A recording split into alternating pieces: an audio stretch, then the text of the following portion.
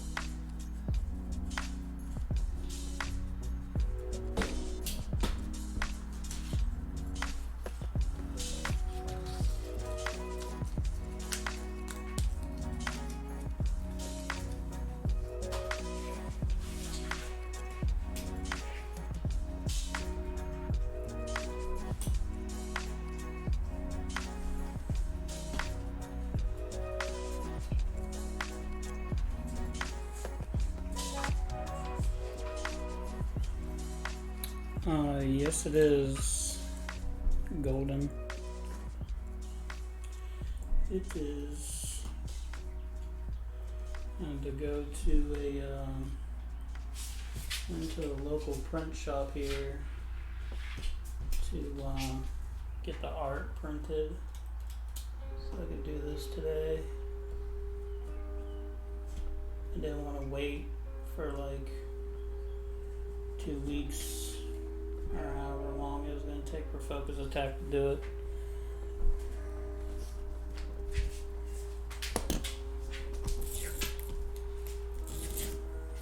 Thank you. I try.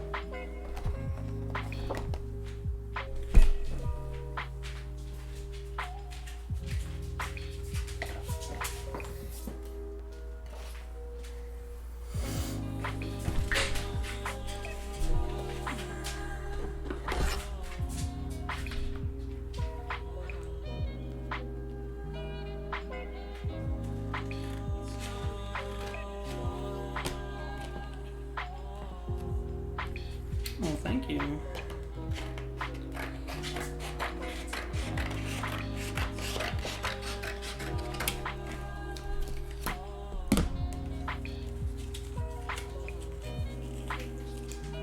Do you live in the States?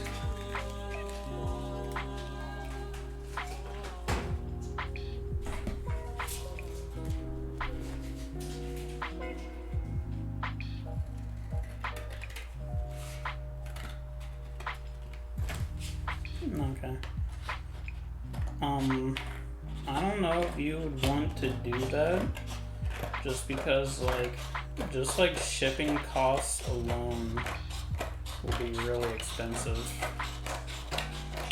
Like, for regular people, we don't get discounts on when it comes to shipping like bigger companies.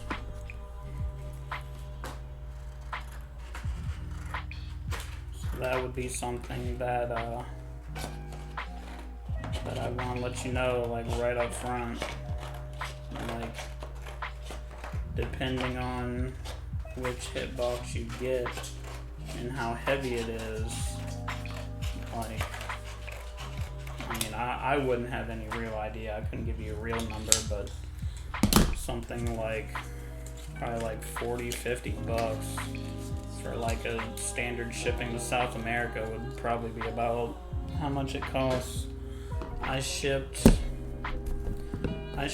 a junk food arcade micro to someone, which was literally just the shape of the box, and the micro was probably only a couple pounds, and it ended up costing a lot of money. I think not a lot of money, but it was surprising. It was from Virginia to New Jersey, which is literally probably a 2-3 hour drive, and it was expensive. It was almost $20, I think.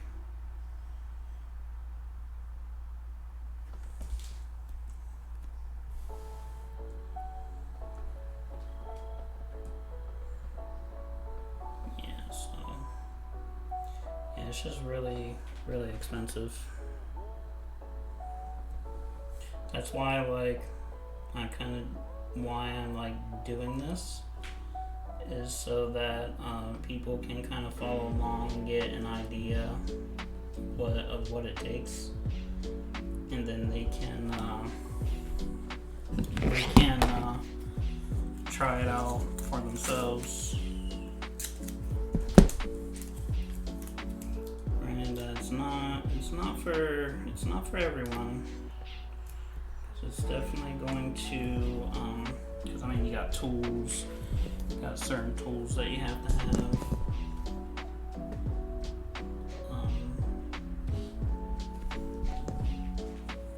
And stuff like that.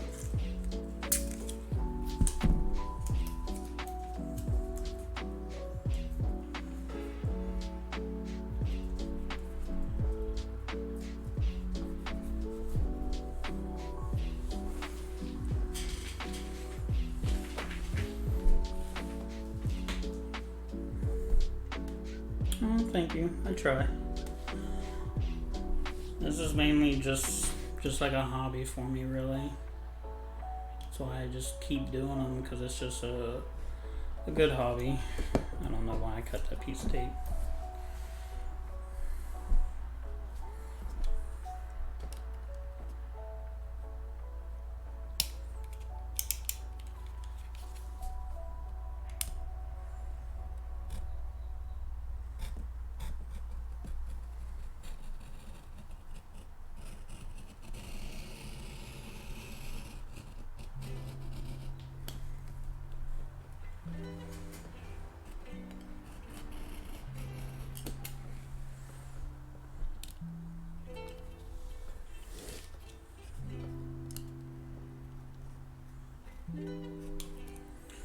Always wanted to go to Brazil. It was always like one of my top 3 places I wanted to travel to. The world's lung, as they call it. You got all your pieces in? That's good. What were you waiting so long for? Didn't you pretty much have everything? You have the buttons and everything, right? So mapping out the wiring. Yeah, it's definitely going to be a hard one for sure.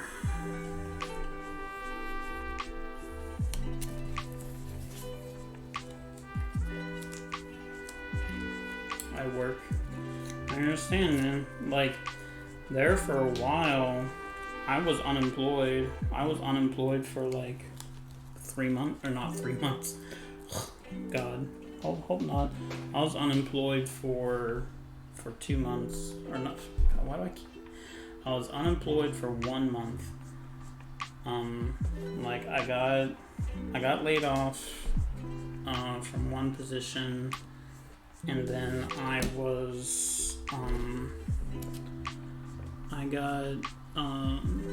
got hired on like a temporary 3-month contract where I would map out. I was in charge of mapping out all of the security devices and servers for the naval bases around here. The devices that were on the network and server. And I did that for like 3 months, and then I knew it was short term, and then I was working for the company that hired me. They wanted to they wanted me to do some do other temp stuff, and I was like hardening servers and doing a bunch of stuff, and they were supposed to hire me on directly, but they didn't. I'm not sure why they didn't hire me directly, but I didn't get hired by them directly, and then I was unemployed for like a month while I was getting a job. And I just recently got a new job where I'm going to be doing the title of the position is called test engineer, and I'm gonna help manage and test patches for the Coast Guard's computer system. It's the system that they use that keeps track of on the boats. There's so many different systems and stuff where you track boats and aircraft and stuff. So the Coast Guard has this system that takes input from all these different systems, and I get to help manage and test that stuff. So that'll be pretty good. And I just started that last week. So I'm still kind of in this limbo phase where I'm just waiting and chilling. Because I have to get my accounts and all that kind of stuff.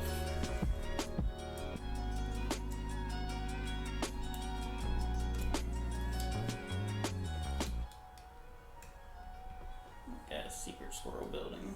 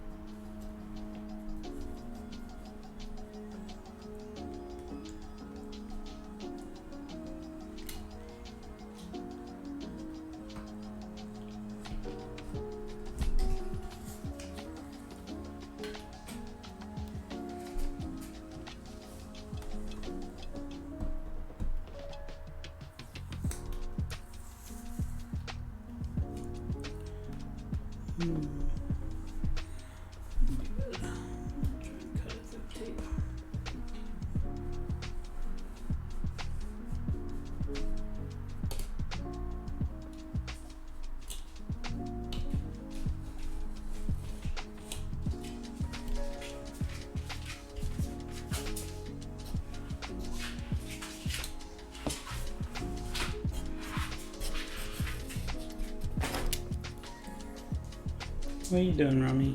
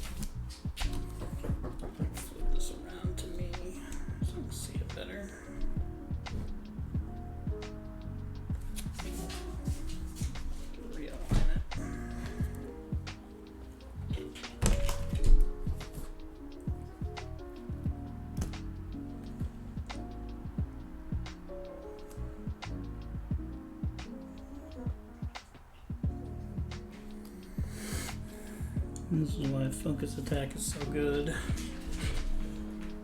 And cutting stick art sucks. I don't like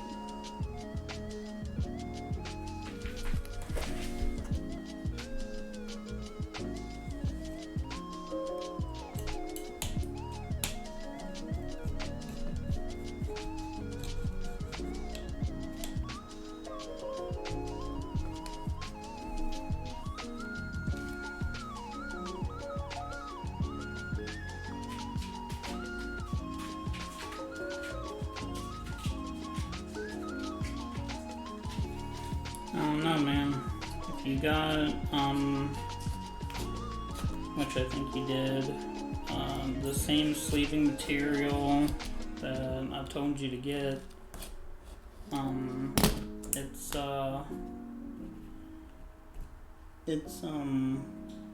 think it's gonna fit. It's not, you won't be able to get a bunch of wires in there. I mean, if you put the wire on the quick disconnects normal, the way it's supposed to, you can probably cover it up just with one. But I don't know.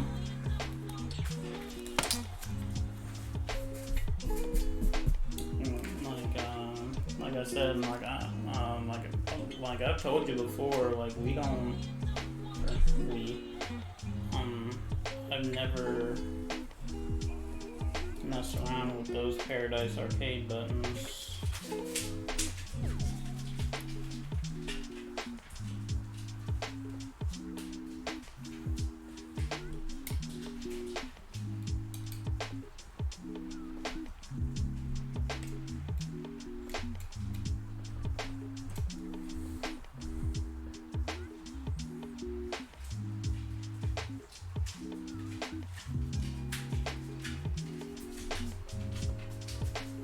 And for sure, definitely let me know what's going on with that. Try to help you out the best I can through text and encouragement.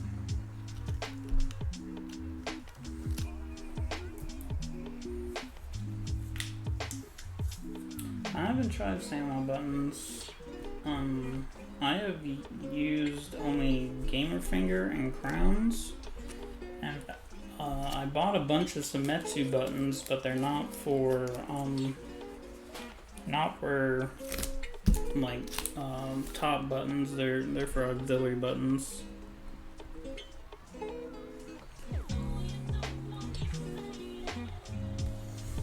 Sure, it's all straight.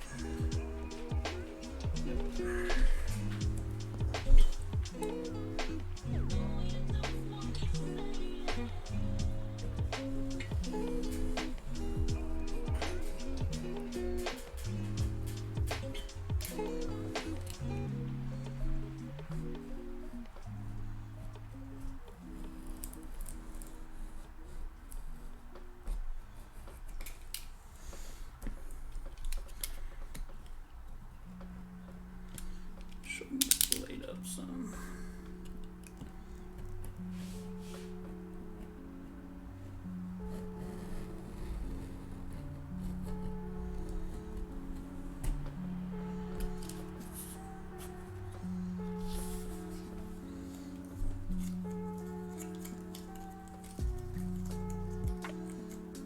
Oh, really?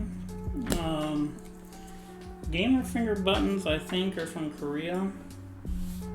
I may be wrong on that. Not 100% sure.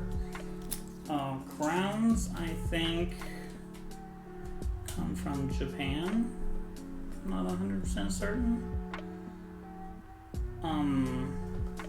They are the two. They're the only. So here, or I think in the market in total, right this moment, there is only two button makers, or three buttons that use Cherry MX switches. Yeah, I'm not sure where they're made. Who knows? But there are three different buttons that have a Cherry MX switch solution. One is by Paradise Arcade. I think they were one of the first. I could be wrong about that too. They had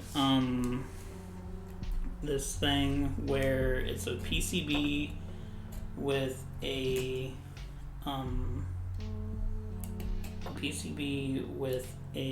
Cherry MX switch soldered to it, and it has a JST connector on the bottom, and they like drop into SandWall buttons. So you can replace the leaf switch in a Summetsu button, not Summetsu, SandWall button with them. Crown and Gamerfinger are pretty much like that's what they are. They are buttons, and instead of using leaf switches, they use Cherry MX switches or Cherry MX clones.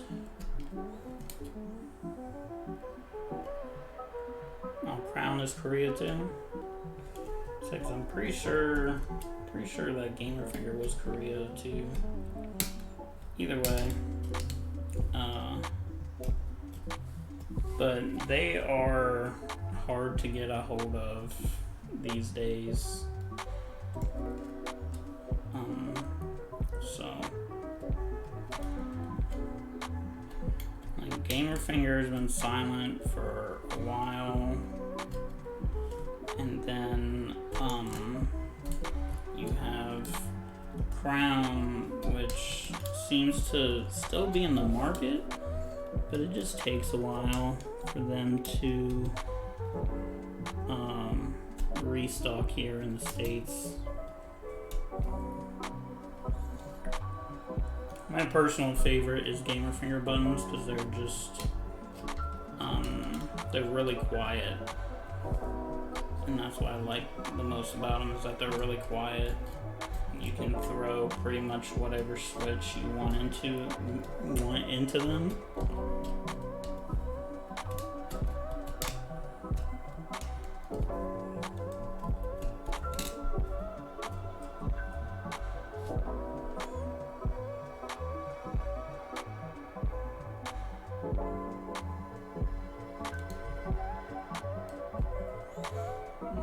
Those buttons normally don't go cheap. It's like, here in the States, it's like $4 and some odd cents per button. It comes with the button plus a switch.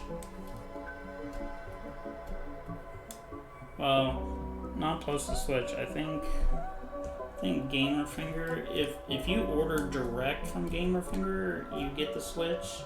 But if you order from like Focus Attack or one of the other sites, you don't get that. You only get what's it called? You only get the button itself. It's been so long.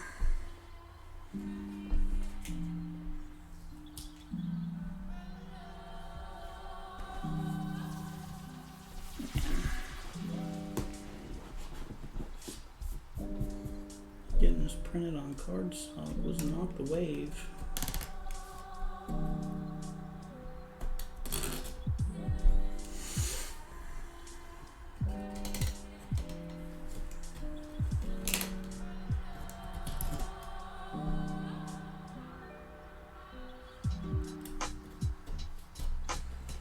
That's rough.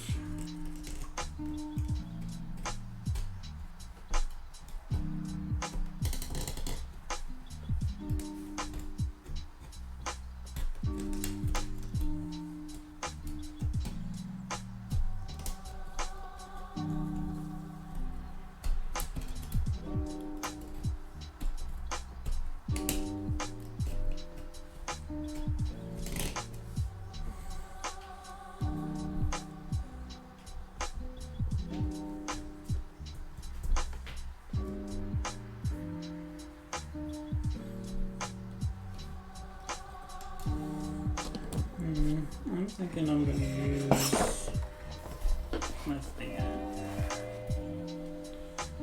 I think my one tool would be better here. As soon as I find it. There it is.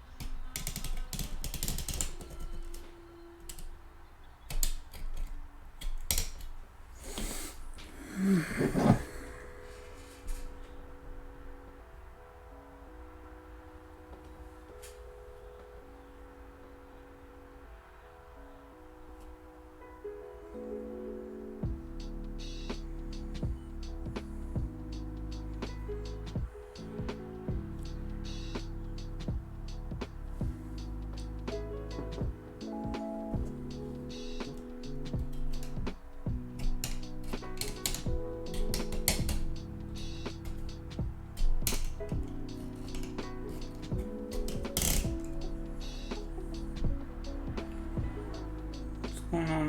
What's going on, Invasion? Nothing much. Just suffering through the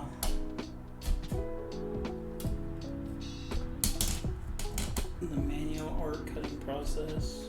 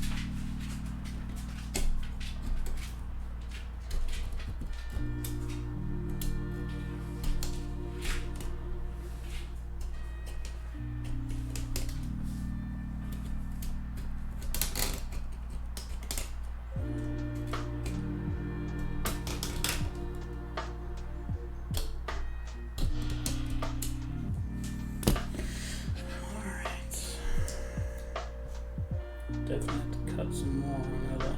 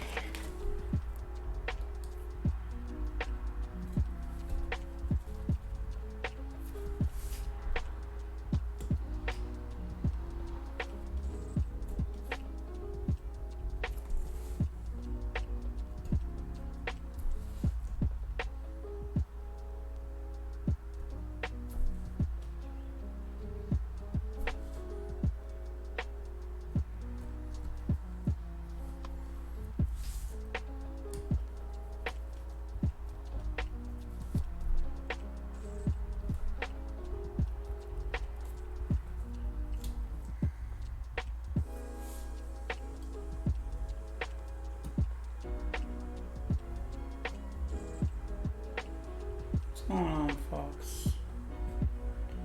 Yeah, it came out good. I mean, I kind of messed up because I ordered, or I messed up on two things. So like when I went to go get this printed, I got it printed at a local shop, and the only stuff they had that was big enough was this thin cardstock, and I thought that it would be like thin enough for me to cut in like a decent way, but that's a negative. It's a hard negative. Like this, it's not that easy to cut. So I kind of messed up. And then like myself, I went and I got the border, like my red border around here is like completely missing because I was an idiot. And instead of I put the border from the cut line to the overprint line, and I didn't catch it. Nobody else caught it either. So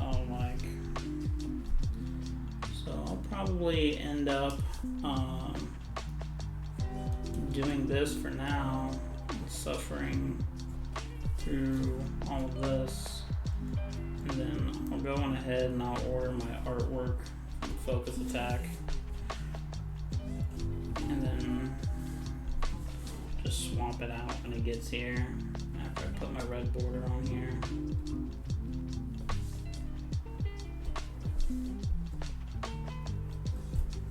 Just get it redone.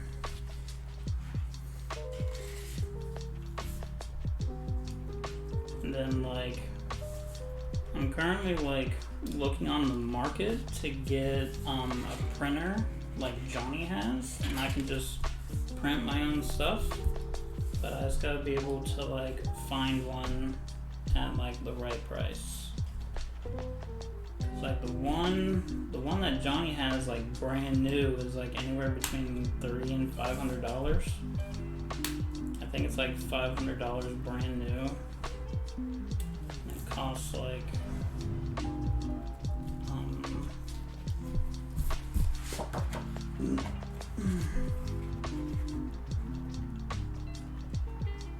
yeah, so that's probably what I'll end up doing. I'll see what happens. Go and see if I can pick up a printer for cheap to where I can just print my own. And then I'll ask Johnny what kind of paper he get and make it so easy to cut, because cutting this cardstock is not the wave at all.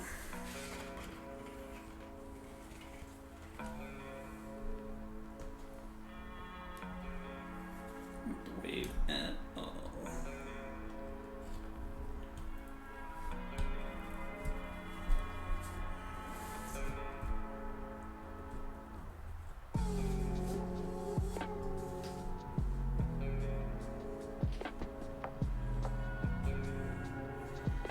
Because like to get like really good prints, you want like a photo printer. You don't want like an inkjet printer that, you know, you print like Word documents out with, or like random pictures. Like you want like a photo printer. And then on top of that, like printers are broken down into like specific sizes of like what they can print. So like your photo printers, or like the one that Johnny has, can do up to like, I think it does like 18 or 19 inches long by 13 inches. So it can print just pretty much for any stick except for like one of those big 18-inch AFS cases.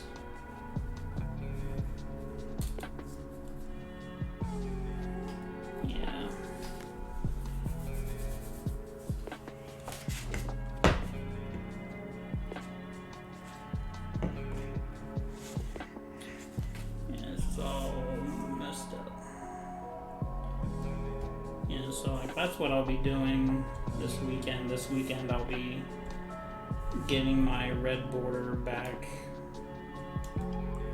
onto the art here, and then I will be I may send it off to Focus Attack, like just have like a backup plan until I can see if I can get a printer. Cause like there are two people around here that are selling the printer, the exact same one that Johnny has that I could go pick up. One is, I think they're asking for $300 or something like that. And then there's another person who supposedly has one brand new in the box, and they're asking for $5. Like they're pretty much asking like brand new price. And the one that's in the box, brand new, I'm thinking about sending him a message seeing if he'd come down on his price, because he's had it up for sale for like 6-7 months now. So I'm gonna see if I can get that. And these edges are all fucked up because it's fucking cardstock. Yeah, this is booty. I will be definitely trying to get this print out somewhere else.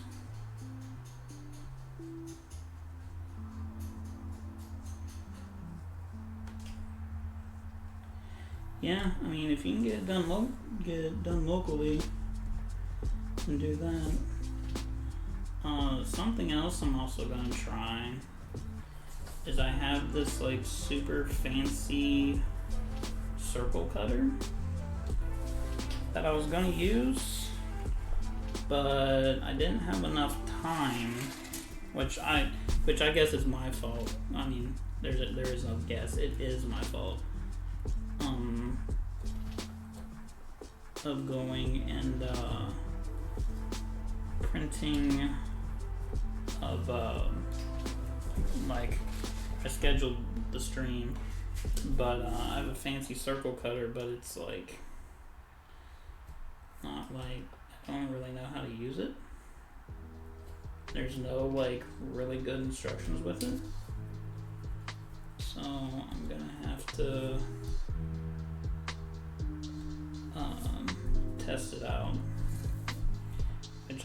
which I do have copies of this, so maybe after I'm done I will go and break it out or try to watch a video of it.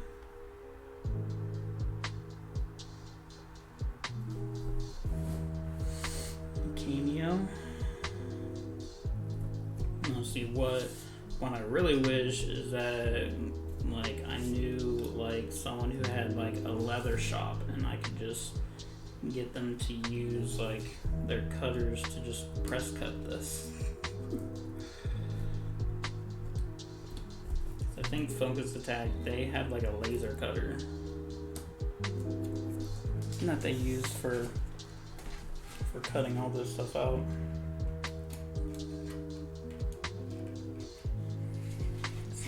Cardstock leaves all this extra junk.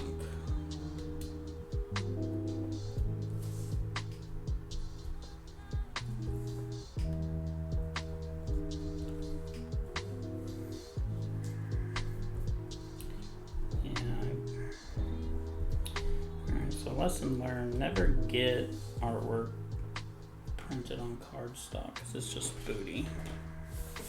It's just too hard to cut.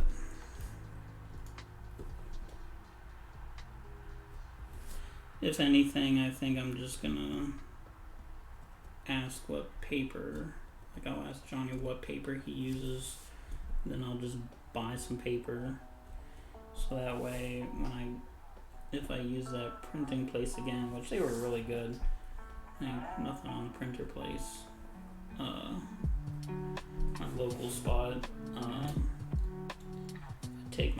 deeper, then I'll know I'm using what I should be using.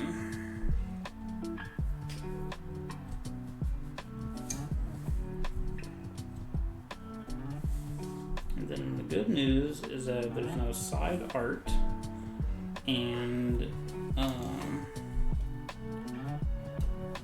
the back is just straight lines. So I have that going for me.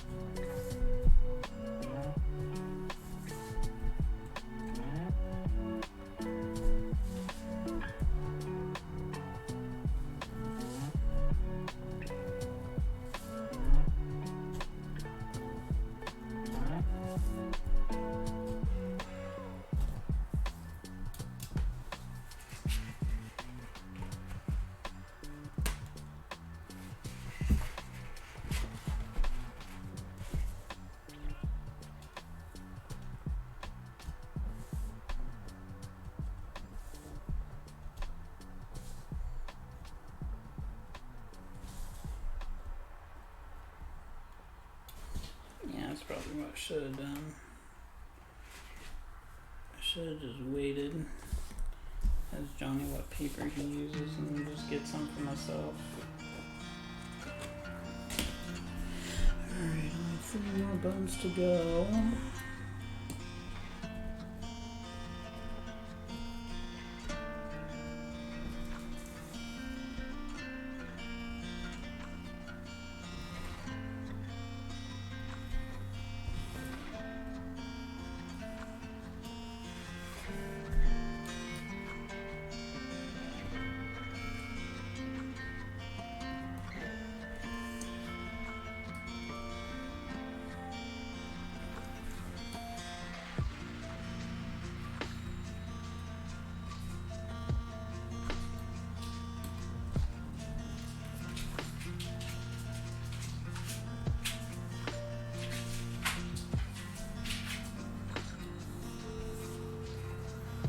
Hey, Bonnie.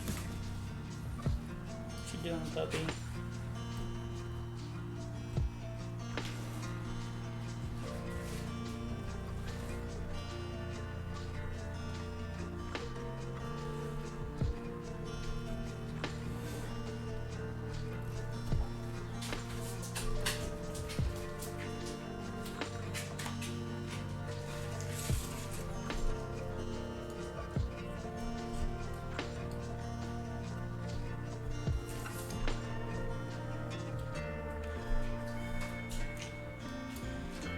The edges are so shitty. Never doing cardstock again. I don't care how thin it is.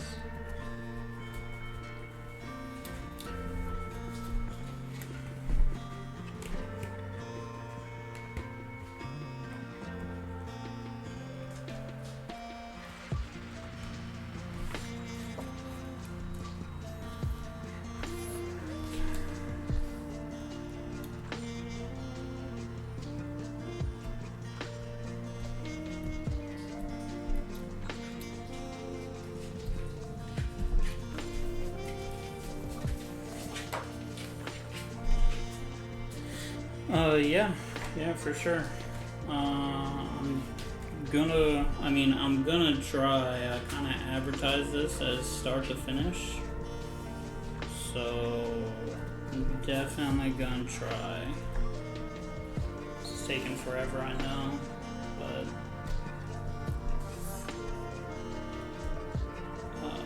yeah, I'm definitely gonna be doing the wiring today too.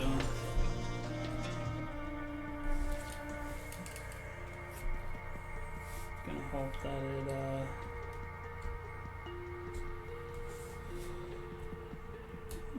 get started here soon.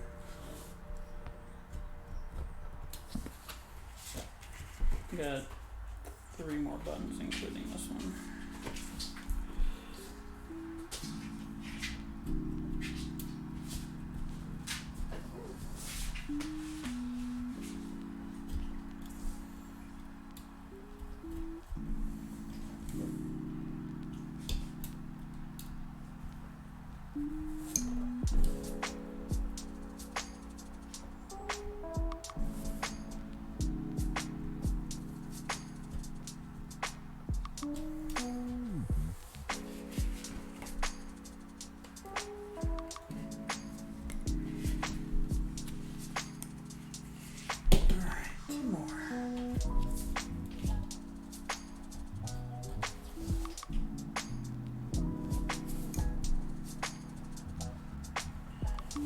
Slow down, get excited.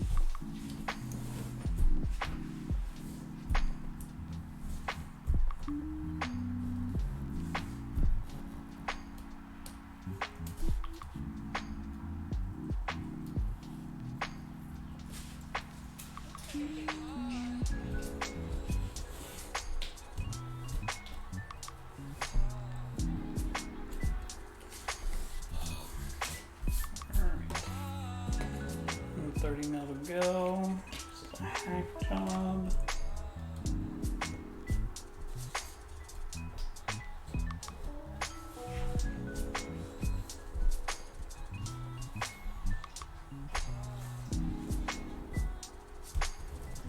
Mils are a lot better. Look at this. One more surface area to get around on.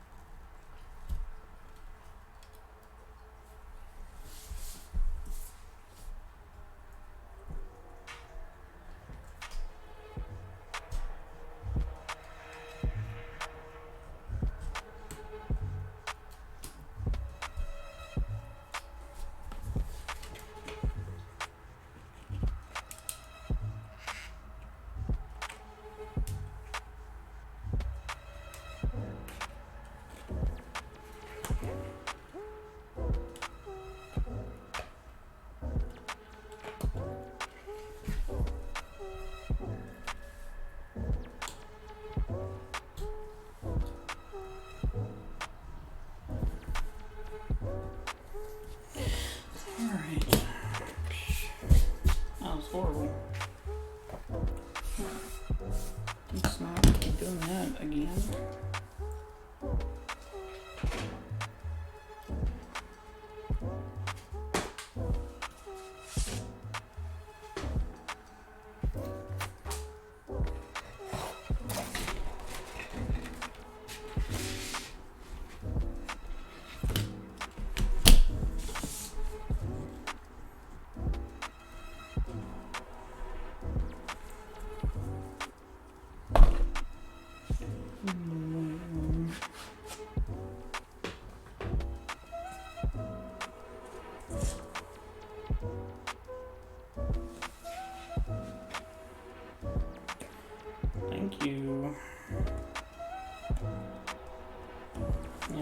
took me a couple days to kind of figure out how I wanted to do things.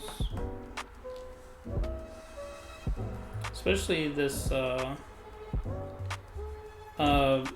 of it was meant to be part of the art, but why am I even doing this? I forgot. It's not see-through. It was meant to be part of the art, but I made a mistake in doing it because I just I filled in the lines or I highlighted the cut line and then the line for to take the art over, and I did my red border, and I was just stupid. Like I didn't realize that it was gonna get cut out. So this is kind of temporary. What I'm gonna do is I'm gonna have to redo the art here anyway to put my red border back. So that'll have to happen.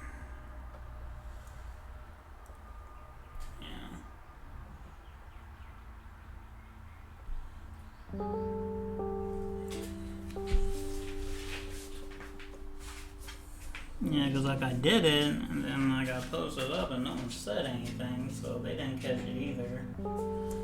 Which is fine, because the way these cuts are turning out, I'm not really a fan of it. So, I'm going to end up just fixing it and then reprinting the art on paper that's like the right paper. Not this stupid cardstock shit. And then I'll be able to. And then I'll just replace it.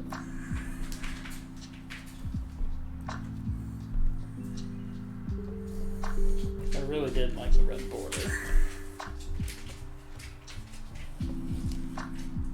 Something that I picked up from like the way that JXK did my full bore art and stuff like that. Really liked how like the red border just kind of really like sets everything off.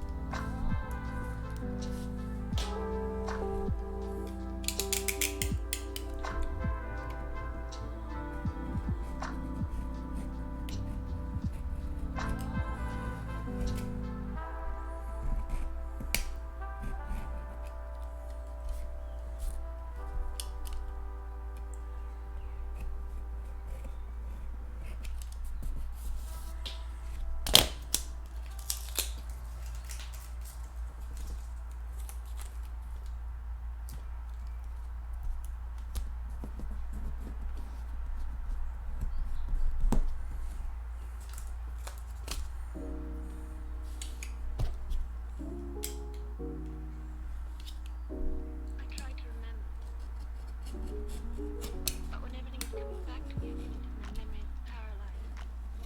Now let's see. What is the last thing you can remember? I don't know.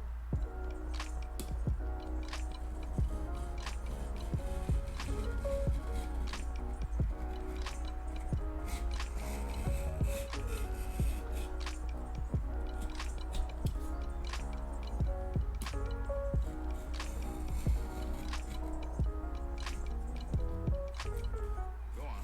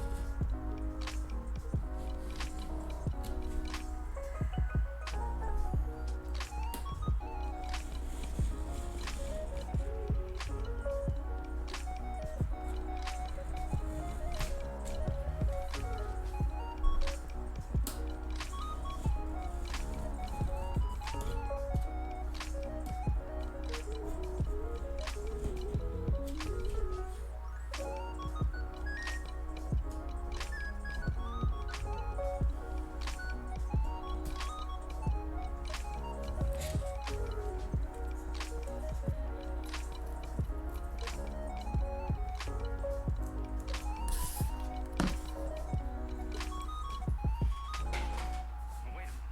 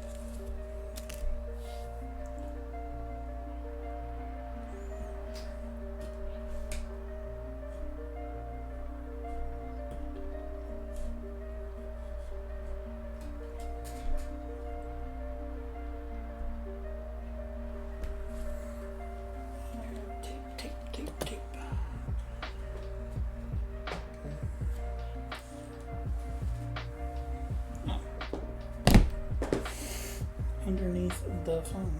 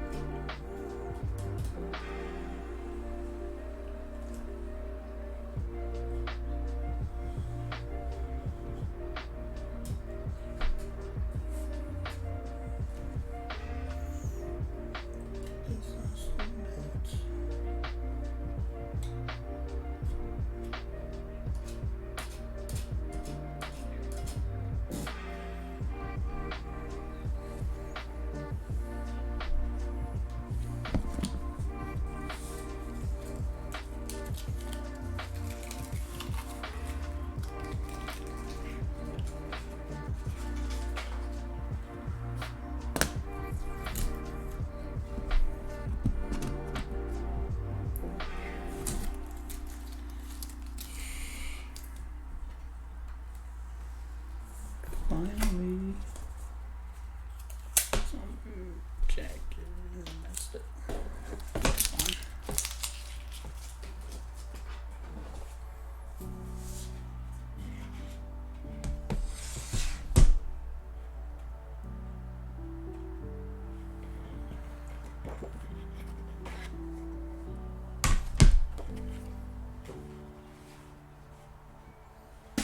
Okay.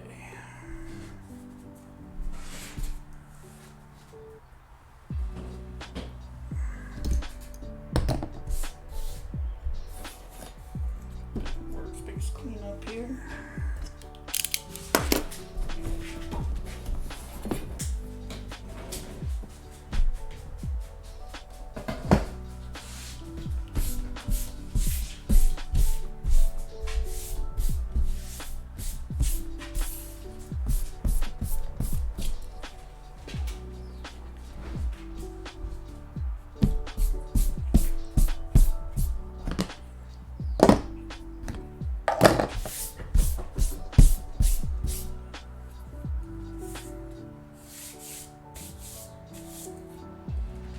Get a rag.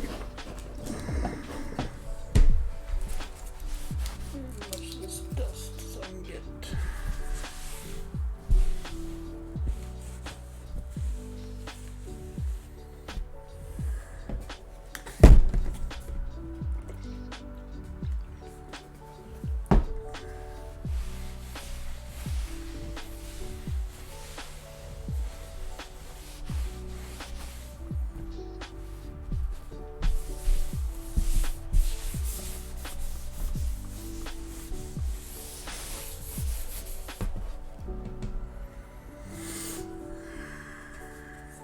Isopropyl.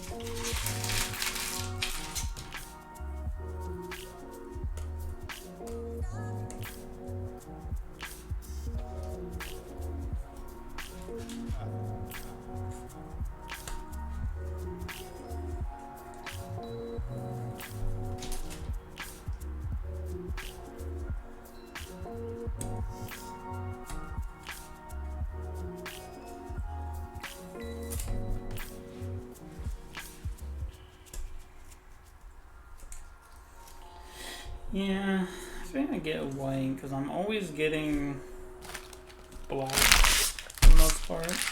Like the only other white case I have is the Versus case. So I figured why not.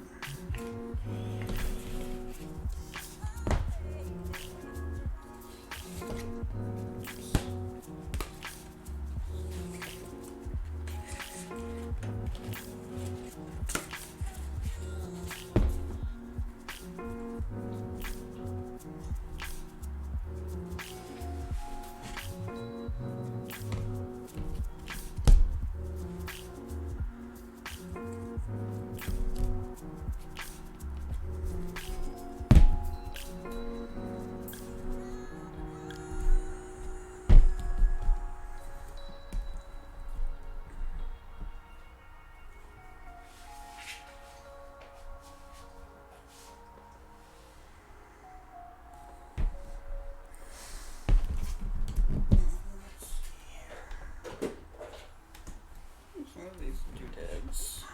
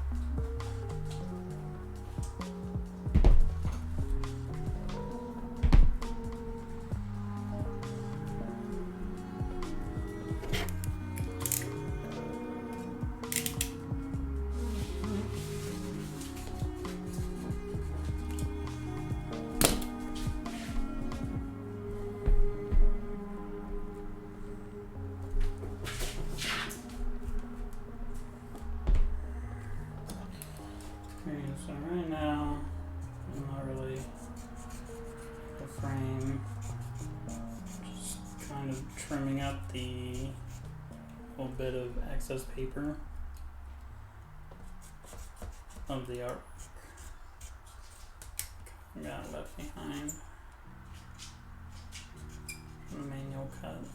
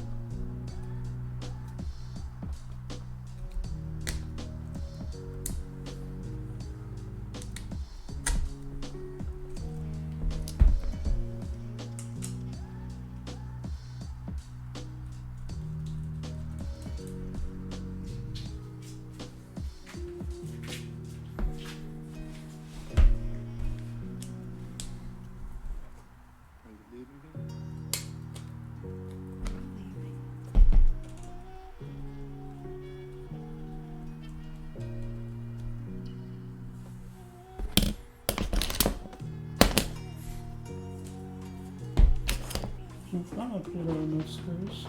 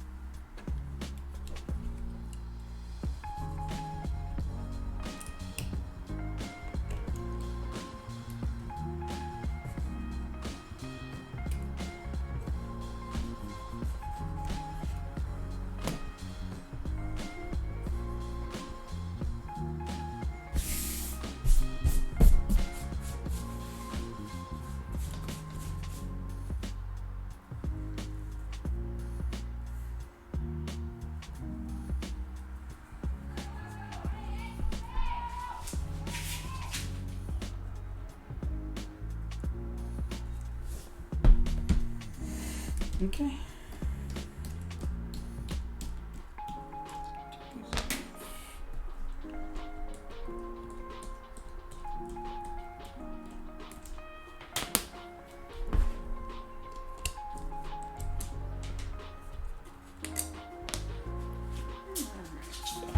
Got everything tested. Everything looks alright to me. So now.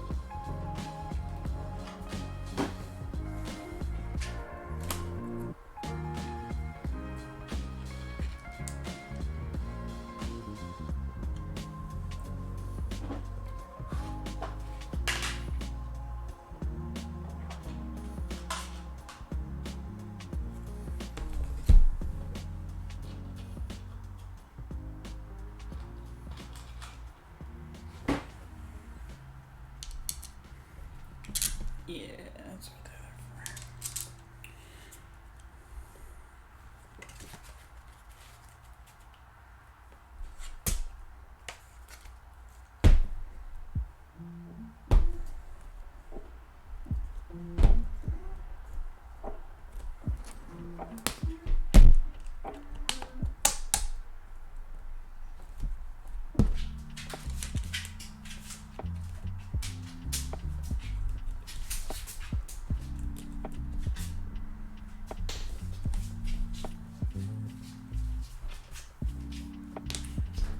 Oh boy. Joni Phrase hosting with 14 views. What's going on, Johnny? Hal H3X. Welcome, everyone.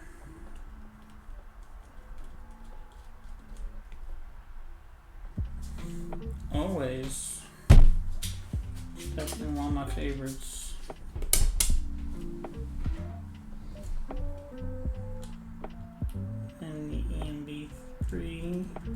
for the follow. Foxbot's back.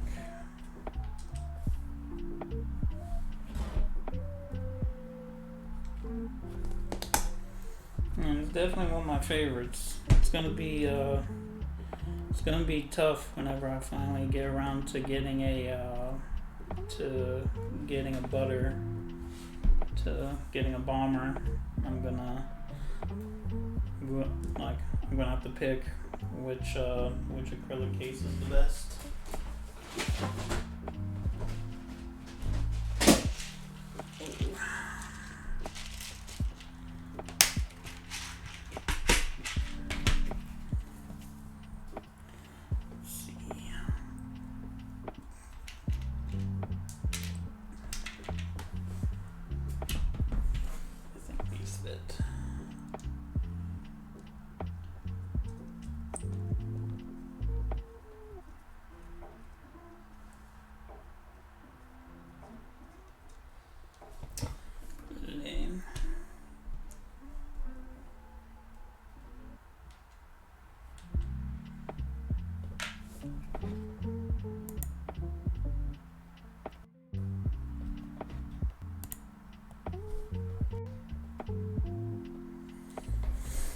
Which record was that?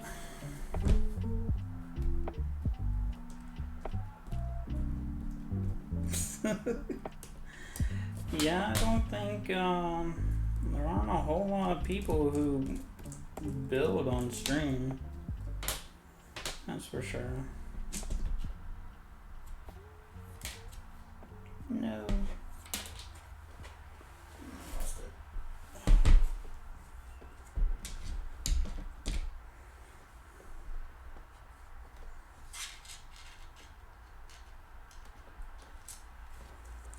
Probably should have waited. To be honest.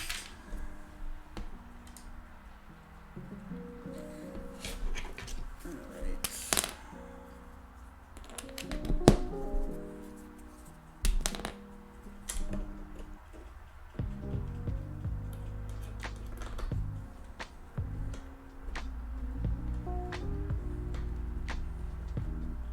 Standoffs here.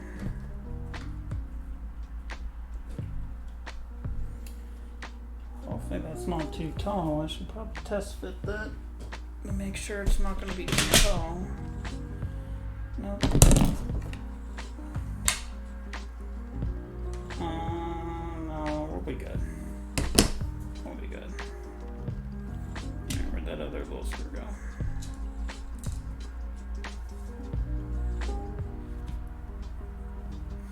Oh, you definitely should. I mean, I'm gonna do the butter or the bomber. I keep saying butter. The bomber that I'm gonna get like a regular one for like to have the lever, and I'm gonna do Loki in it.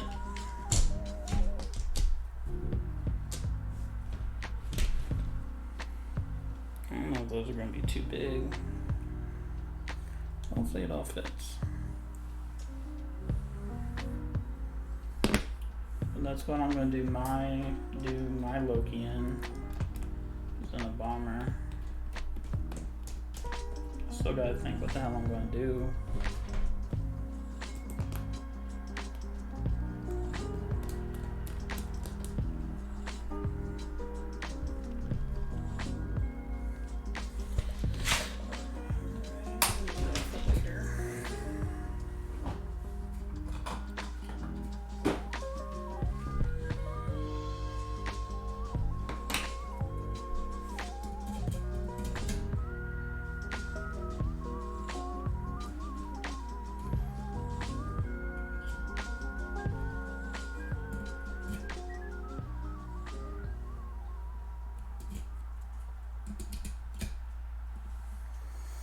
The good news is that I can be a little messy with this one.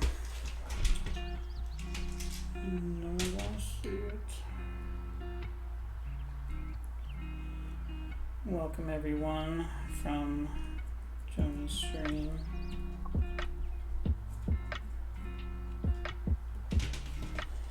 Streaming this build and showing how to do the best of the wiring.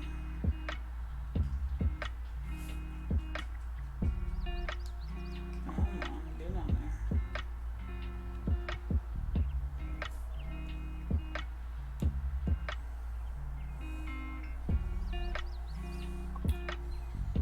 Come on.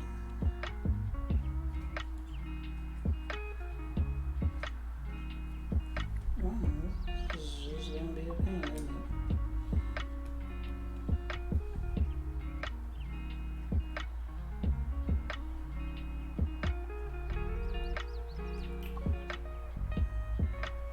You know what? Will be chosen.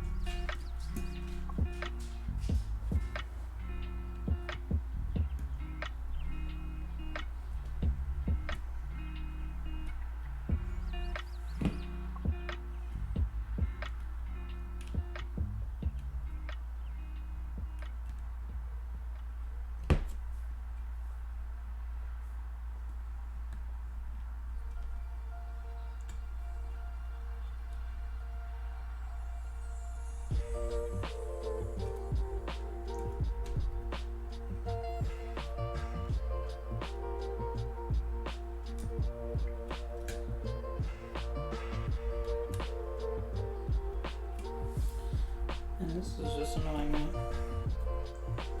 Why can I get that one on just fine, but this one wants to be a pain? Alright.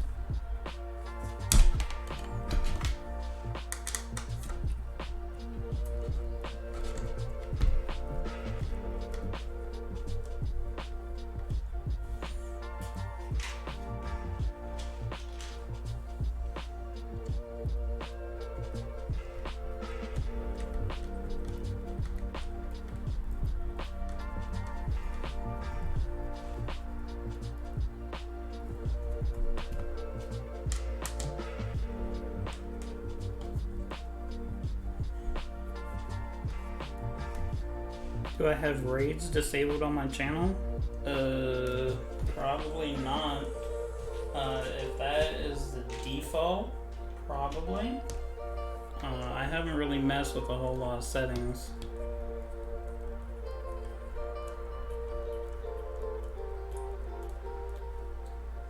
Yeah, I'm not. Maybe. If that's a default setting, I honestly didn't know. I thought it was default to be on. You had to turn it off. So I'm not sure. I know that there was a thing. Got an alert on Streamlabs saying that there was an issue with going live. I honestly don't know. I don't know the difference. I think host, it just plays on your channel, but raid will actually send the people to the channel, I think. I don't know.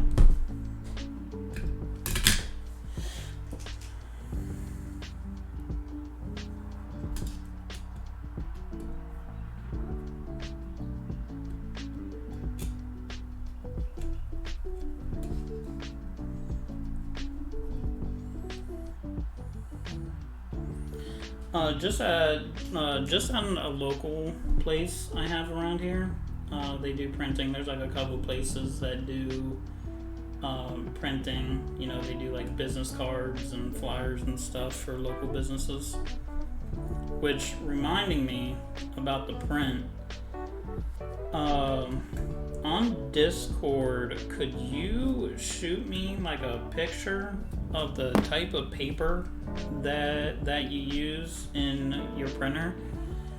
Because I'm either going to end up getting my own printer if I can catch a good deal on one, or I'm going to I'm going to buy the same paper that you use and take it to the printing place when I go. Because this paper that they printed on, this was the only thing that they had in size, and it's cardstock, so it's like all chewed up around the edges and all that stuff. So I'm gonna see about getting my own printer.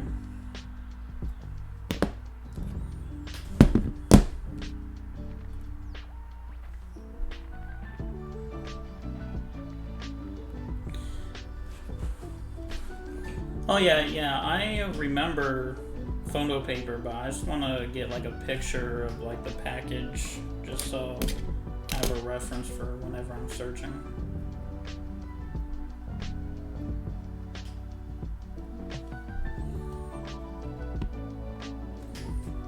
Alright, I'll have to check that out, check out that setting.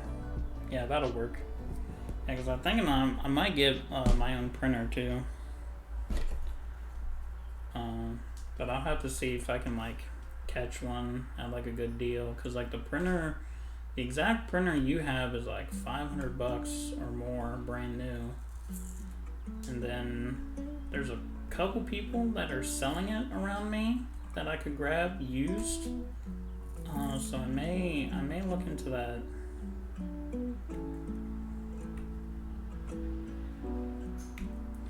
Yeah, I was just looking at it quick last night. I was looking at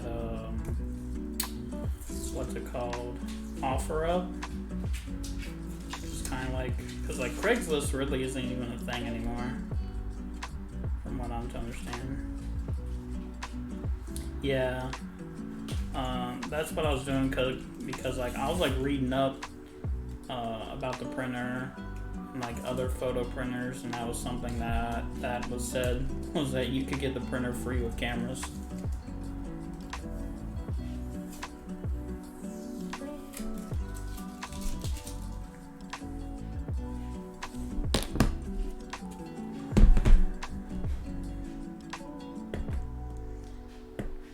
Yeah, there's one person who's trying to sell one still in the box for like $500. Cartridges are modded. I saw that too, like the cartridges weren't very expensive. It was like $20, $30 some dollars for I don't use official inks. Is there any reason why you wouldn't?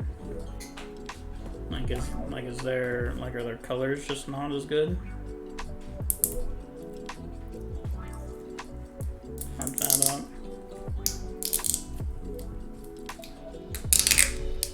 Yeah, I'm not sure on how many things you could get printed off of like a set of cartridges, but I saw on Amazon like their cartridges were like 20.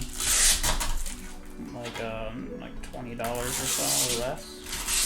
I may have been looking at the wrong ones. $100 for a set, dang.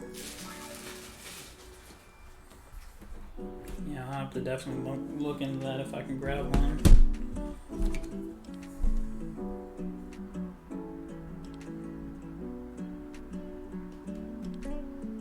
Yeah, 8 colors.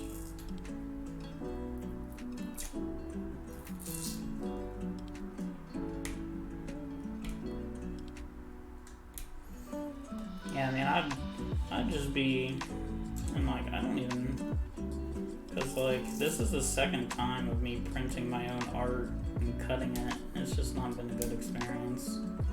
But then again, it's my fault because I print on. I go to a printing place, and the only thing that they have that's the right size is cardstock. So shiny side, matte side.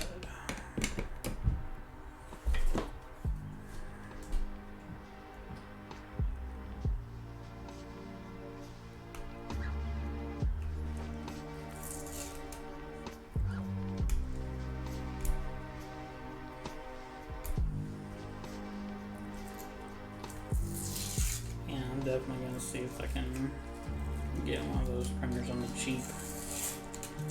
Because one person is selling one used, like out of the box, for like $300, and then another person is selling one with it still in the box for like full price, like $500. The one that's $500 still in the box, they've had it up for sale for like 6 months. I'm thinking that if I can, I'll send them a message and see if they'll take $300 for it brand new. Then I'll definitely grab it up.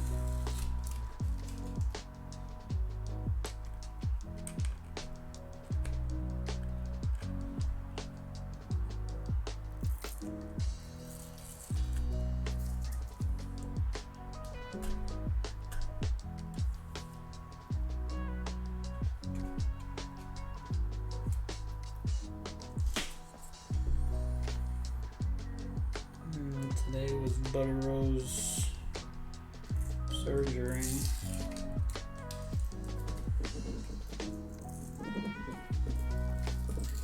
Not sure exactly what time, but should be. I'm not sure if he's staying at the hospital overnight.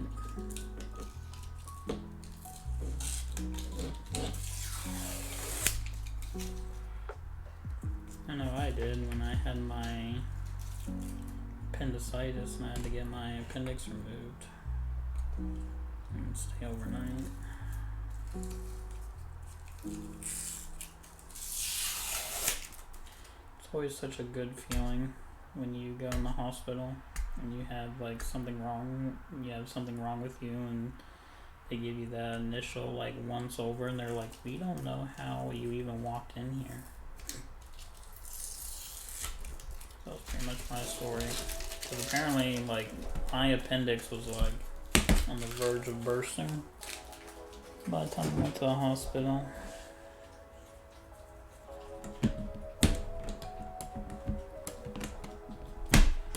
Yeah, these corners though.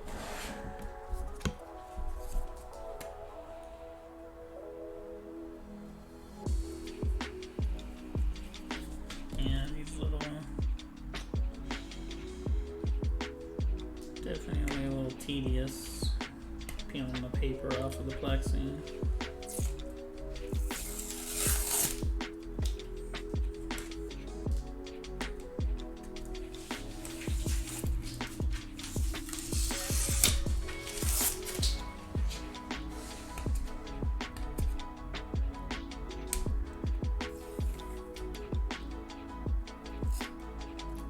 2 hours.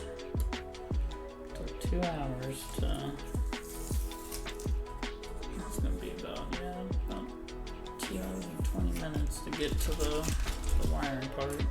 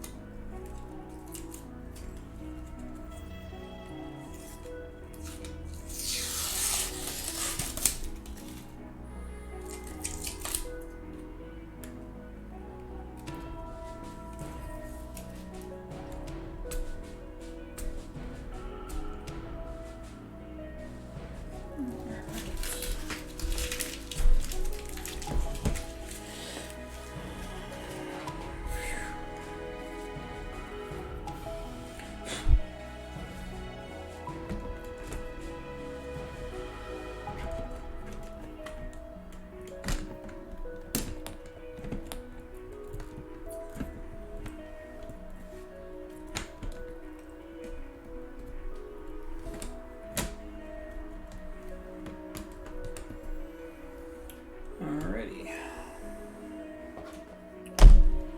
Start with buttons, specifically side buttons. Let's see, how am I going to do this? I guess there's only one way.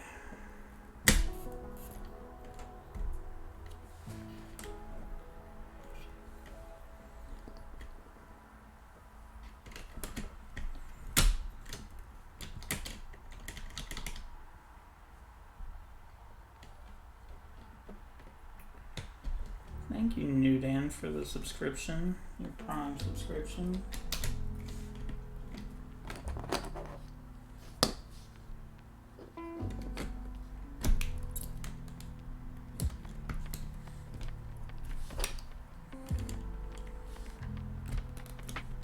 Take my Prime. You are my 3rd subscriber. So, you know. Have access to my horribly size Artorias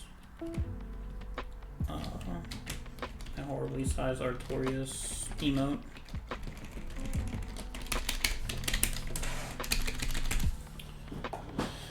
Alright.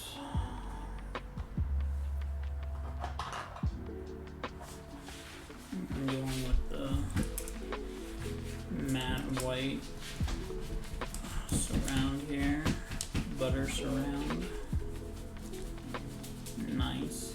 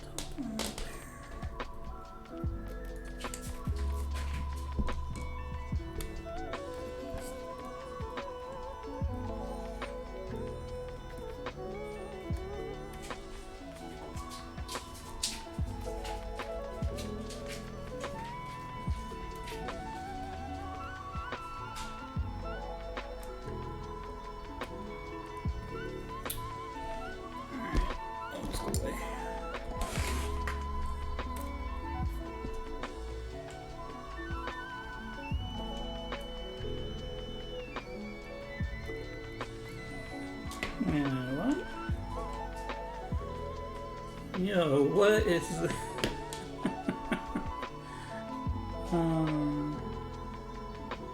okay. It's gotta be pretty rare. The screw that I was trying to use, it doesn't have any threads on it. It's literally just a screw that hasn't gotten any that wasn't dyed. Doesn't have any threads on it. It's just completely smooth. Huh. Interesting. That's okay. I have extras.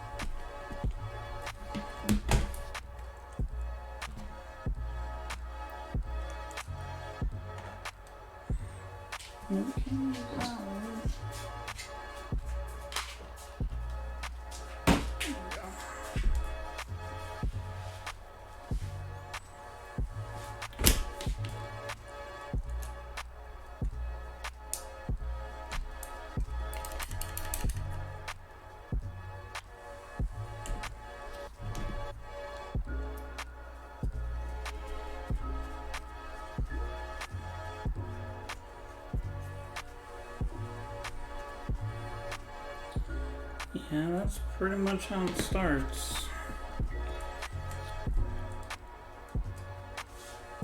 You build one, and then, depending on how much you do yourself, you end up you bought tools, so it's just like you're never going to use tools for anything else, really, so it's like you might as well.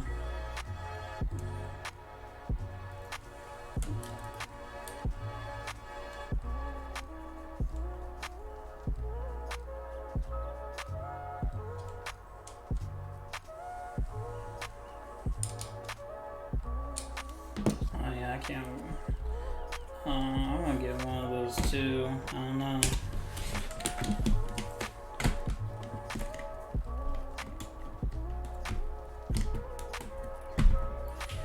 Johnny be taking all of my money because this is my second BnB, and I have the Espada too.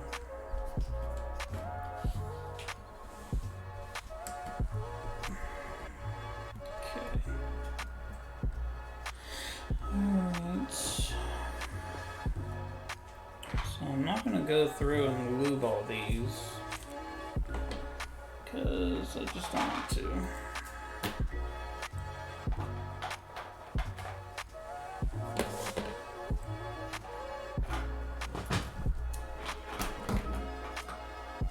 Spilling stuff.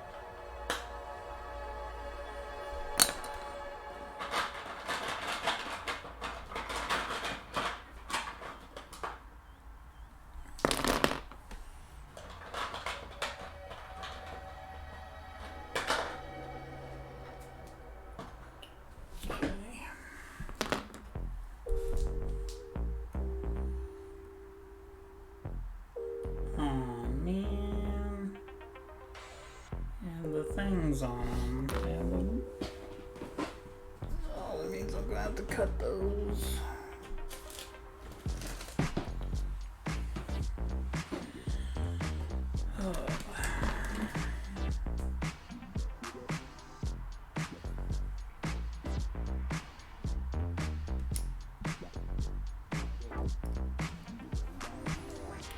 Yeah, I got them. the stabilizers, the PCB stabilizers off the switches. I didn't realize that, or I would have done this beforehand. It's alright, it's not like it, take that one. No, I didn't lube these ones. I probably will, because I'm kind of wanting to try and finish this build tonight. So this is going to be like a really long stream. And the wiring's going to take a long time. So probably what I'm going to do is, while I'm figuring out how to print my art, or fix my art, and then get it reprinted, and when I replace the art, I'll go on ahead and lube these switches. Normally I do. I lube the switches for the snack box.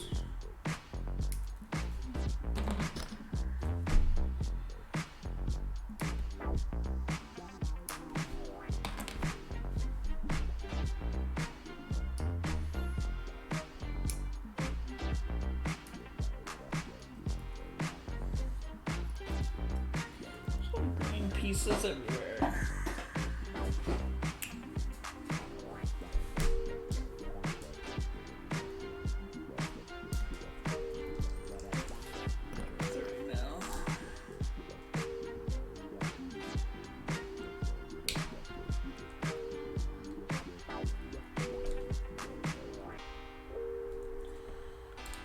Oh yeah,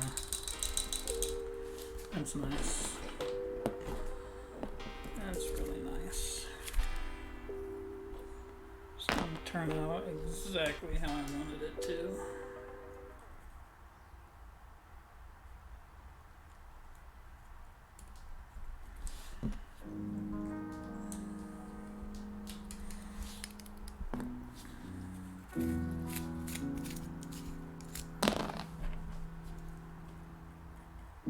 Oh wow, okay. Well, the pen was completely bent and just broke on that one.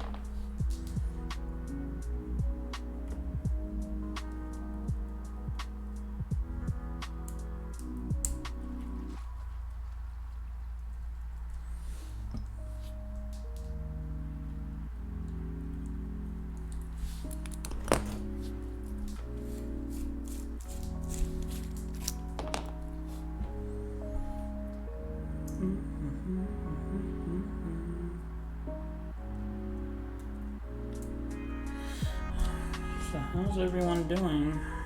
It's Friday.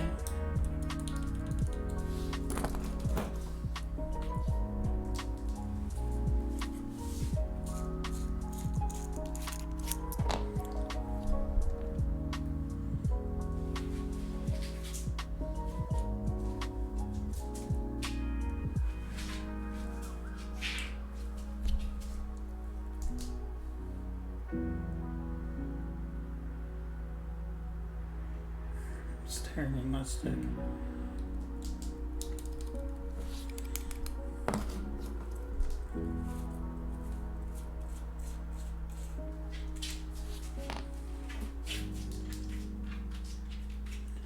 I think like the top of this is gonna look so good after I get all the key switches in there, the green ones, and everything. Get everything on here. These incredibly rare clear plungers for gamer fingers. Because for whatever reason, someone thought it was a good idea to have those like stupid circles. buttons now. Thankfully, I got a set before they switched over.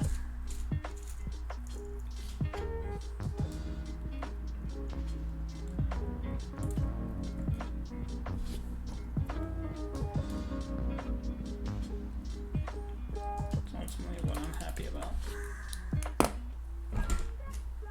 I'm about to grab another key switch. Forget where I put them.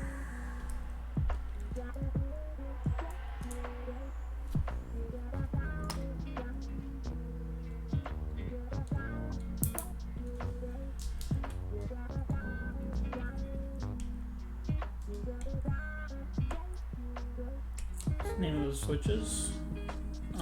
These are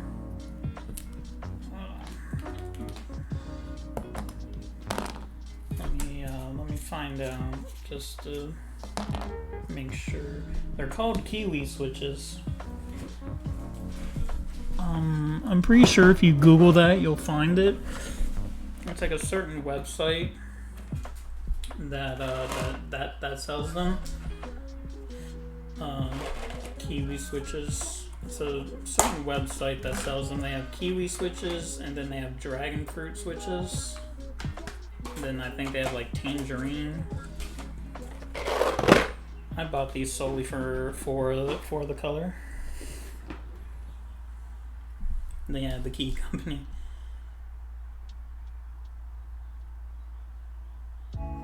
Tried doing the cable again the other day, and I didn't do much better, unfortunately. Which cable?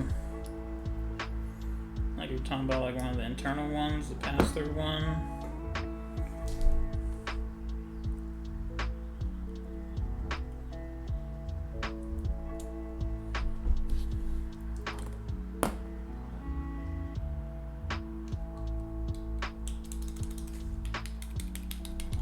Pretty quiet. Take the sides off.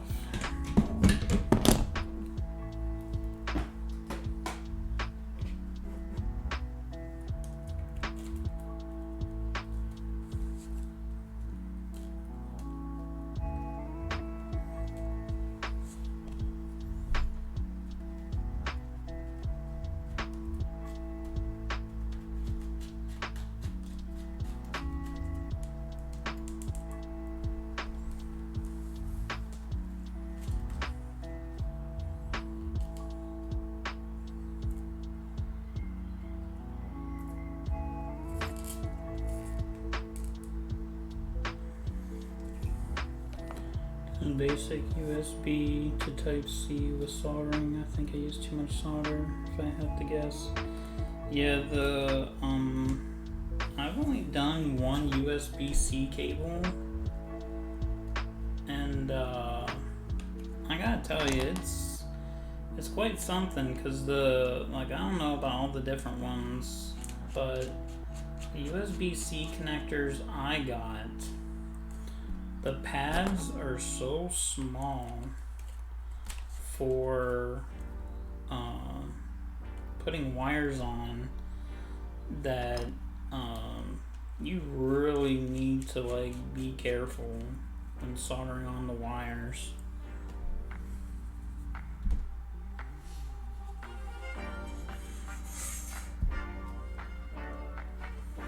Well, you'll be in luck as soon as I get these buttons in. That's what I'll be doing. Going directly into the wiring. Yeah, the pads are just really, really small. Like way smaller than I think that they need to be. But, I mean, the reason why they're so small is because there's so many more wires. Because you have like the wires that can carry extra power, I think, and then you have extra data wires. It's kind of nuts.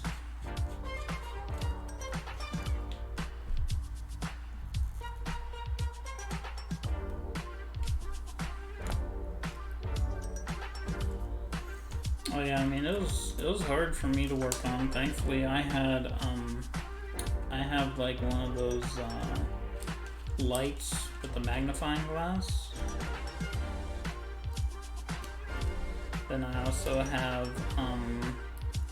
like one of those like solder helper hands with the clamps and stuff to like hold stuff while you solder, and that helped me out a lot. And it has like a little magnifying glass on it too, even though I don't really use it. Because the one I got is like super cheap. It's just a cheap little helper hand.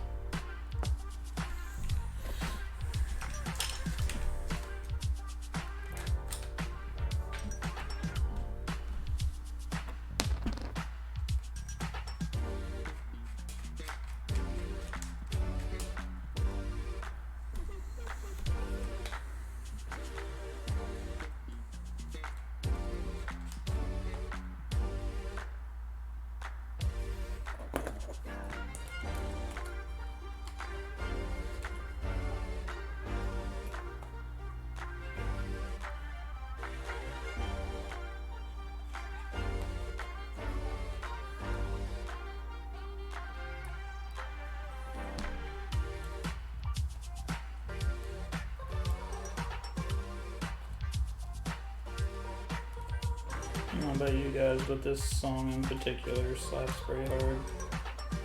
I'm really feeling it.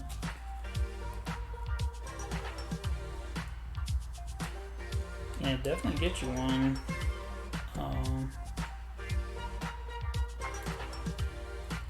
They're definitely worth having, that's for sure. Cause like I got tired of burning my fingers and like soldering things, and you're holding on to the wire, and you think like you'll be able to heat it up, get the solder on before it burns you, but nope.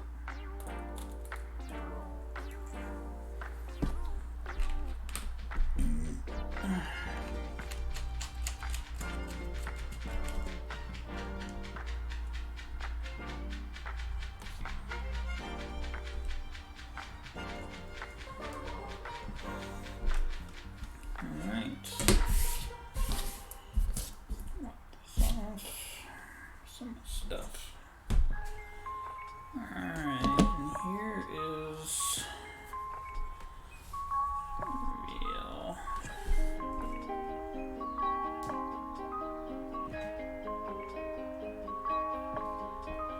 That's awesome.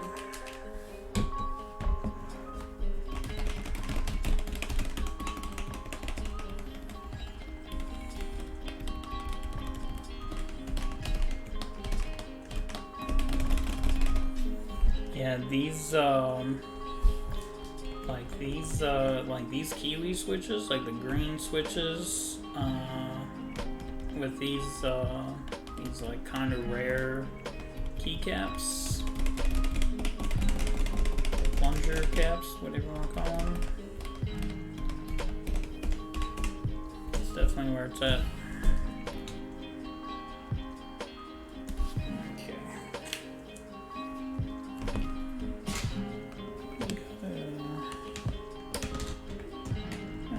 Form.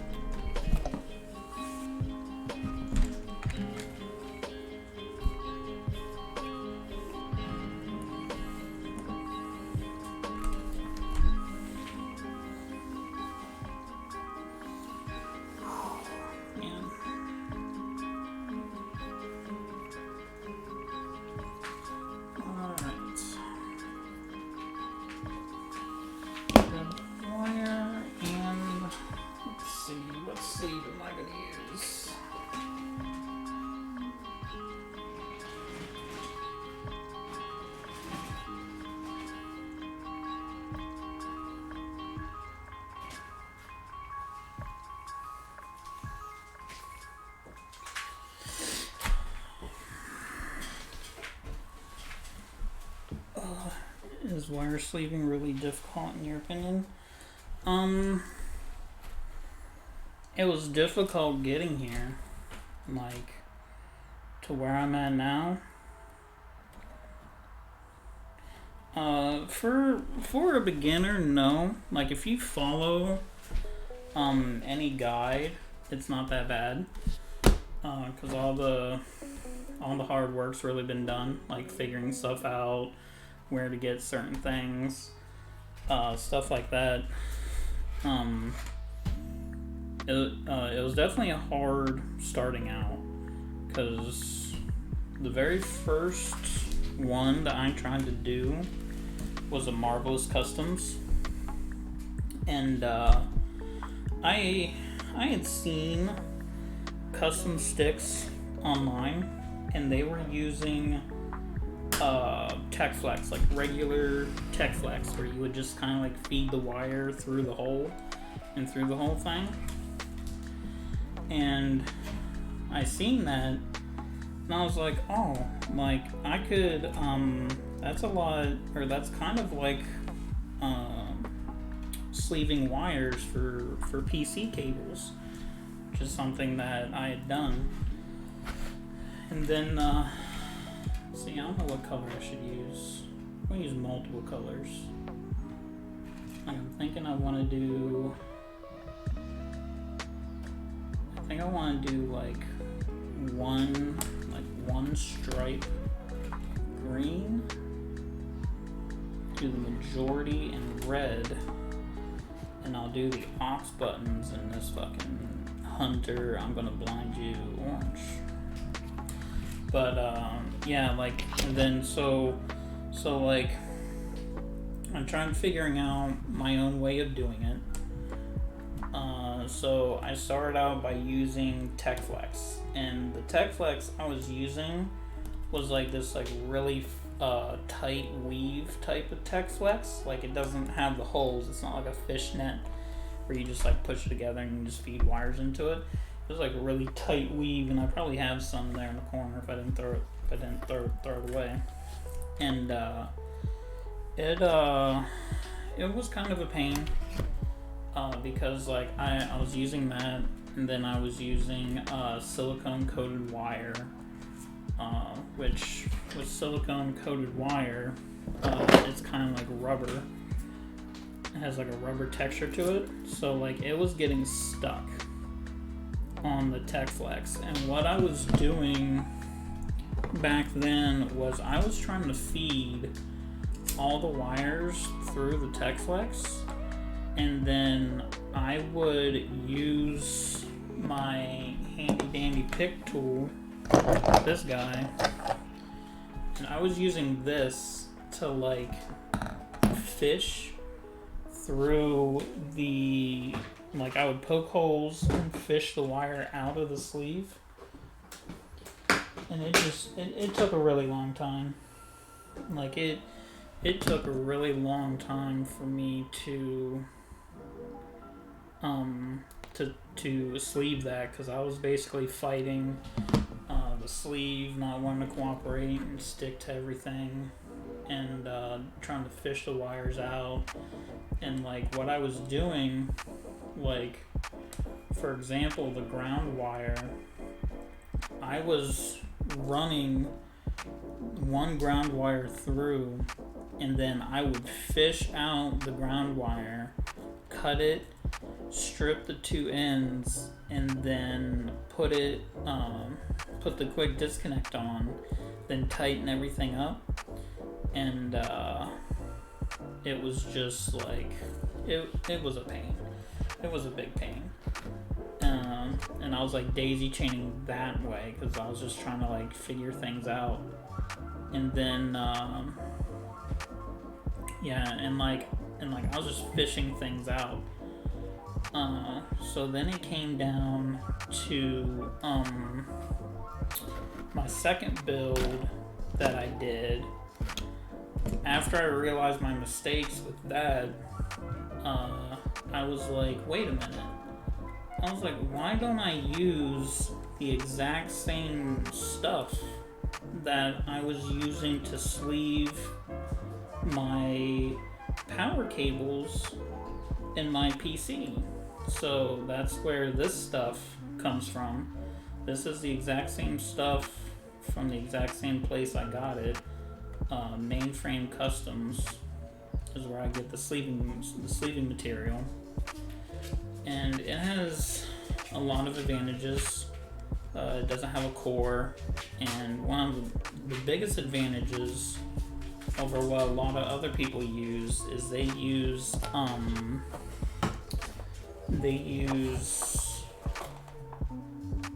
paracord, the 505 cord, and the thing with that is, I'm not even to the stage yet. I need to measure it out first. When it comes to paracord, it's made out of nylon, and it has it's like cloth, right? Like it's like cloth. So it'll be hard to like pull a wire through it because there's a lot of friction there and stuff like that. But this stuff is basically plastic. It's some sort of plastic. And so if you use this stuff, and then which is called Helios, it doesn't have a core, it's made mostly plastic. And if you use PVC coated wire and not the silicone coated wires actually go through here quite nicely. The only real issues I have with pulling wires is when I'm doing the 3 aux buttons, and that's because that's 6 wires, and 6 wires is like the absolute max that I can fit in one of these sleeves. So it takes a while.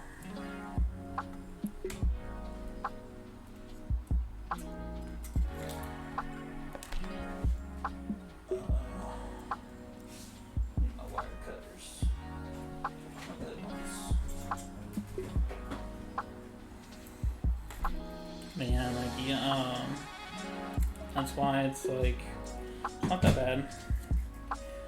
Once, because like there's like different ways that people do it. The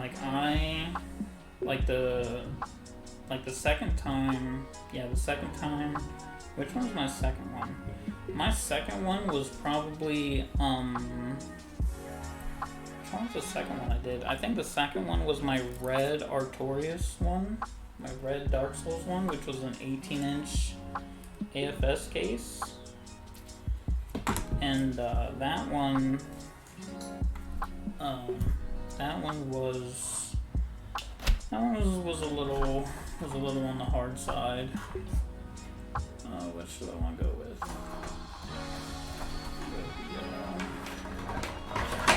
That one, when I did that one, I was like sleeving each individual wire with this stuff, because that's a look that I was going for, was sleeving each individual wire.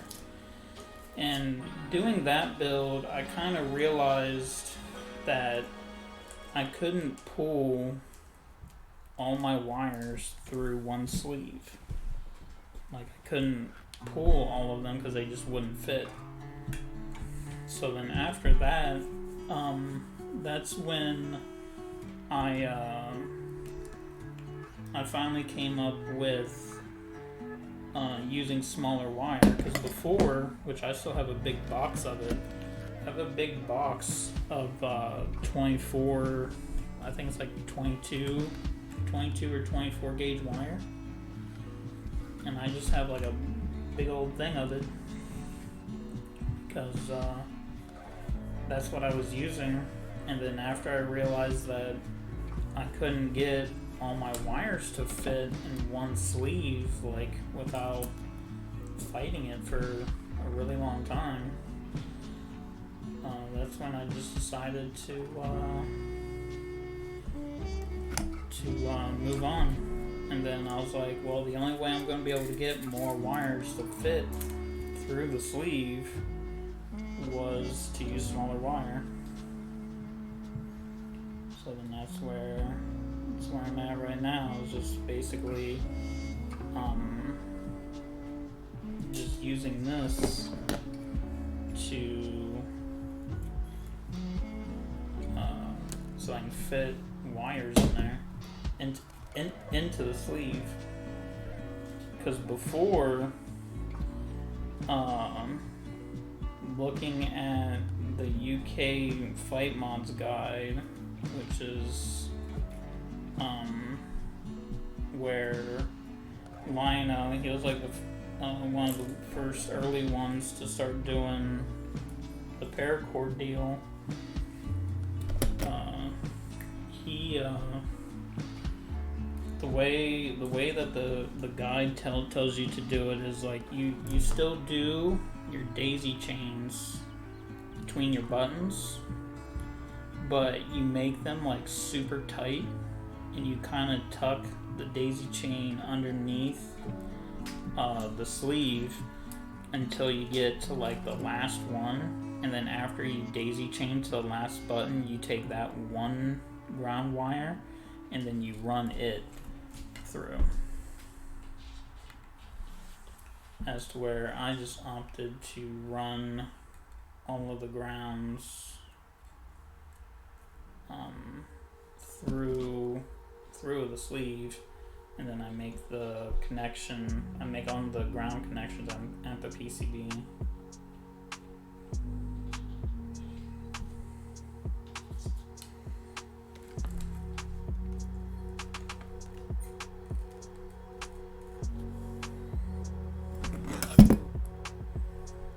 My number one goal is to just show people. Like, I want to show my tech, mostly because every time I would like post one of my builds, I was getting questions on like Discord and Twitter, and I found myself like just typing paragraphs because I just didn't know how to say no, because I like helping people, and I would just like, and like I was just like, man, I'm like spending a lot of time like getting links and sending links to people and explaining things in these long paragraphs.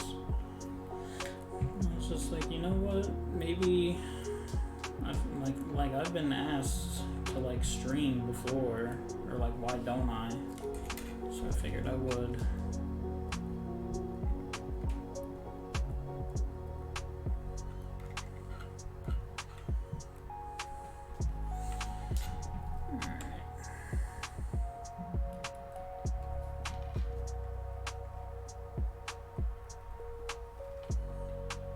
So with only 4 wires in here,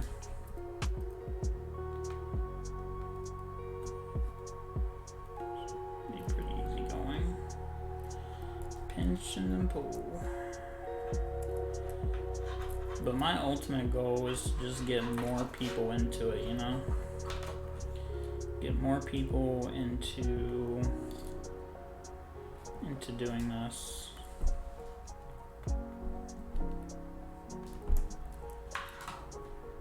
Cause like, you know, like I think like I'm at a plateau where like I don't really know where to go from here, or how to really like evolve my style anymore. So like I kind of like want to just show people, and then have the next guy come and find something else that's like really cool. Do something different.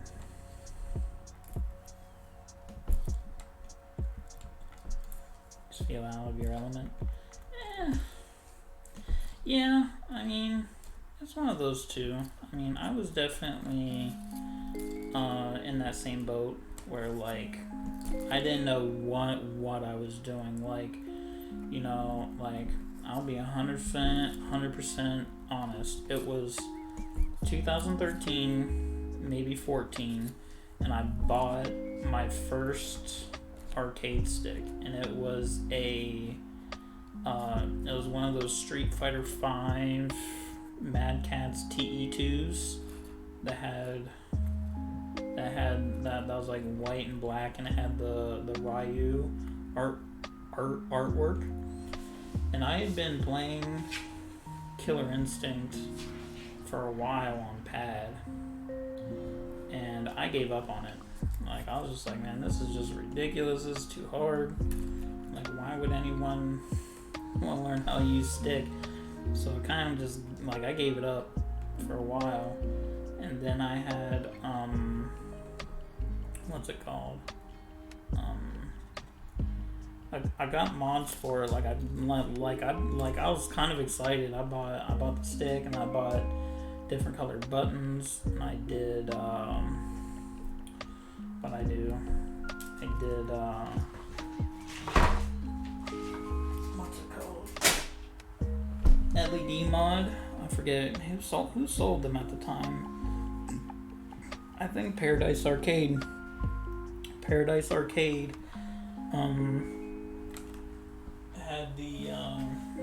Had the LVT3 board, I think is what it was called.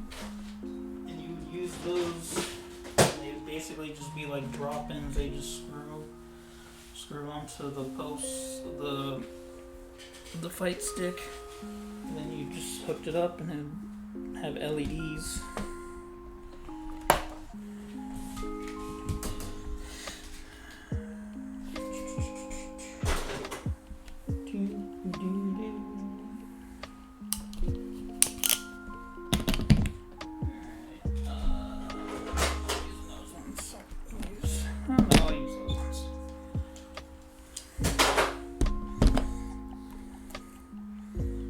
Yay, wiring time. I'm glad one of us is excited.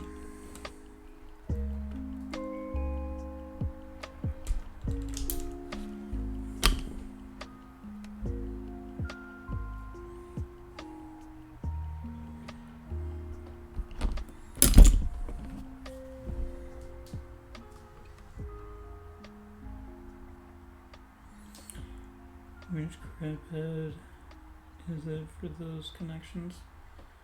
I honestly don't know if there's like a specific. I mean, I'm pretty sure there is.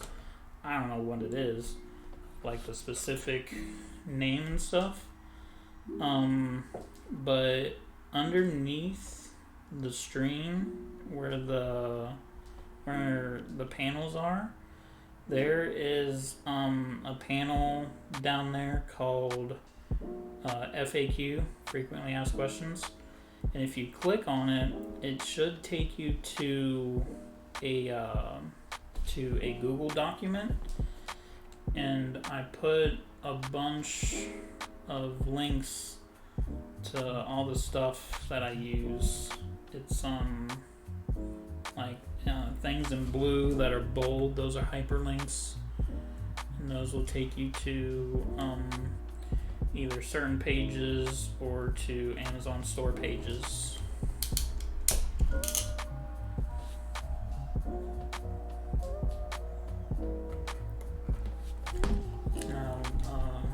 I put a bunch of stuff up there, pretty much anything I could really think of. Kind of did it real quick, so I'll definitely have to review it. I don't think I put like wire strippers or anything on there. Yeah, that's right. I did forget wire strippers.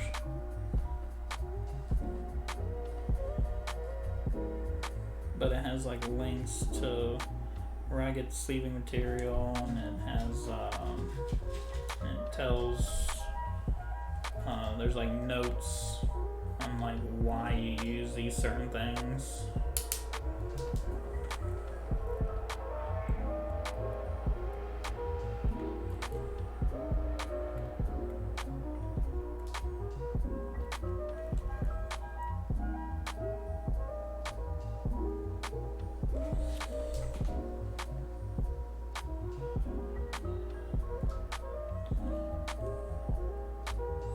Tried like including the names the different names that certain things are known by.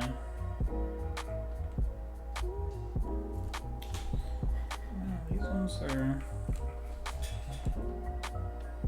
a pain.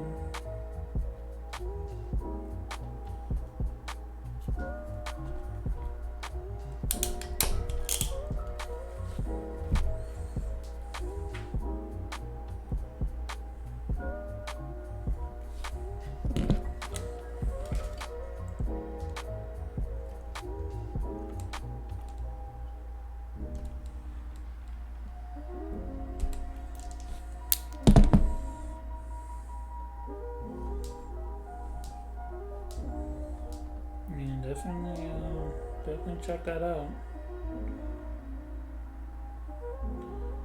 Cause like that's something that I learned from my first couple streams. People were like they're asking me where I get this, where I get that, and I was having to stop and put links in the chat.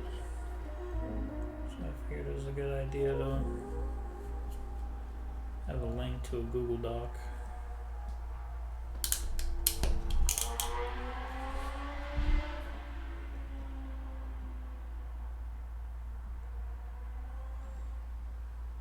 I don't know if I'll be liking these. I'll switch my blue ones. I like my blue ones more.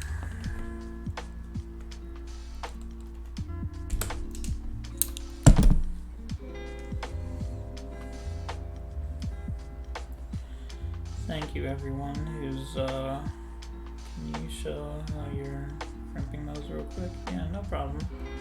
So,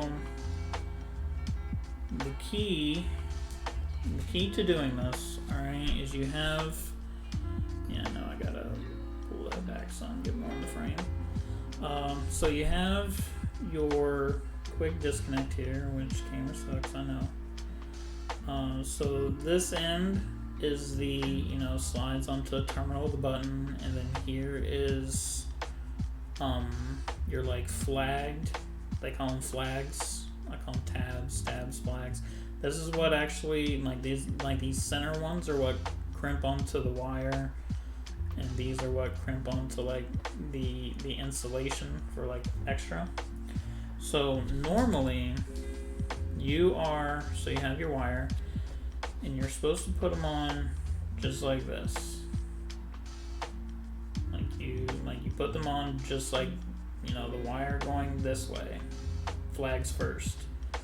But when doing these sticks and you're trying to like tuck your wires underneath and do this kind of deal, you want to do the exact opposite. So turning it around, you have your business end, which goes onto the button, right? And you have your flags on this side. So then you would basically feed the wire opposite, and you feed the wire basically backwards into the connector itself, and then you crimp it on as you normally would. And then the reason you do that is because when it's crimped on, it's gonna hold the wire like right there, and the wire is gonna like exit like basically in the middle of the connector, which will put them like right at level almost with the post on the buttons. And like these ones, I like to give them like a little pinch first, and figure out where I'm going. Center one.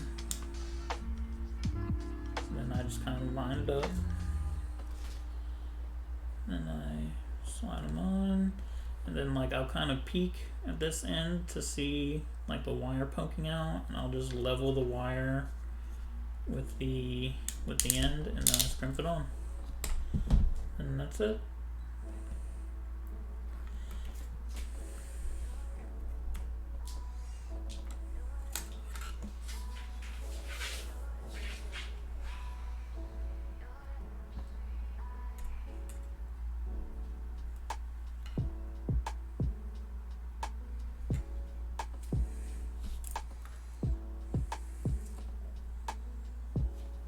Yeah, there's a guy, I can't remember his name right now. Forgive me, I'm like horrible with names. He asked me about that, and he's kind of like doing this thing where he's he's basically doing this, but he's doing it with he's not sleeving the cables. He's just doing this in such a way that it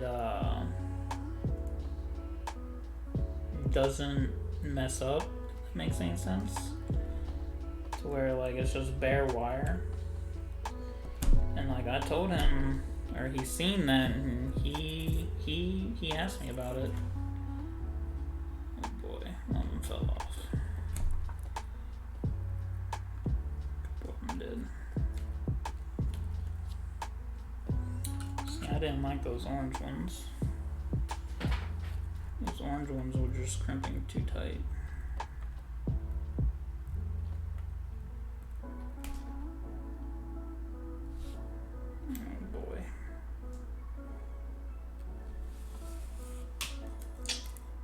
Redo this. I'm not going to turn that alright.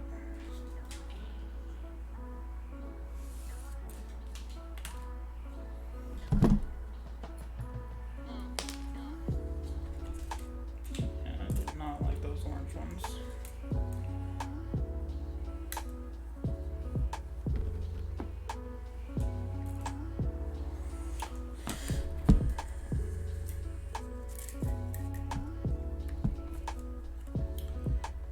That's how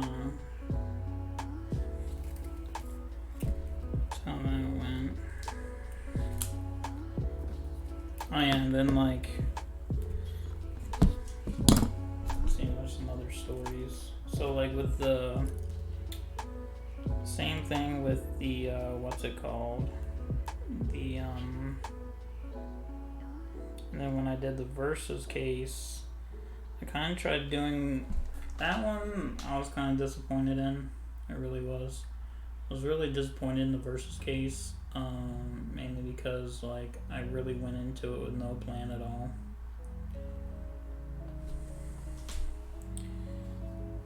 Man, I'm about to get this all out here.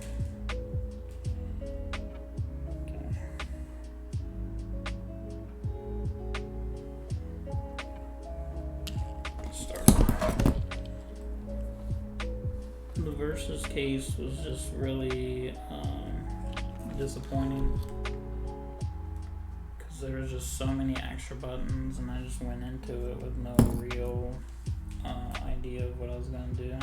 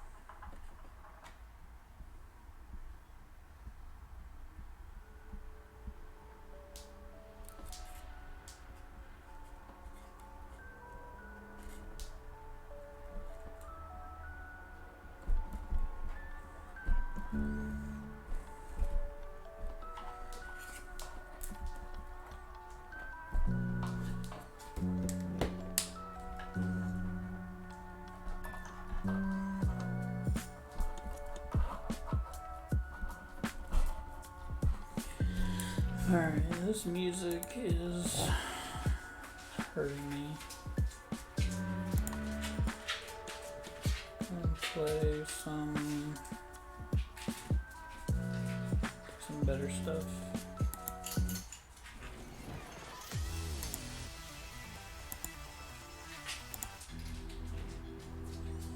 Some video game music.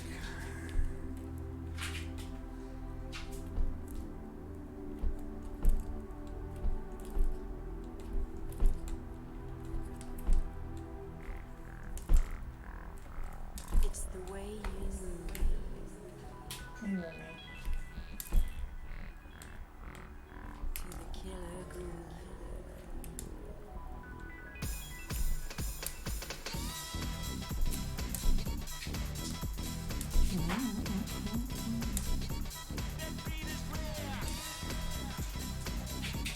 This song is so 90s.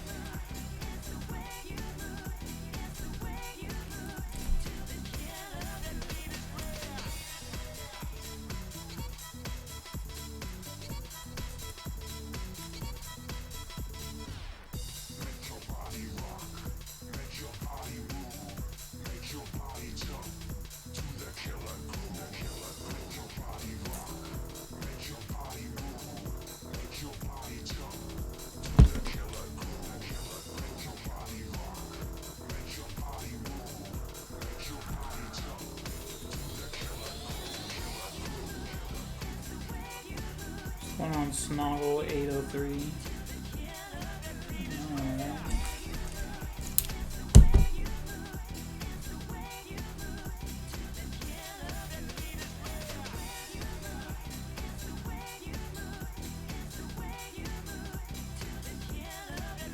Yeah, but see, Killer Instinct has multiple bangers. Mortal Kombat has like their original theme and hasn't been able to top it ever since. It's like one of the most disappointing things about Mortal Kombat is it's like they had like one of the best themes ever in like a fighting game for like the longest time, but like that's all they've had. Like their stage music has never really been that good, especially compared to like other games.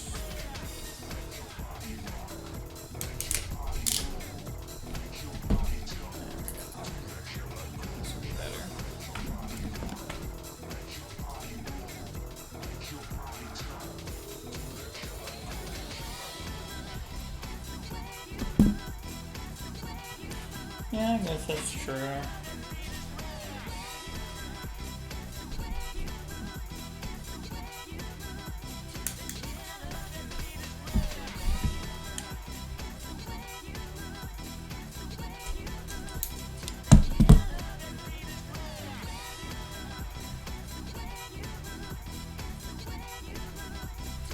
Yeah, that's like, and like Mortal Kombat 11, like there are multiple.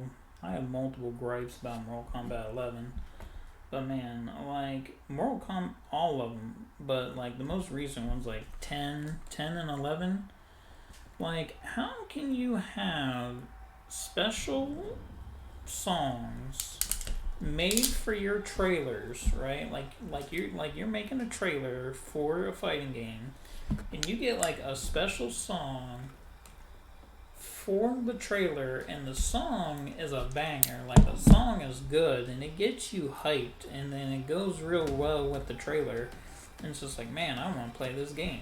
But then you get the game, and the music overall is not nearly as good, and they don't even have like those banger tracks for the trailers in the game. Like, it's just so horrible.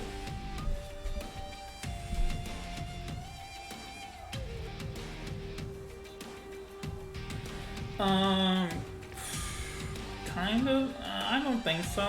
I'm probably gonna route these cables, like I did my other BnB, which is going straight, like straight lines. So I'm gonna have my my directionals come this way, and then I'm gonna have these ones come around this way. And I'm gonna do like two at a time. I'm gonna do like, I'll probably do like orange here. I'll do orange. Or was I gonna do green? I might do green. Or do like one green, one orange. I don't know. We'll figure it out when I get there. But I'm gonna come, which now that you're saying that, now that I'm saying it, I have my buttons oriented wrong. I'm going to turn them.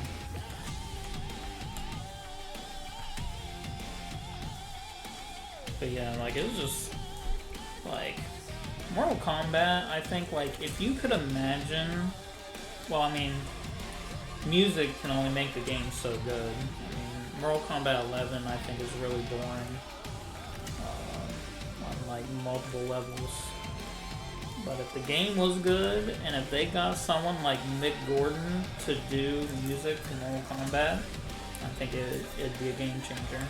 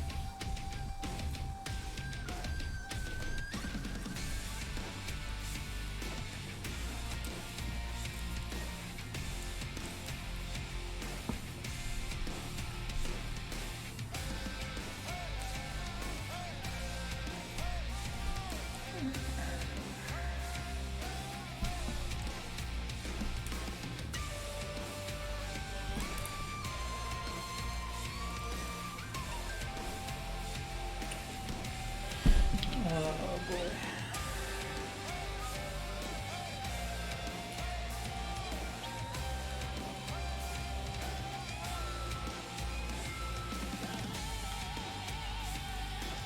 You think MK9 had a lot of music? Good music? I don't remember any of it. I don't remember any of it.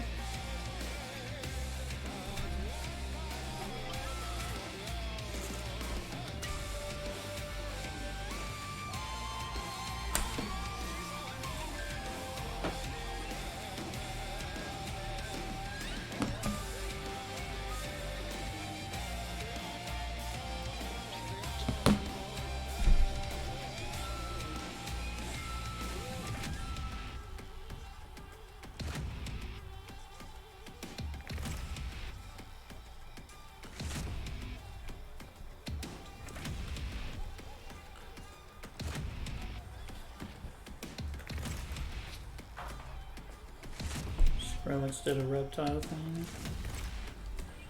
Yeah, I guess there's that one. If you're really cutting hairs.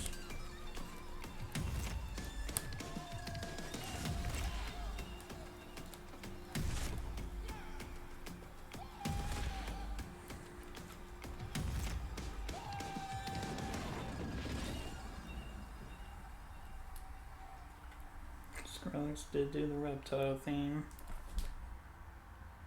But was that in the actual game though? Like as like a stage music or anything like that?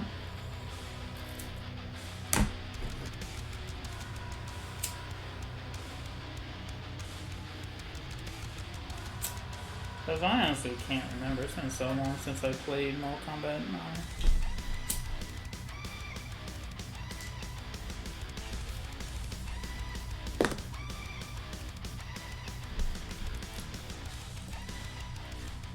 I remember the first time I played Mortal Kombat 9. I was doing, what's it called?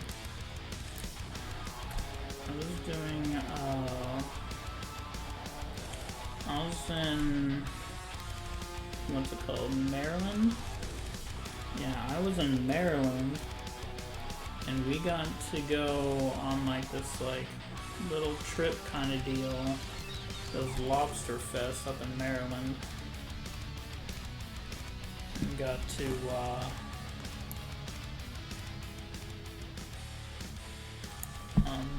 go to Maryland and go to their Lobster Fest.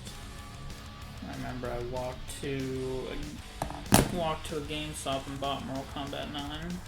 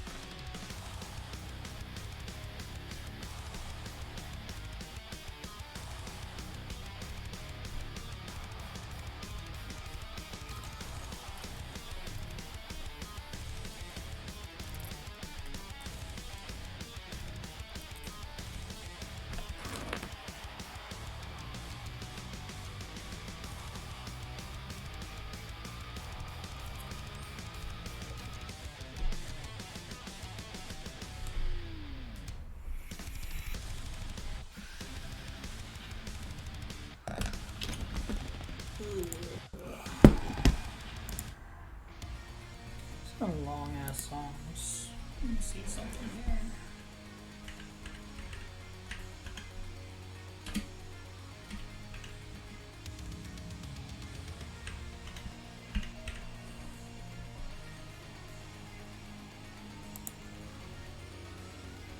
Ooh. Yeah, let's go this route.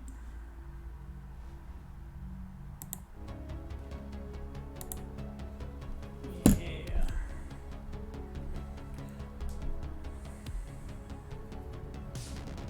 Celebrating our recently announced Teenage Mutant Ninja Turtle beat 'em up. Play some Streets of Rage 4 music.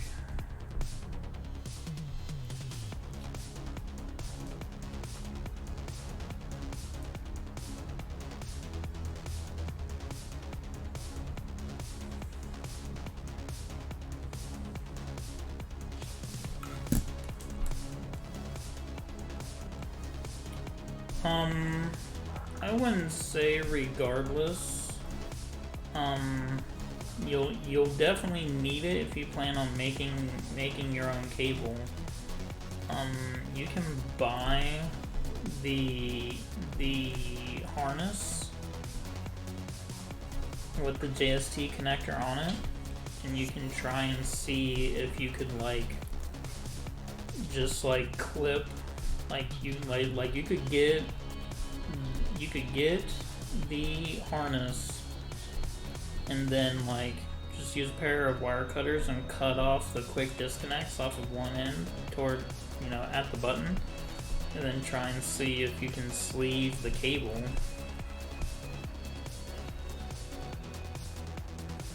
And then you can sleeve the cable with the JST connector on the one end.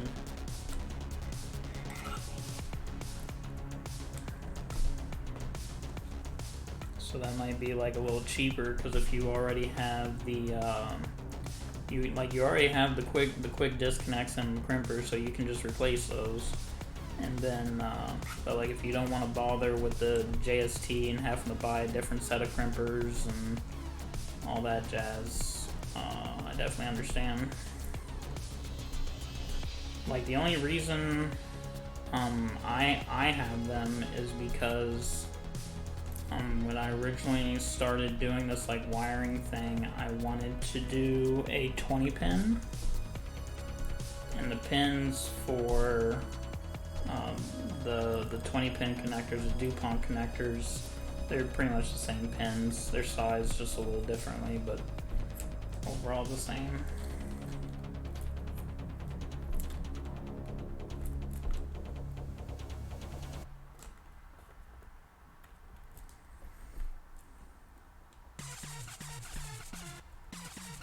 I'm too patient for this.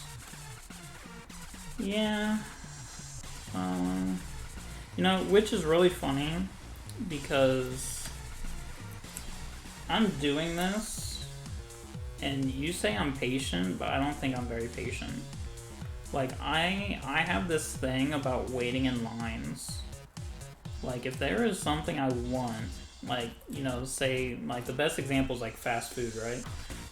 Let's say for whatever reason I wanted pickle flavored chicken and I went to Chick-fil-A, right? If I go Chick-fil-A and I see that line is wrapped around the building like it usually is, I would rather be nah, I'm good, and I'm just gonna move on somewhere else. I have this thing about waiting, so I don't know. I mean, I'm not gonna say that I'm having a blast doing this stuff, and I'm full of joy right now, like a Marine. I'm just full of joy. But I'm just kind of doing it just because I know what the end result's going to be. The end result is going to be good, and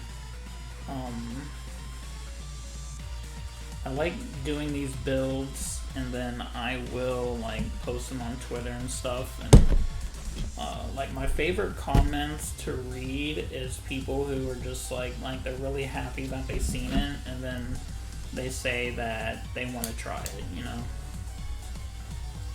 because that's really my number one goal. Like my number one goal is to just get more people into the hobby itself. Because there's definitely like a learning curve. Because you come into this and you don't know what things are called, and you're kind of like fumbling around asking a bunch of questions, and some people don't like asking questions and stuff like that. So that's like my goal. But I mean, to be like 100% honest, like I have plenty of sticks. I have too many, in fact. And just kind of like everything that kind of goes into it. Like it's more than just like it's more than just making art, you know, which is like another thing. Like usually when it comes to everything I do, I kind of like knowing everything from like the very bottom to the very top. So like when I started doing this like wiring thing, I was like, oh man, you can get like custom art and stuff. Like how do I go about doing that? Because like I can't draw. Like I can't I can't draw for shit. But then like looking at Photoshop and stuff, I was like, oh, I can do that. And it's just playing around with a program and learning it. So that's pretty much what I did. Cause like this artwork that I have right now is basically I think it's my I've made a few. Yeah. He definitely has a lot. But a lot of his are like commercial sticks, you know? Like, he's definitely modded them, but a lot of his are commercial sticks.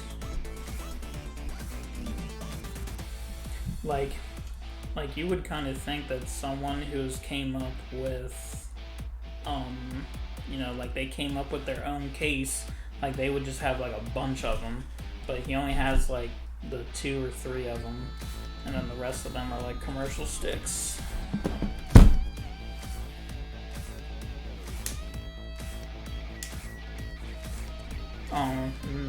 The Espada, I forgot about that one. So I think he has 4.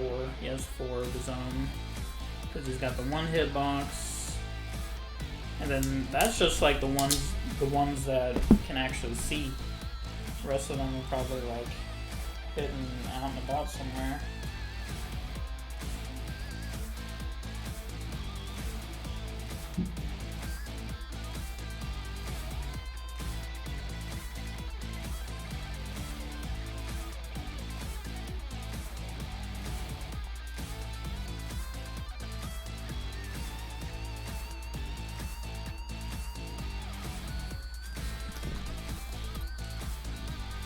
Yeah, I mean, I would be kind of curious on who has like the bigger collection. Either, well, Markman probably has more.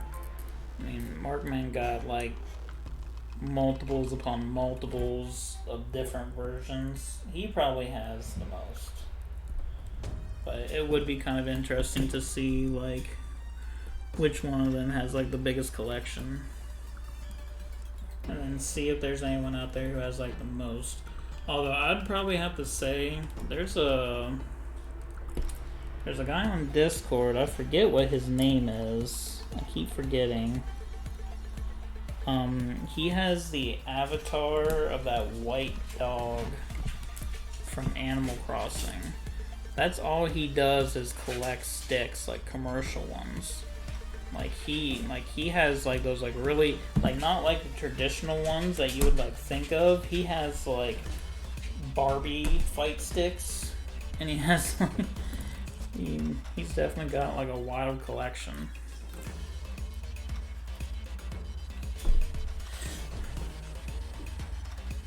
Let's see, I'm gonna need Probably don't have any 4x4s, do I? Or 2x2s.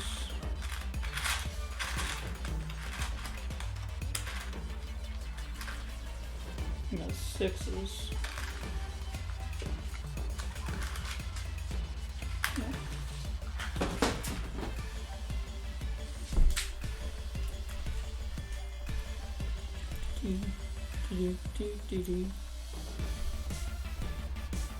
Run that third one through here.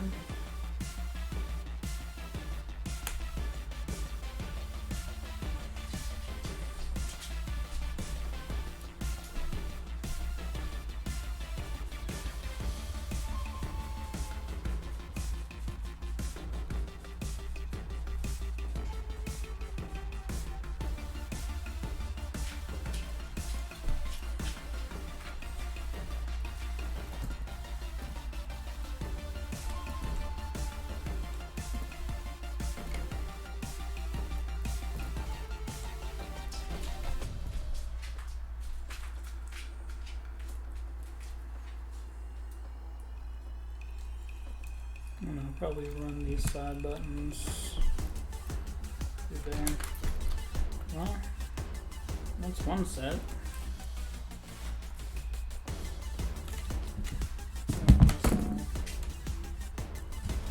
Run this.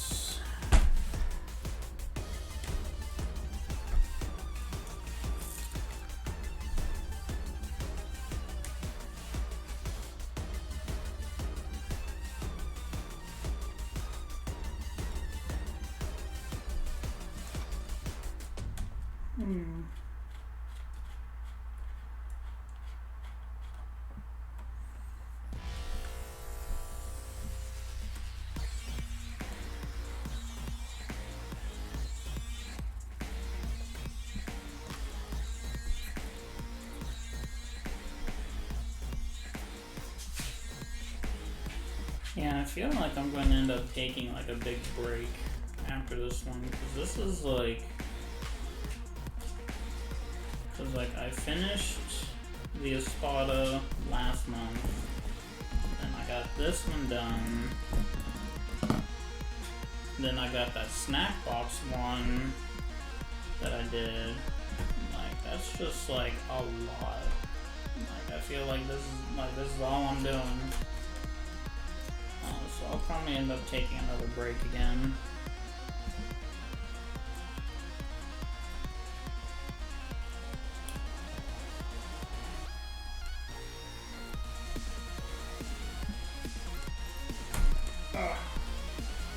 Definitely need one of those winches.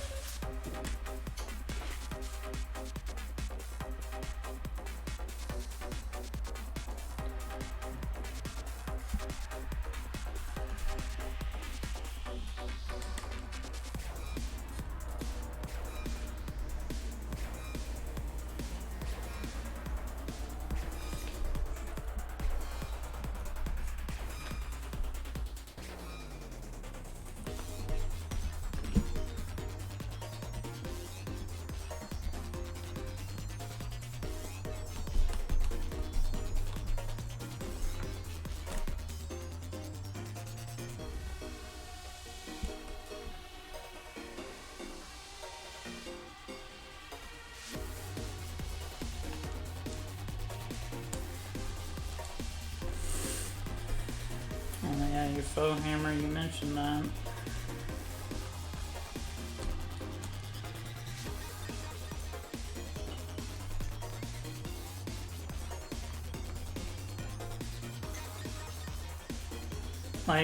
Like, did you actually get one?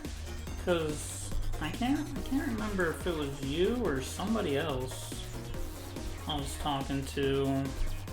They said that they ordered a faux hammer and it was like, or like they kept trying to send emails to the faux hammer guys, people, whoever, and asking like if they could get something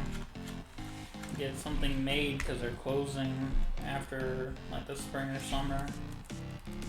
And they said they couldn't get a hold of anyone.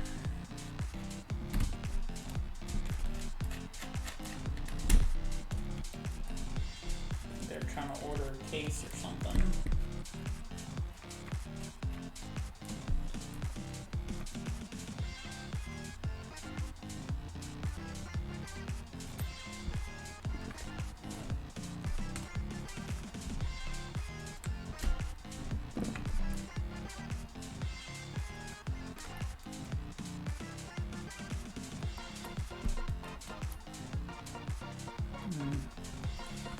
Yeah, because I was talking to someone, I can't remember if it was you or somebody else. They said that they tried sending them an email and just haven't heard anything.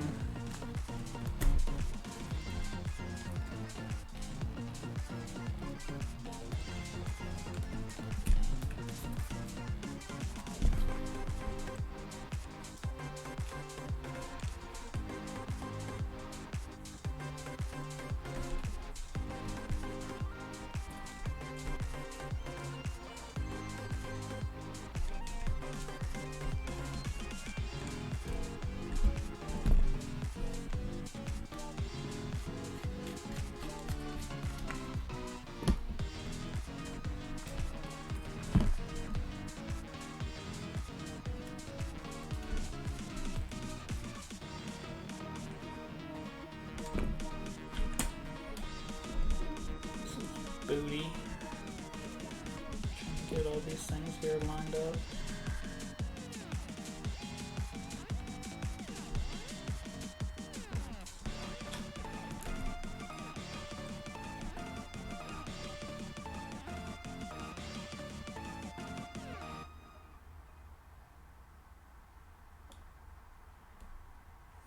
Well, like if you tried like emailing them asking for like a status though, it's like that's not cool. Like if like if you like have like a business and you're talking to someone and like they just don't answer back, that's like not a good, that's not a good look, because that just makes you worry. Like it doesn't, like I'd rather someone tell me like, oh, I'm backed up or I haven't started it yet. Just give me a response. Like I'd rather get like a response I don't want than no response at all. That's just me.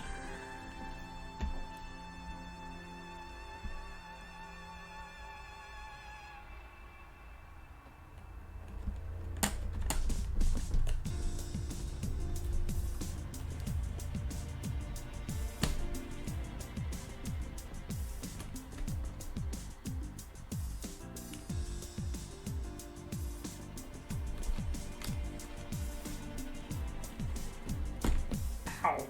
Son of a bitch. That's like the equivalent of like trying to undo a bolt and slip in the hand.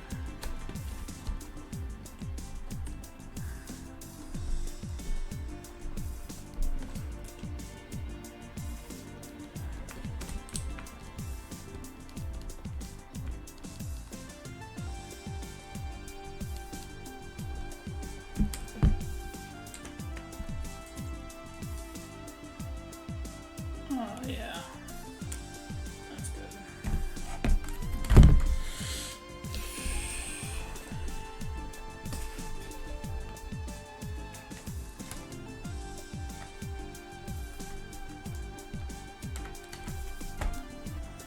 He probably needs some help. He's a good craftsman, so I'm giving him a pass.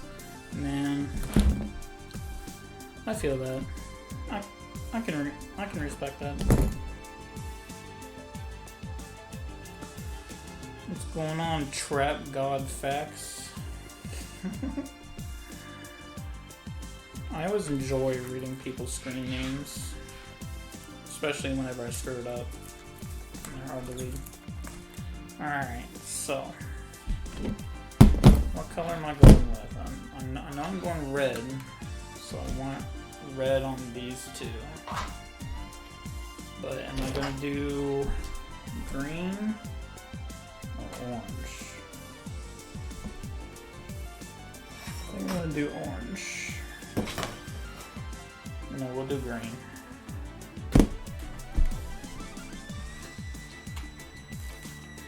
We're going to do this. I think this is night vision green. Yeah, this is like night vision green.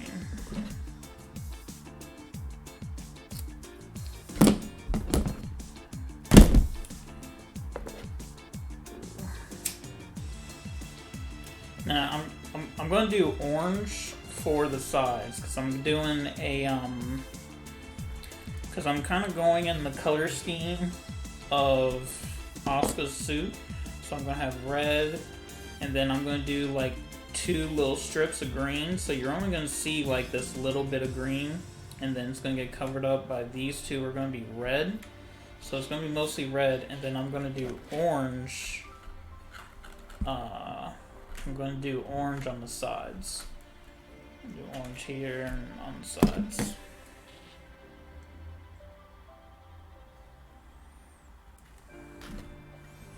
Yeah, because like normally I don't do multiple colors. Like I kind of just like pick like one color and do one color. But because I ordered the 2 greens, like I ordered this night vision green, and I ordered like acid green or something like that, and I just wanted to see what they look like because you couldn't really tell the difference on the website. So I kind of ordered them, and then I ordered the orange for fun too. Because like whenever I do a build, like I look at their colors, and I'm like it's only like $6 for like a roll of 25 feet. So I was just like. So normally when I buy a color that I want, I'll throw on like another roll of certain colors. I just want to see what they look like.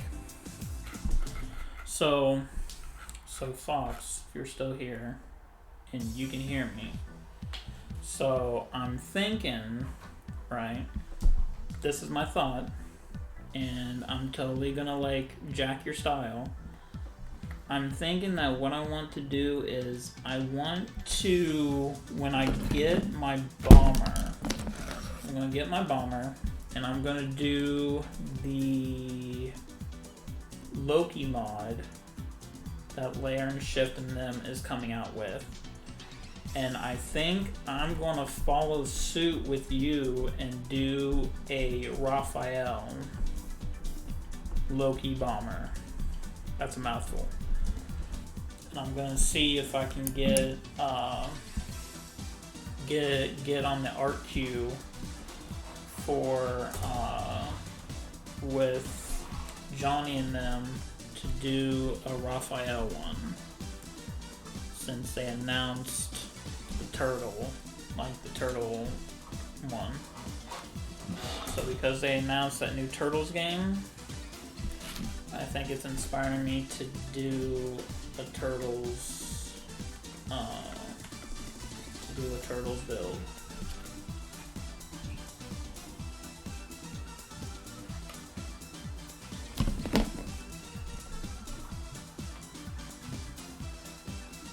Because the Teenage Mutant Ninja Turtles holds a special part in in my life. They definitely do.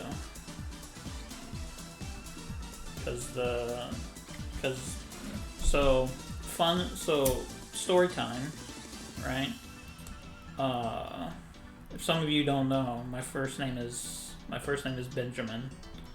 So when I was an itty bitty Benjamin, and I was going to school, I was super into Ninja Turtles, and I got in trouble for playing Ninja Turtles at school, where I was kicking people.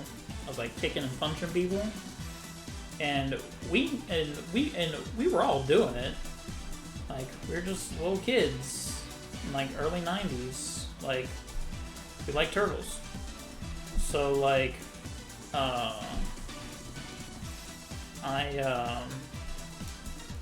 went and I got in trouble, and I was banned from Teenage Mutant Ninja Turtles. Like I was grounded from the Turtles for like a while. So like I've always been like, and like I haven't been like a super Turtles fan. Like I pretty much just grew up with them, watching the like the OG cartoon, the OG movies, 1 and 2, because any self-respecting Turtles fan will tell you that Turtles 3 does not exist. That shit was just horrible. But yeah.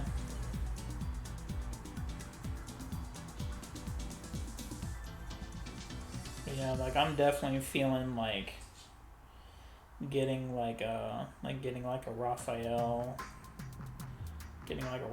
stick. And then we can be Turtle Brothers. And then the only thing that we'll need someone to get a Leonardo stick, and then get a Donatello stick, and then we can have the whole set. Cause like I was telling Johnny that he needs to get what's it called? He needs to get like we need to find someone who likes Ray, and then they can get like a Ray bomber, or not Ray bomber, but a Ray BnB, and then we could take pictures of our sticks together. Just have the full set. First, second, and third children.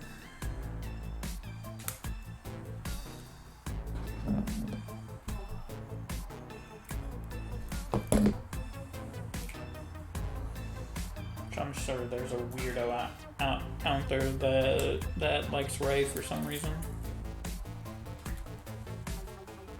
Evangelion is so weird.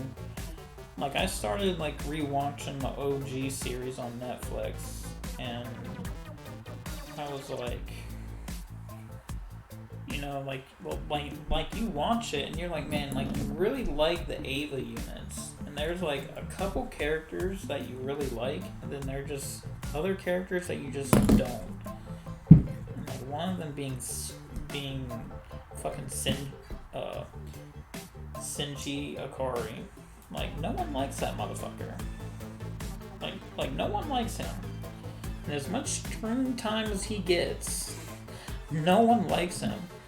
That's why, like, whenever you see like Evangelion art, you see like Ava, like you see Unit 1, but you never see Shinji. Like, ain't no one be putting Shinji on their Evangelion art. Because who the fuck likes Shinji?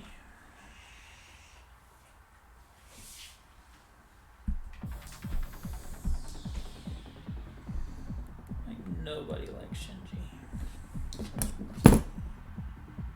And Rey, people who like Rey creep me out. But it's just like, she's like nothing. She like barely says anything the whole time. Wow, you can like see the wire. You can see the wire through the sleeve. That's pretty cool. It makes it really easy to find.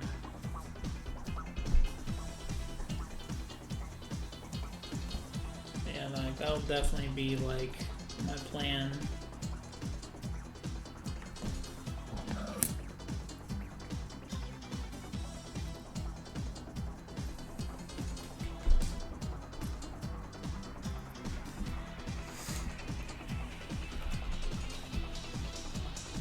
and I'll have to look it up and see like where it's from, but I want like the Raphael I want is gonna be like that battle torn up Raphael. Cause like you have like those couple series where he's like buff. He's like a buff turtle. He's got like pieces of his shell broken off, and he's got scars like more than the other guys. Yo, this sleeve is so sick because I can see through it. So I can get the wires like lined up in there perfectly. They're all gonna come out at the same time. It's gonna be awesome.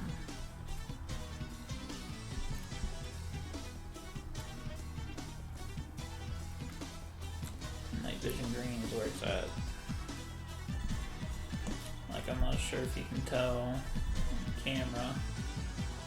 Like that dark spot, or like where, or when it first gets dark, that's where the edge of the wires all are. So it's gonna make it really easy to go on through.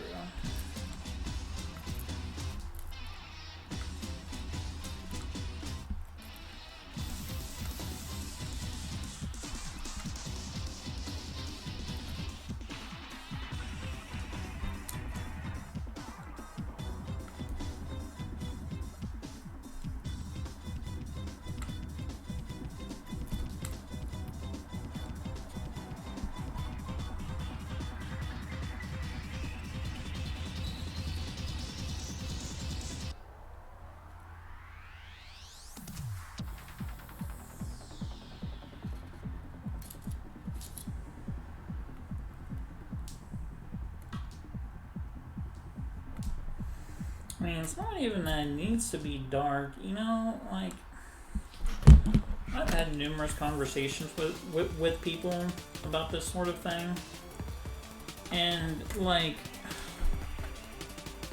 someone like me, which I'm pretty sure I'm not, like, the only person, I enjoyed cartoons as a kid, and I kind of enjoy them now as an adult. Even though, like, I've tried going back and, like, watching some of the old school stuff that I used to watch, like, what's it called? SWAT Cats and, what's known, Captain Planet and that kind of stuff. And they don't age well. Like, they're just, like, they're kind of boring. But, like, when I look at the shows that I watched as a kid, and then I look at the shows that kids have today, like, it really makes me wonder, like, what happened? Like, what really happened to entertainment and where kids, like, watch the most random shit?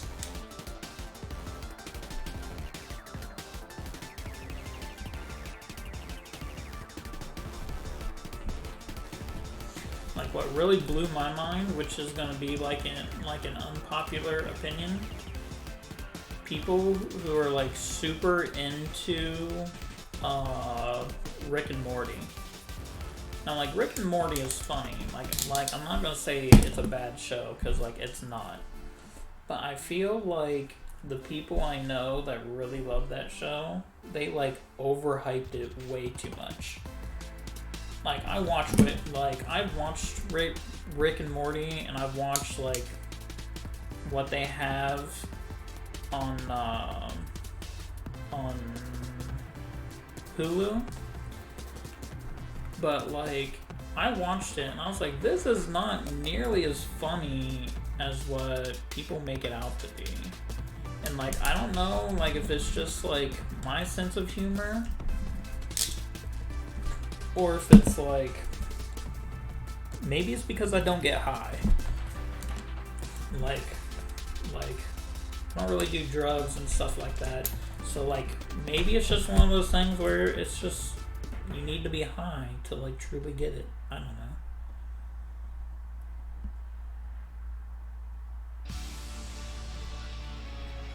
Yeah, like, I don't, like, Rick and Morty is just one of those ones that is just, like, overhyped for me. People are like, man, this shit is just so funny, and like, I think I know when like Pickle Rick like became a thing, because like when Pickle Rick happened, you couldn't go a day without someone just being like Pickle Rick, and it's just like, what the fuck? Like, I don't understand. Like, yeah, it's funny, but it's not that funny.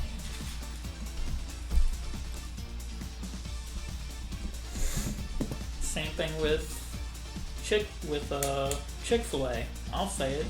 Their customer service is great, but their chicken sandwich is okay. It's just okay. Which that might be other people's fault too, because like when I first got here, I didn't have a Chick-fil-A where like I grew up and stuff. So like when I got here, people made Chick-fil-A out to be like chicken crack on a bun. Like it was literally chicken flavored crack, and then like they made it seem so great, and it was just gonna change my world on chicken sandwiches, and just didn't. Alright. Oh man. I probably kind of like overstepped when I said that I would do like a marathon stream straight to start to finish, because my butt is definitely hurting, because the chair I have is like one of those like metal fold-up chairs, but fancy because it has like a little pad, so it is just not good, not ergonomic at all.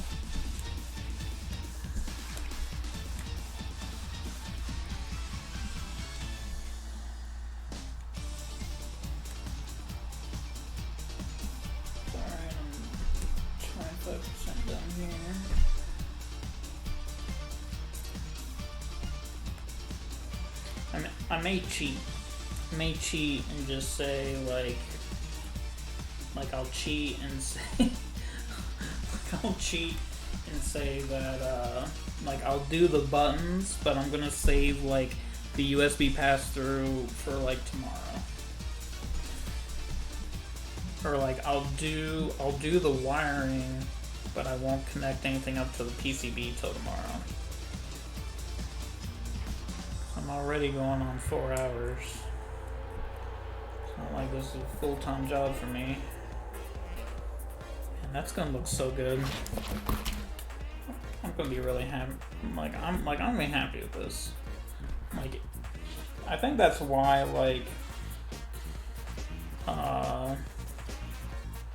never New Dan said that I have patience for it. I think it's because that's just what I do. Like, that's kind of a normal for me, is like I will suffer through things if I know that the result is going to be good, and that's kind of where like where I'm at.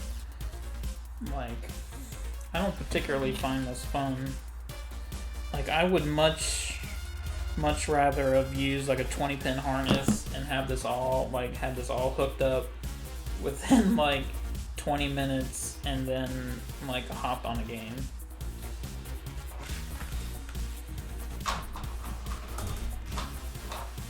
This is going to be let's see, we're going to do the red, and it's pretty much going to hide the green because it's going to lay on top of the green, so you're only going to see like this little bit of green.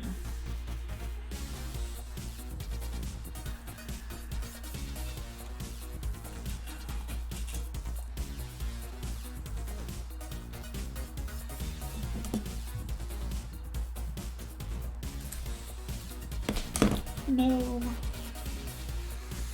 Like, I feel bad because I gotta play with my dog too.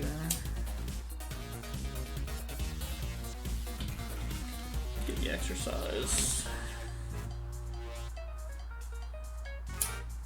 Do do do do do do do do do.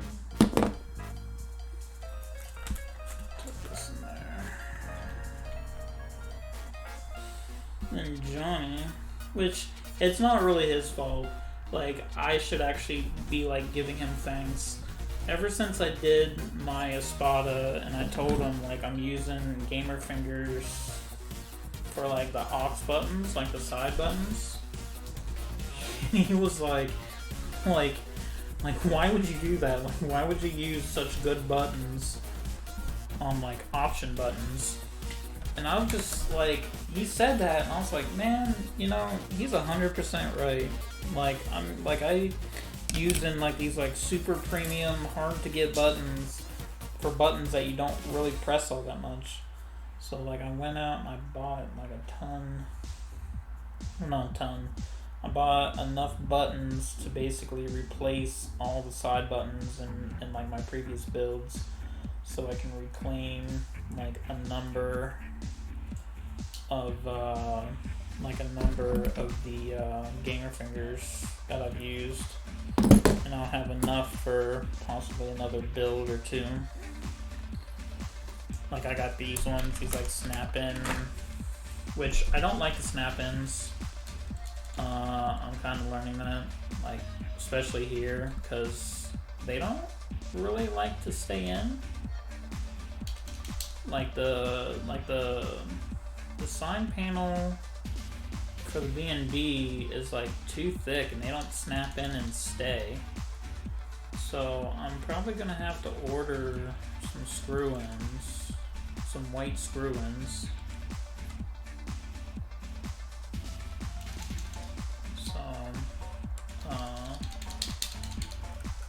Maybe just swap them out. I may swap them out because I ordered a bunch, and I can order more before I do another build, because my next build's gonna be a while. Probably just switch them out for black ones. Why not? I got a bunch of those screw-in black ones. That's probably what I'll do. Yeah, because those snap-ins don't want to stay. Like, I can literally just push them out. They don't even snap.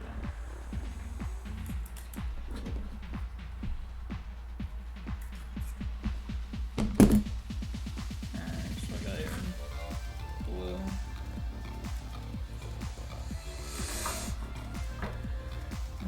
Blue, yellow.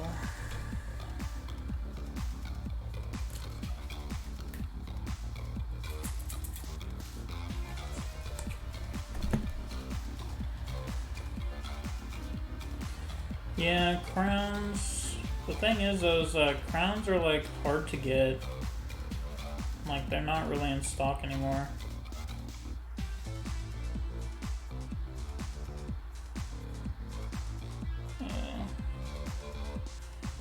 Alright, Johnny sent me a link to that paper.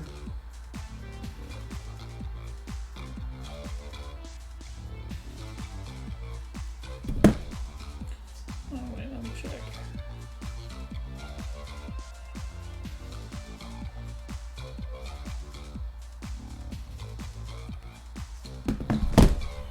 My BnB unit 2.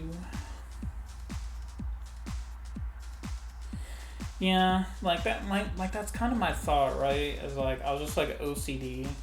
Like, I gotta have like the same buttons I have on top or the same buttons I should have on the side.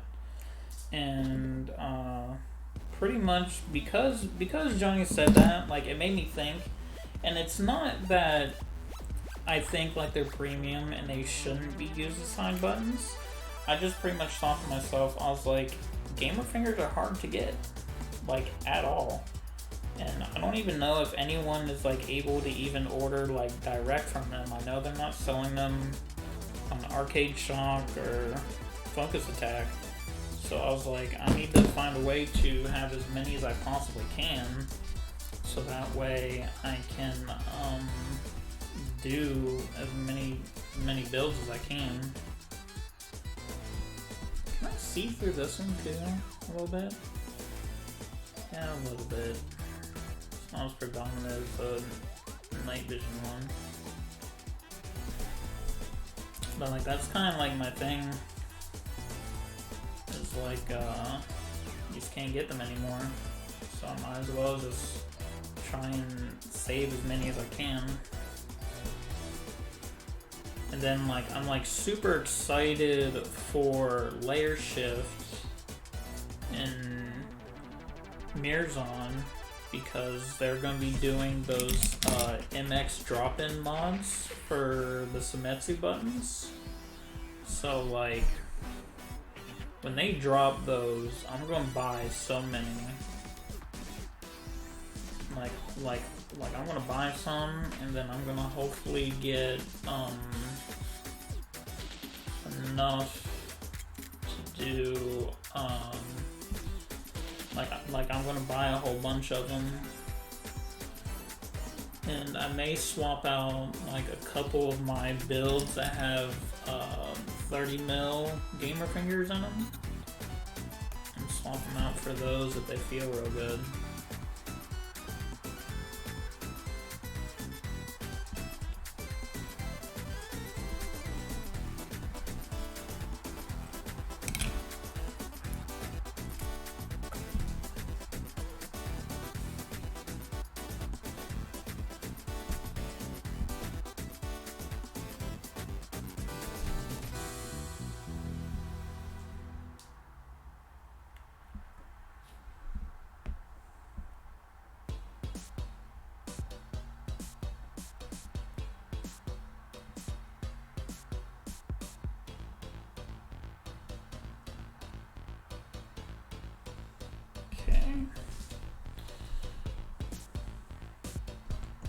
Yeah, like the only ones I'm not changing is my Espada. I'm not going to be changing the gamer finger side buttons on that. Like, my Espada stick means a lot to me for like many reasons. So I'm not going to be messing with it. I'm going to leave it the way it is. The only thing I'm going to change in that is if when the V2 comes out, the V2 Odin, if it has like some features and stuff that I may want, then I may get that. But we'll see. And then like I'll swap out my V1 Odin for the V2. And then I don't know what I would do with the V1. I'd probably just sell it, because I don't really have anything else to put it in. Actually, I take that back. I've actually been thinking about putting the V1 Odin in my Versus case, which I know will make Layer Shift laugh.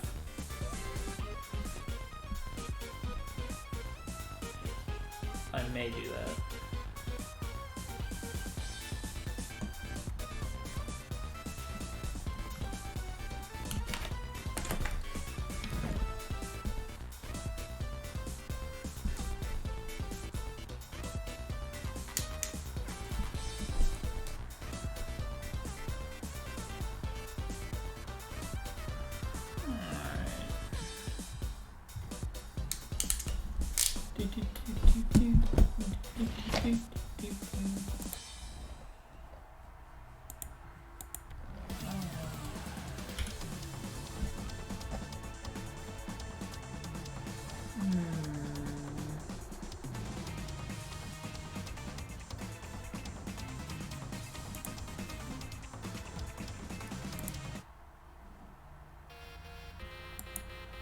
Switch gears to Streets of Rage 2.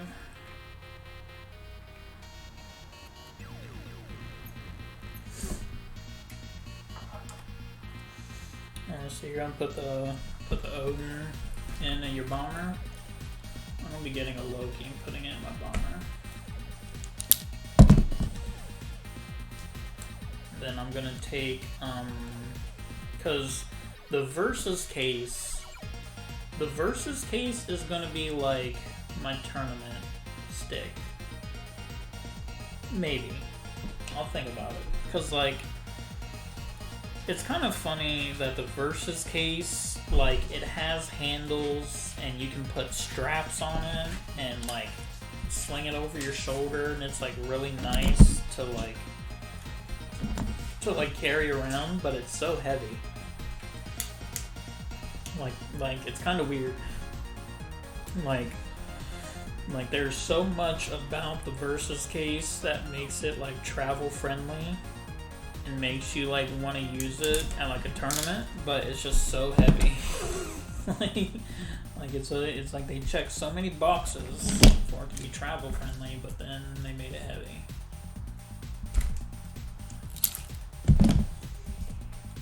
And then it'll be like really weird because like I could either use my Versus case, which is perfect to like carry around, but it's heavy, or I can use my snack box micro and just carry that shit in my pocket.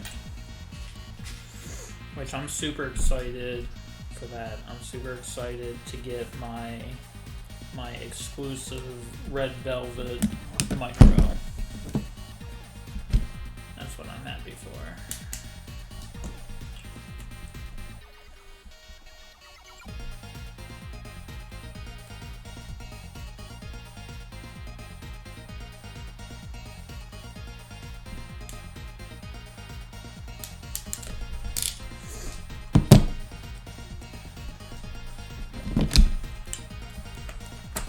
Why so sensitive? This is a banger. Streets of Rage 2.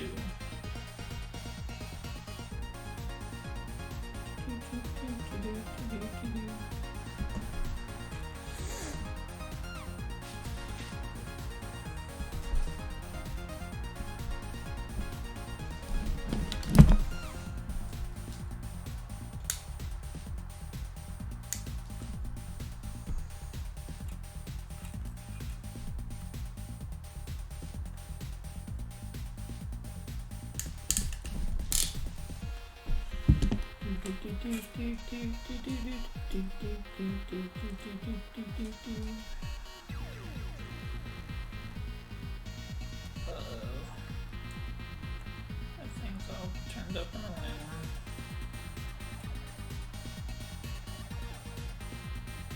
Not that one. That one.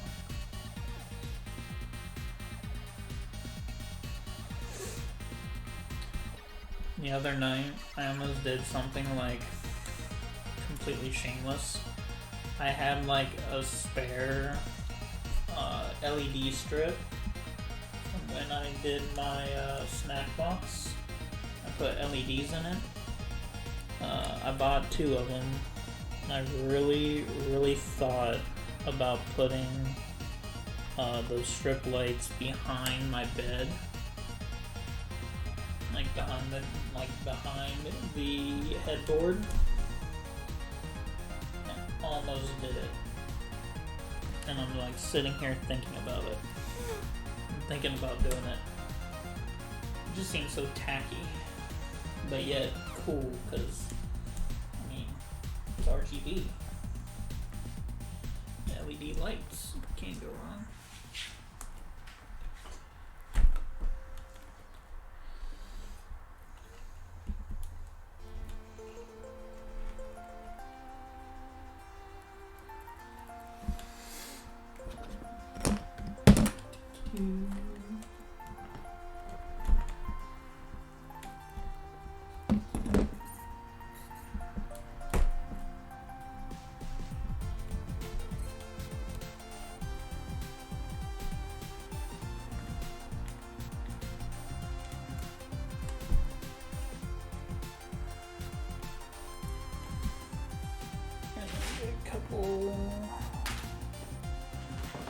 See, I'm gonna need at least a 3. Do I have a 3 in here? Yeah, I got a 3 in here.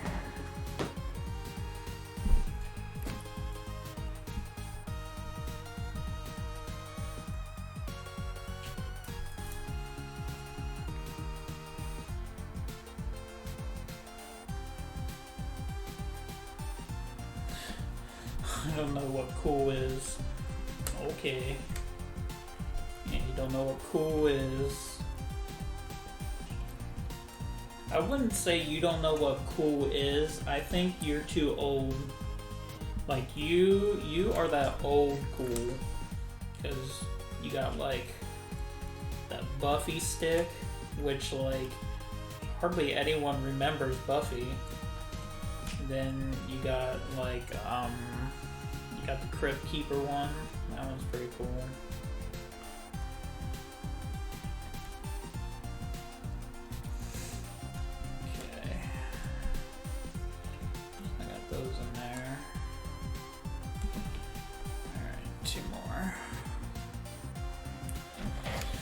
Two more than side buttons. Boy. We're moving.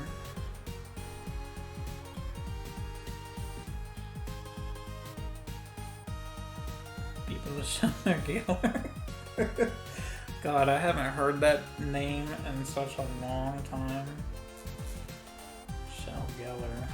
Wow. It's definitely a name. I almost forgot what it was.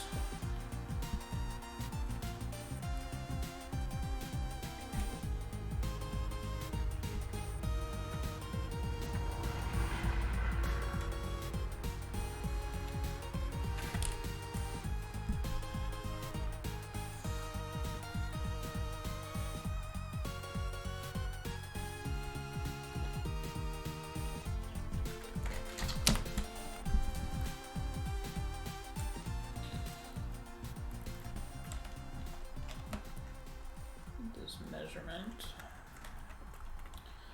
because we here in the House of Wolves / Artorias believe in measuring twice, cutting once.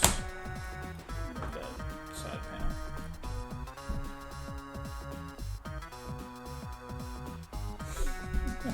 panel.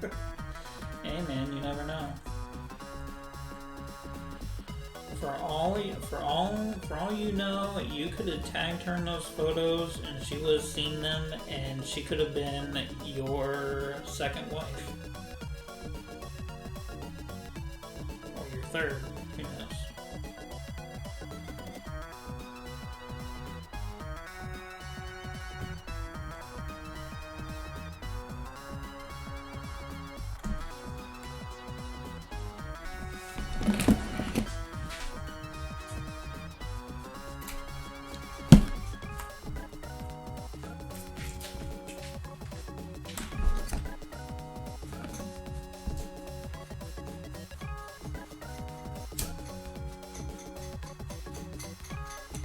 And a brunette, and all you needed is the redhead, and you have a full set.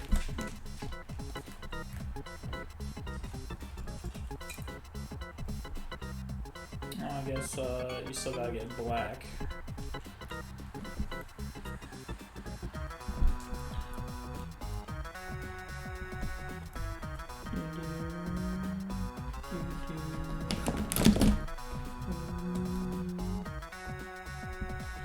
I just hope that Turtles game turns out pretty good.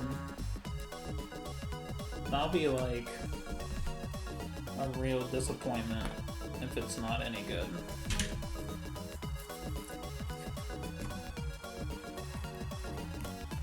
Which I think it's being done by the same people that did the Streets of Rage 4. Just came out, so I'm kind of hoping. So like if that's the case, which I'm pretty sure it is, that'll be a good get. The only like negative thing I have to say about Streets of Rage 4 is like the extra characters. Like you had Max.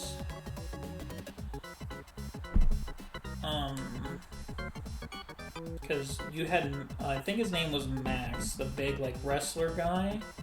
Like you had him, and I think you had like another character too. It's been a while since I played the game.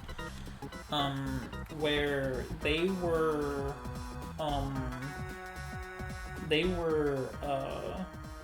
new characters, right? Like they were new characters in the game with a new moveset, but you couldn't play as them in the campaign, but you could unlock their like old school, like their retro skins, and use their retro versions, but not their new versions. And that was probably like my only real gripe, because I was like, well, I mean,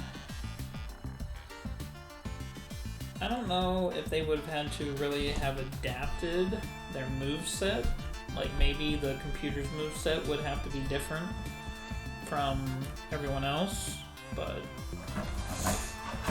was like, I feel like you could have, like they could have done that. Like they could have like gave them new skins or made them playable.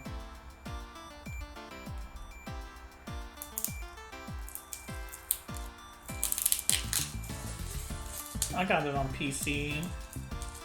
I don't know. I mean, I'm not sure if it's on PS4 or Xbox. I don't know. I think it's on Xbox. Hell, I don't remember. I don't remember these things.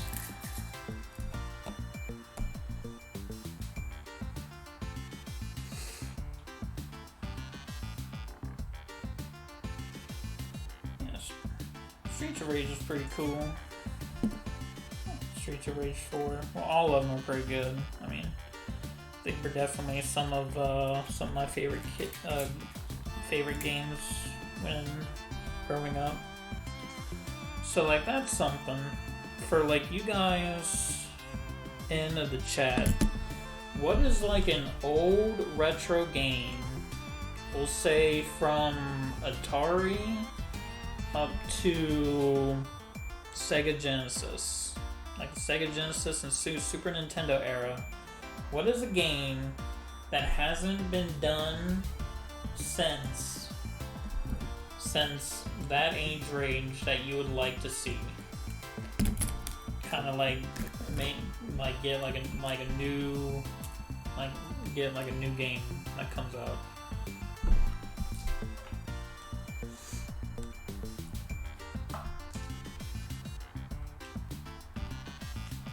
Like for me, I think if I had to pick an old school game, Ultra Beast, yeah, that's a good one.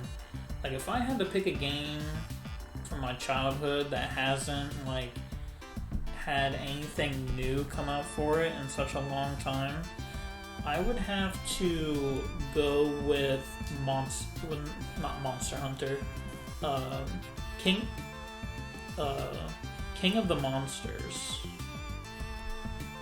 King of the Monsters 1 and 2 on Super Nintendo, and I think it's on Sega too, was just so much fun. I loved King of the Monsters.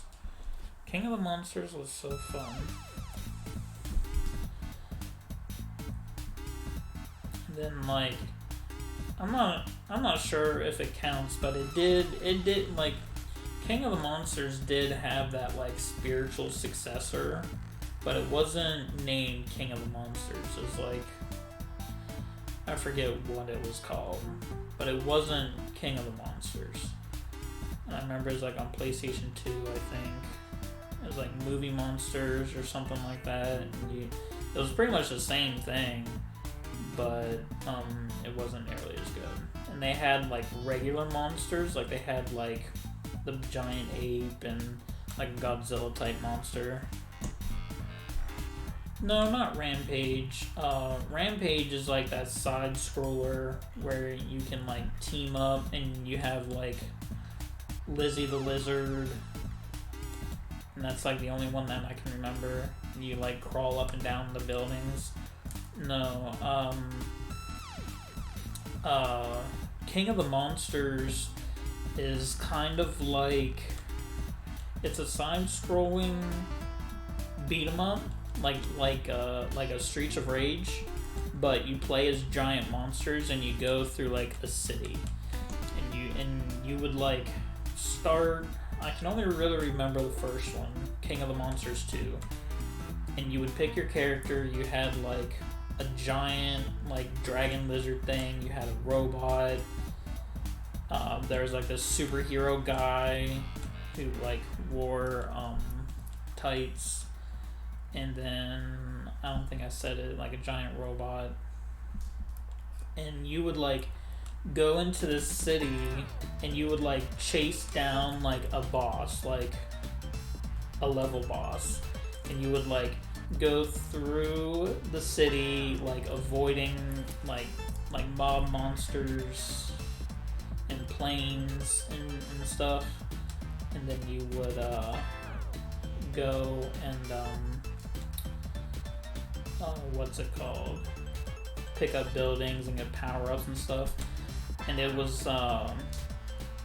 And then it was kind of like Final Fight because you had special moves. Like you could charge up your character and have like these special moves, and you could grapple other characters and throw them and all kinds of stuff.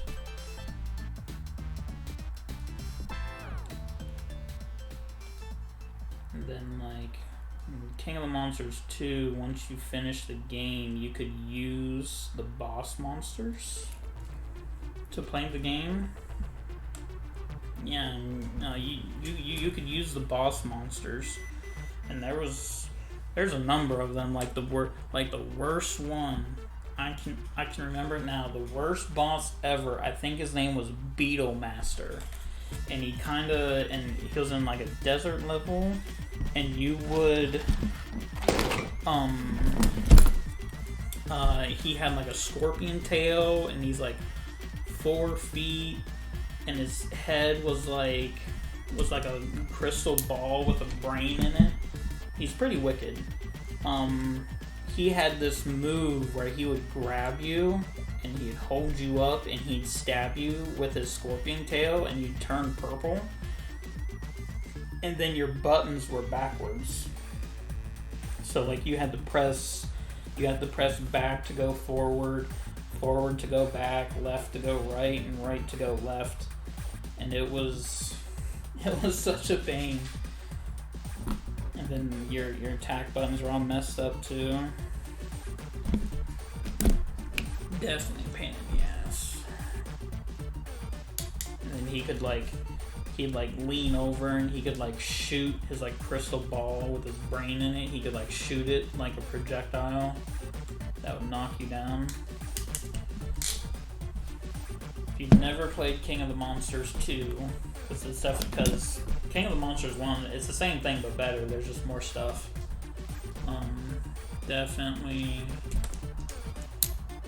recommend King of the Monsters 2 if you can you can emulate it. I know it was on Super Nintendo, and I'm pretty sure it's on Sega Genesis as well. That game's super fun.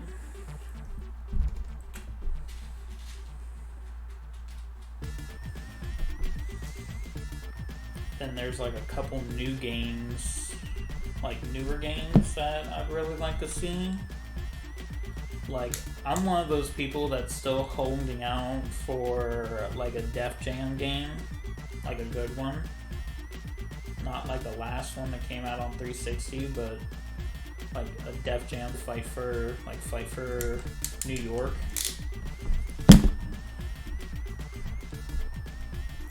Really holding out for one for that to come, but I don't think it will, because even though like there's so many people that be so hyped for it, I feel like either one, they can't do it because every single rapper that has their name in it will want a chunk of the profits, so that's why they're not going to do it. I know, right? And like, I feel like every rapper would like want their piece, and that's why they can't do it. Like, makes me sad because like Def Jam Fight for New York, I put so much time in that game. That's definitely like one of the games that I probably put like more time in than anything else.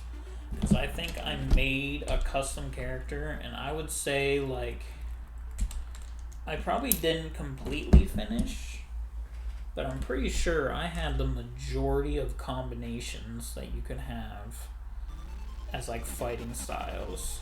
Because I would like play so far and try out new ones, and it would have to like really suck for me not to finish.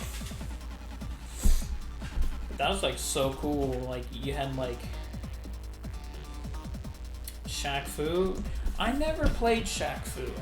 Like, Shaq Fu was one of those games I never really played on Super Nintendo growing up. Like, it just didn't appeal to me. And then I didn't play the new one. I know that they came out with a new one like a year or two ago.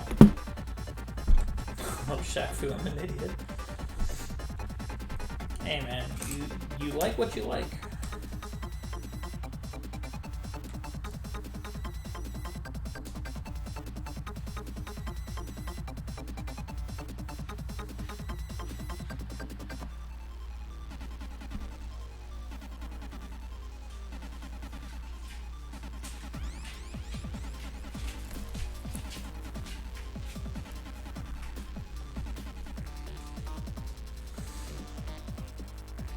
Yeah, I'd say like back in the Super Nintendo days, definitely Killer Instinct. Killer Instinct was one of my top favorites. The Power Rangers game, both of them. Like you had that one that was like a side scroller, and you'd like pick your different ranger, and you went through like each of the levels, and if you died, you picked a different ranger. It was multiplayer, and then it was like super hyped because the game itself wasn't that bad, but there were a couple levels where it was a fighting game, and you would like play as like the Megazord fighting the bad guy, and you could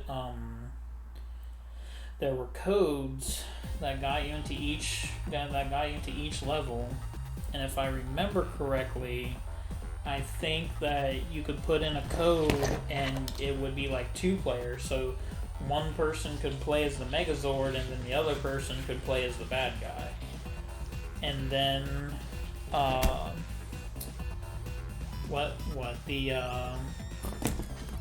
what's it called? The Power Rangers fighting game. Like it was like a legit fighting game, and it had like a couple bad guys and a couple Zords, and there were like infinites in that game. That game was so broken.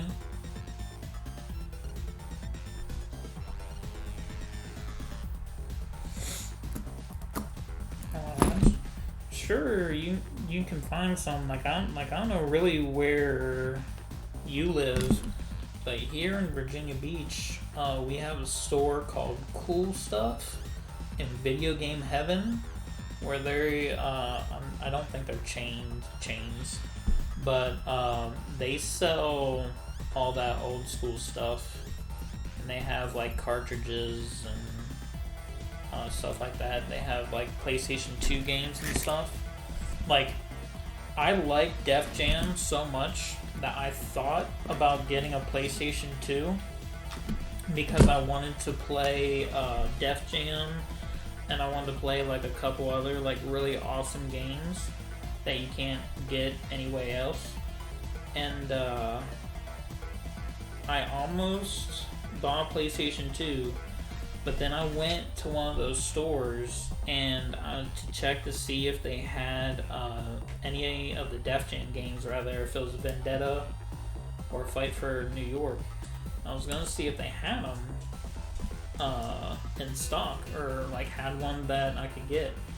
They had Def Jam Fight for New York open, so it was used in the case for like $60. And I was like, there is no way in hell you're gonna get me to pay $60 for a used old game just because it's like a game that a lot of people want to play. Like, I will pass. And like, I saw that and I immediately came home.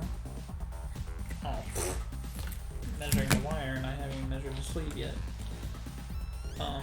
And I immediately came home and I downloaded emulators, and I downloaded the ROM, and I was playing Def Jam Fight for New York that day, or by that nighttime. I was like, you gotta be kidding me. Like, I could understand if it was like a sealed copy for like a collector. I could see it being more than $60. But like an open copy that's definitely probably been played, and I mean it's probably used, so it's got like little scratches and stuff. Like, nah, man. Shit, why'd I do that? I didn't mean to do that.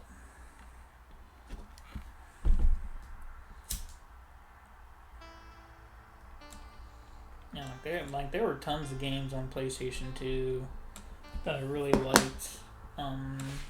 What was one? One of the ones I really liked was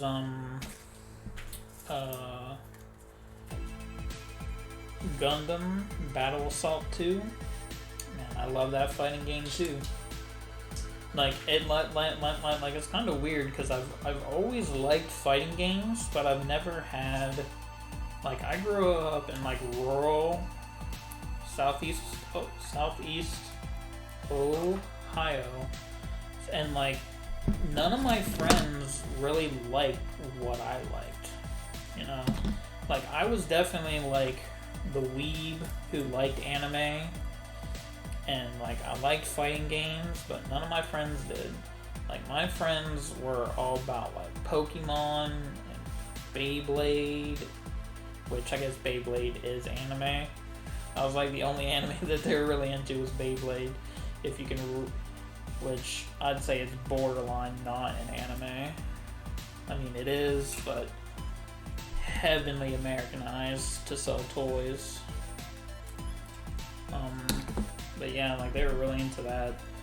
I wasn't about that wave.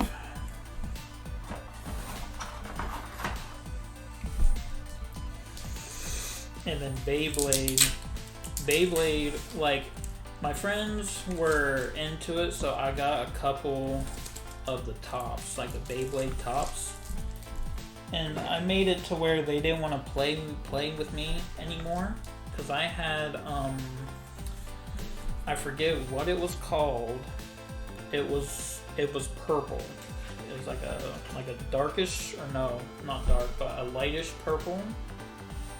And it had this switch on it, like it was kind of tall, and it had this switch on it to where if you flip the switch, it had like a point on the bottom of it, so that if you like hit the switch, the point would like go away and it would be like more flat, and then if you hit the switch again, it would like the point would come out and it'd spin on a point.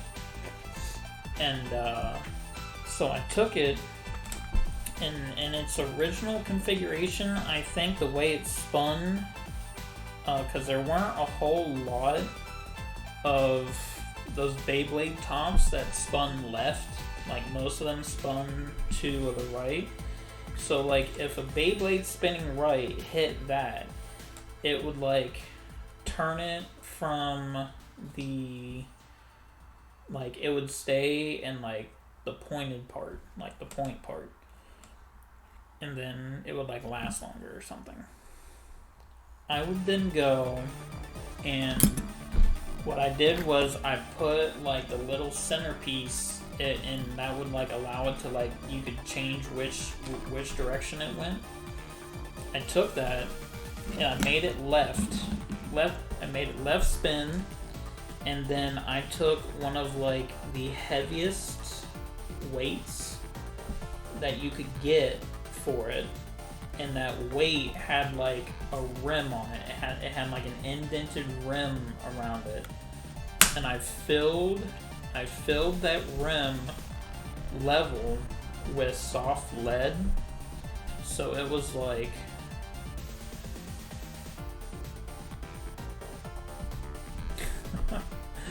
Terminators and RoboCop and Terminator for $40. Hey man, do it. I'm more of a an emulation type guy, because it's not like money is going to the developer anymore. But yeah, like I filled it with soft lead. So basically, what would happen is I would fill, or like I would start it out in like the point configuration, and then once someone's little top hit mine, it would flip the switch and it would drop down to be flat, and then it would just go crazy. It would just zigzag all over the fucking place. And because it was so heavy, I literally broke other kids' toys with that thing, because it was just so heavy from that soft lead, and they didn't want to play with me anymore. I don't think I actually broke anyone's toy, but it definitely made like the tops fly off, because It's just like, because like if you've never seen like I don't know what Beyblades are like today, but when they first came out, is literally you had like the bottom, you had the metal ring top, and then you had like the plastic piece that like screwed, like did like a half turn to like hold it all together. And mine would literally just like bust those right off. It was great.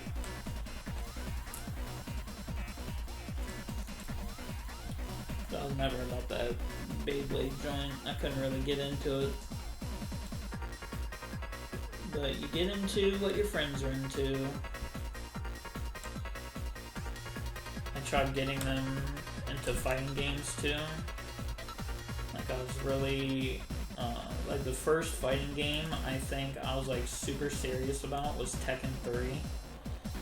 I tried getting my friends to be like really into Tekken, and they weren't having it because I guess they couldn't beat me. Like they couldn't beat me in fighting games, but then like they would beat me in sports games. Because a lot of my friends like those sports games. I definitely wasn't about it.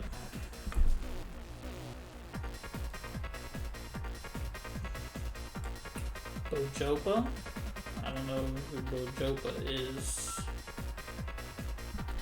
Horrible with names.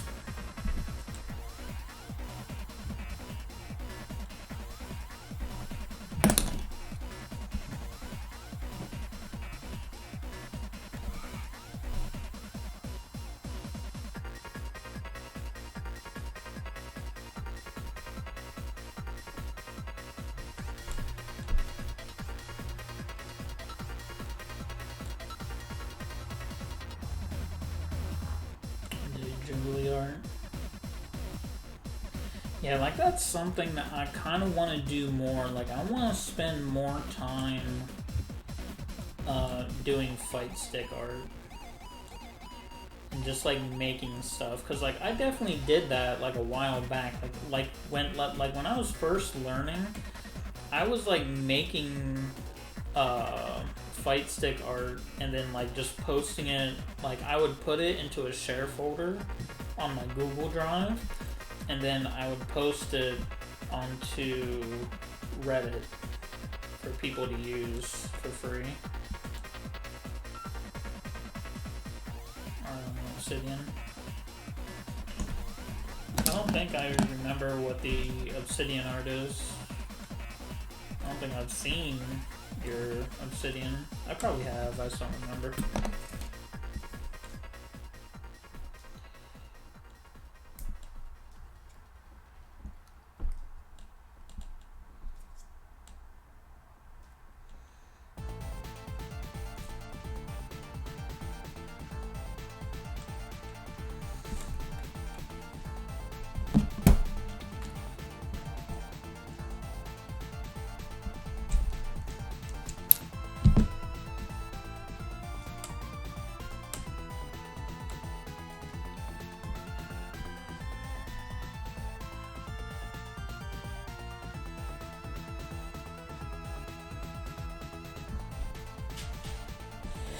Oh boy, what am I going to do with my weekend, boys? I don't know what I'm going to do. Depending how late this goes on, I know I'm definitely going to sleep. Oh yeah. Because like, I kind of got today and I got Monday off too. So I'm going to have like a 4-day weekend. I like work from home. Joe's in Discord. He's the nicest dude ever, and way more talented than he'll ever admit. Ask him loads of questions.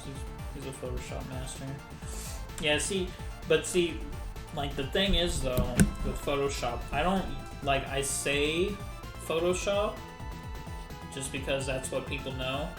I use GIMP, which is like the free version of Photoshop.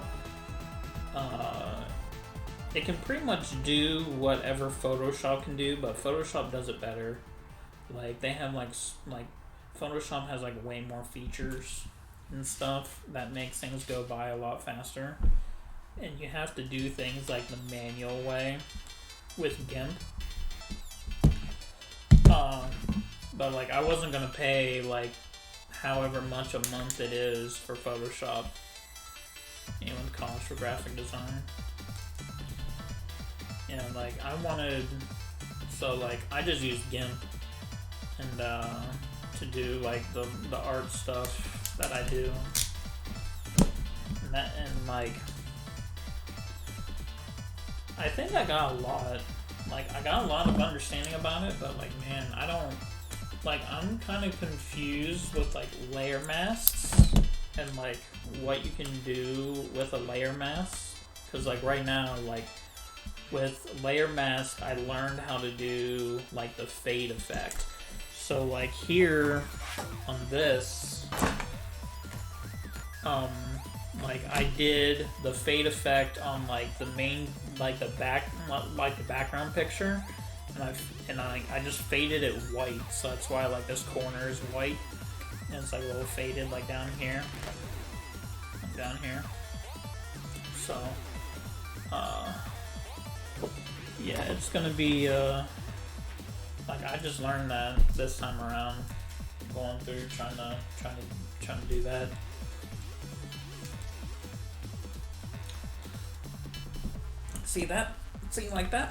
Like that's my thing. I would give up. I don't know what I have that would be worthy, but I would give up something really good to be able to draw. Like I really wish that I could be like Clev or any artist. I follow so many artists on Twitter and stuff like that, just to like look at their stuff. I love looking at art. Like I love looking at it. And like I'm not like super fancy like looking at like museum art, but like I like looking at like fan art like crazy. Like there's like everyone has heard of DeviantArt, and then there's like this other one that's called ArtStation. ArtStation is like the LinkedIn of art websites. It's where like a lot of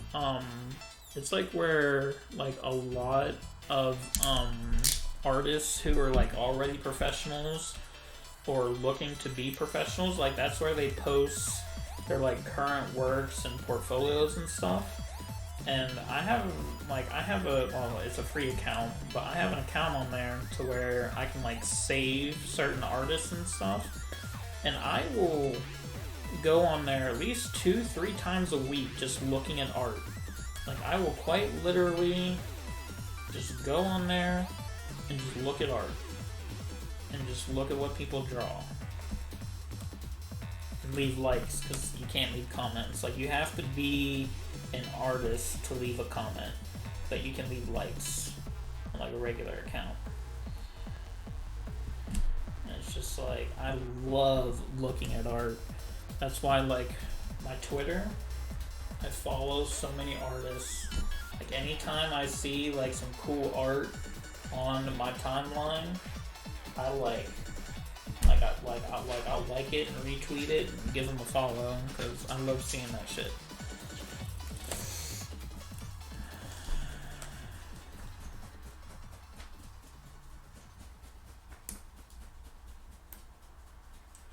Yeah, because like ArtStation's good. You can see so much cool stuff on ArtStation. Like it's not even so much cool stuff on ArtStation. So much cool stuff. I love it.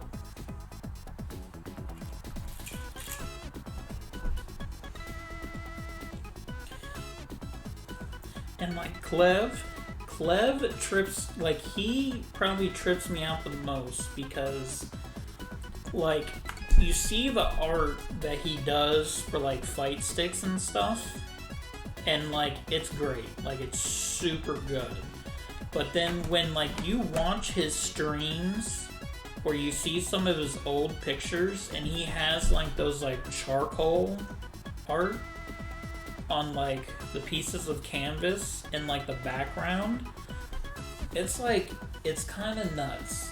Like it's really nuts because he's like drawing these like super colorful, like just like picture popping like anime characters and video game characters and stuff, and then you see those pictures in his room and they look like fine art that should be like put up somewhere, you know?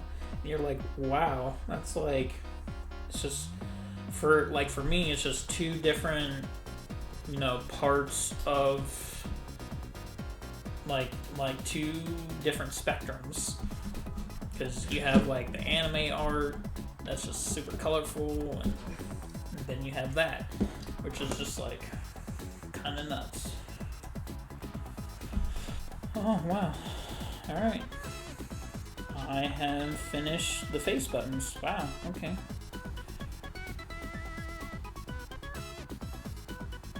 I don't know about Rich. Like not saying like he's not good enough to be rich, but like being a successful artist is hard. Like being a successful artist who draws is kind of the same as like being like a music star or a movie star. Like you just have to get lucky, you know? But like I and then there's like the selfish part of me, right? Like the selfish part of me wouldn't want Clev to like make it big, because if Clev makes it big, we'll never see him again. He'll be like way too busy traveling the world, doing cool shit to make us fight stick art anymore. Can't let him go.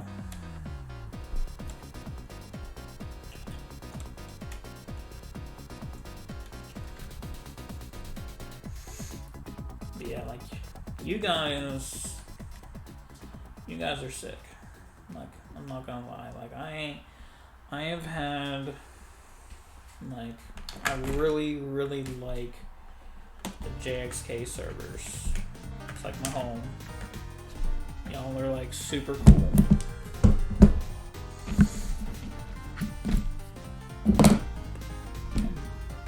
Like everyone that's like relatively active in the JXK servers is like, you guys are like you guys are great, and I really hope that the day comes where we can all hang out, cause I know that Johnny and Clev like they're not that far from me. Like they're all up in New Jersey and stuff. That's maybe like a 4-hour drive for me, 4 or 5 hours, if that.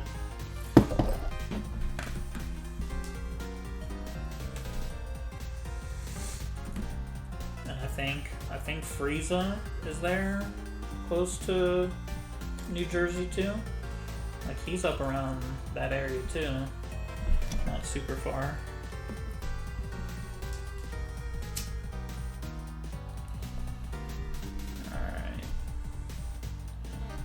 This is gonna be, hold on, I gotta get those screw-in buttons, because those white ones popping out is not gonna be bueno. No bueno. Those snap-in buttons. So those are 30s. Those are the clears. There they are.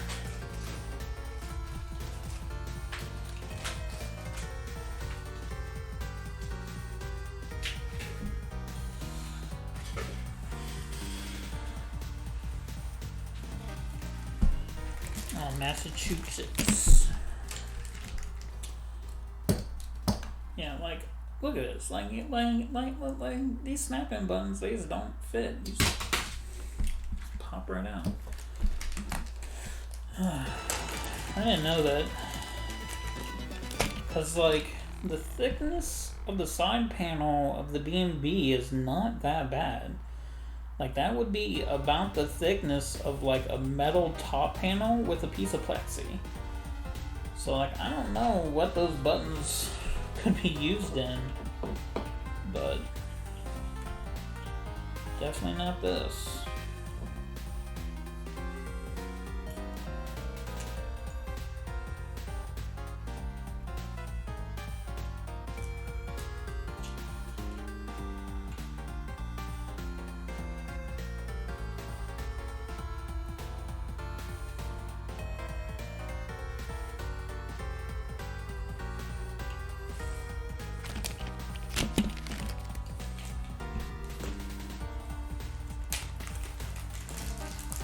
Massachusetts.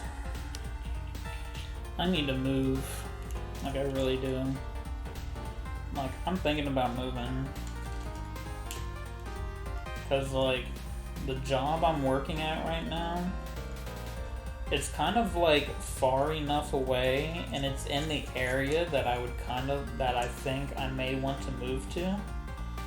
So I'm thinking I may do that. Like I'm gonna look to see if there's like any good places that I can rent that will let me bring my dog. You wanna work on something? Hey man. I honestly should have waited. I should have waited to do this. I don't even know why I'm doing it, to be completely honest. I think it's because like I've had this for a while. Like I've had the matte white BnB in a box for a while, and I was just busy working on what's it called, the snack box. And then originally what was going to happen was this box was going to get was going to get the clear rainbow holographic tint on it, and I was going to do the whole outside and tops in just the clear holographic tint with the hexagons, and that's what I was going to do. And I was going to put an LED strip in here, and because of like and like how it was like going to turn out was like it was going to have an LED strip inside, so that way it would be kind of like it'd just be like really neat to have like the different lights, and it showed through like the white acrylic or plexi, whatever. And then like after I got done with the snack box, I was like, man, I just did one where I did vinyl, and then like I kind of got stuck watching Evangelion on Netflix, like the OG one. And I was like, man, I've been wanting to do an Osaka Unit 2 build forever. Like I've always wanted to do one, it just never came up. And I was like, you know what? That's what I'm going to do. I'm going to do the matte white BnB, and it's going to be Unit 2.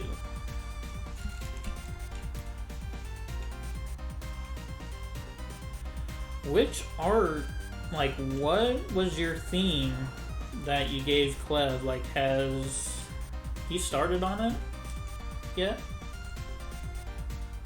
Because I know he was, like, posting a few things today. He was posting, like, what's that one anime? I think it's an old anime, but it's, like, resurging right now. Like, people are just finding out it's good.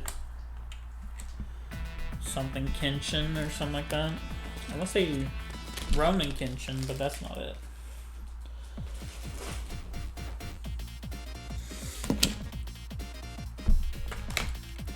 There we go.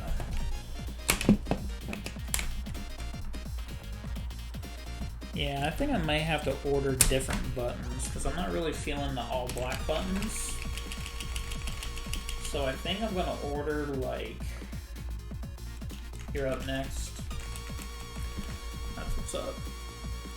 Like, it must be pretty cool. Like, it must be like really cool but stressful at the same time of like their workload. Cause like they definitely, like, I think it's because of Mr. Sujano and him like establishing the like the fight stick of the month and fight stick of the year, and then there were like almost every category had like a stick with their art on it, so they got like super popular.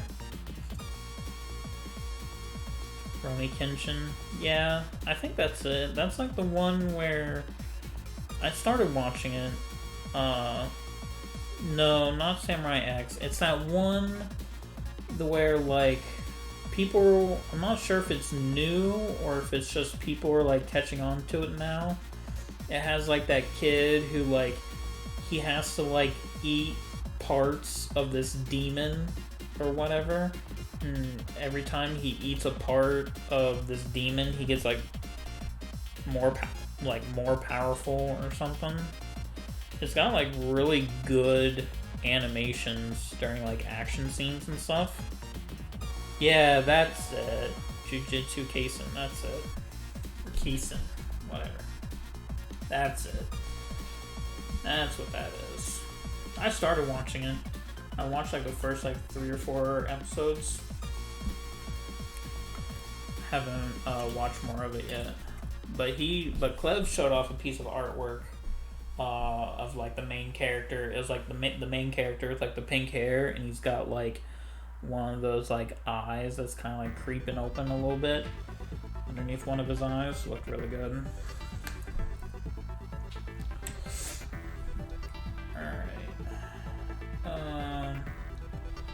So this is gonna be different because I've never done. I've never sleeved a cable for a button except for Gamer Finger and Crowns. So the way that these are like staggered, so like for those of you who are just like lurking or watching, see how like these things are like staggered? You have like one here in the back and then one that's like it's down but slow forward. I'm gonna have to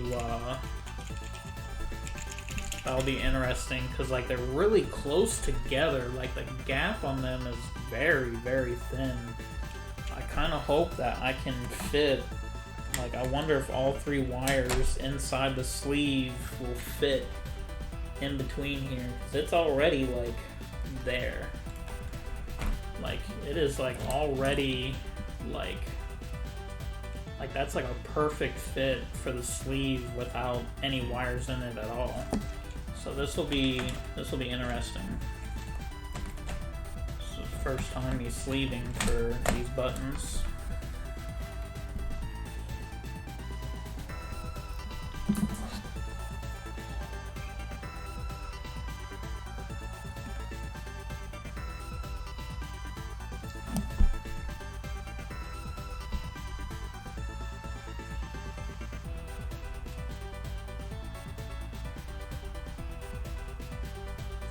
Yeah, that's always like the hardest part.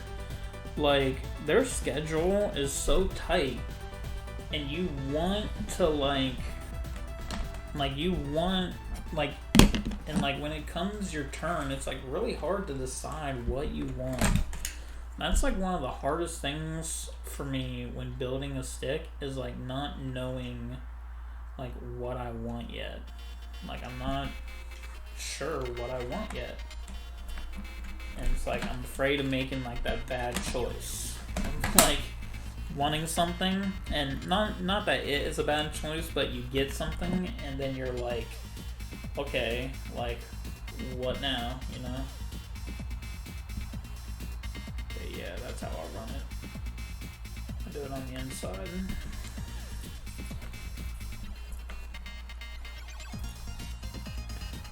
So I'm not sure if you guys can tell, but this orange is super orange.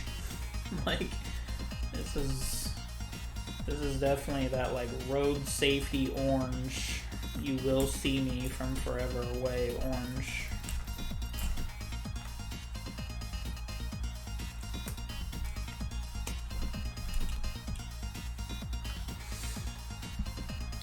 Yeah, like that's what I'm gonna like that's what I'm gonna do.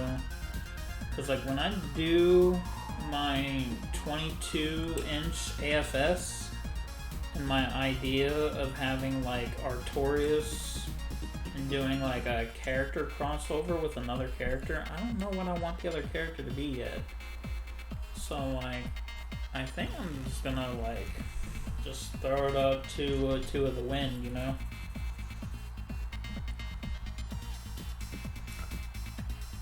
This is super orange. Like this is mega orange. There ain't no playing around with this orange.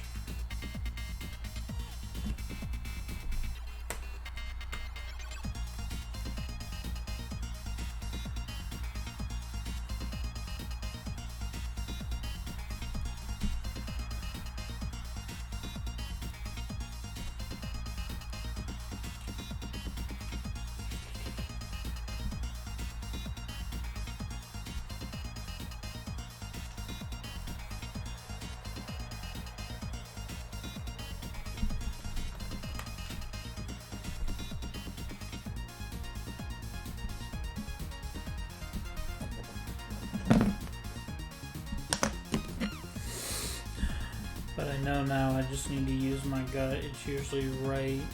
Ego and all that shit gets in the way. Ask yourself what 11-year-old you would fucking lose this shit over. True. That's actually funny, cause like, I'm thinking about it right now. 11-year-old me. Let's see. What year was it when I was 11? Such an odd number. 9, so it was 99. Yeah.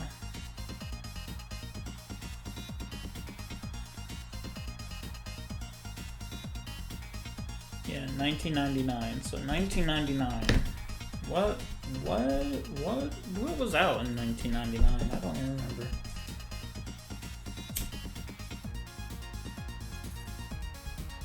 Oh yeah, for sure. Like that is something that I've never been about, is like doing something because it's cool. Like if I do anything, it's because I like it. Period. Like I'm not trying to be cool. Like I like what I like and I don't care what anybody else thinks about it. And I hope that other people aren't the same way. Like what you like, whatever. But man, this is gonna be a pain. I'm gonna have to measure like multiple times. Like I've never been about like that wave where like something becomes super popular, so then like everyone starts doing it, and it's just like nah, like you can miss me with that. Like I'm definitely about that, you know. You do something that you know you like. Don't like if you just copy something because it's cool, then it's like, who are you? Like, what are you doing?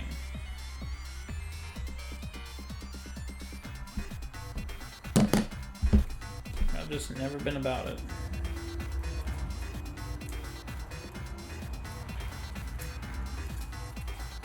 Yeah, that's true. Skateboarding is one of those things where, like, it becomes cool and then it dies. Yeah, that's definitely true. Skateboarding was like a thing when I was in high school. I really wasn't about it because that's just not something that I don't think I could do. But you definitely had like the skater kids that stayed skater kids pretty much the entire time. But yeah, like they, yeah, it's definitely the wave. Skateboarding definitely. Skater jeans.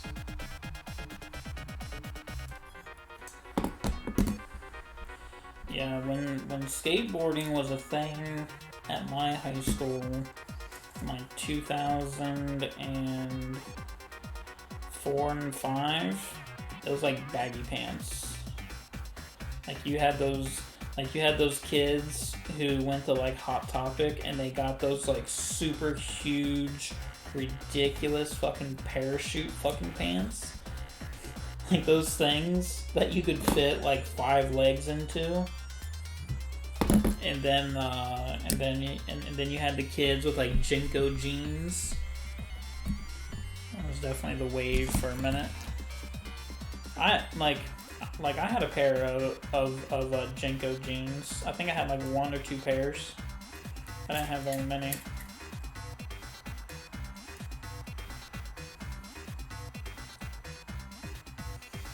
I tried skateboarding once, and I think I got frustrated with it because like there wasn't anyone who like skateboarded around where I lived. So I was like quite literally trying to like figure things out on my own by like watching videos and stuff. And it just got like kind of hard. Like it's kind of hard to like teach yourself skateboarding without having like someone to like show you like what's happening. Like you watch a video of like a kickflip and you're like, okay, what? How does that work? It happens so fast.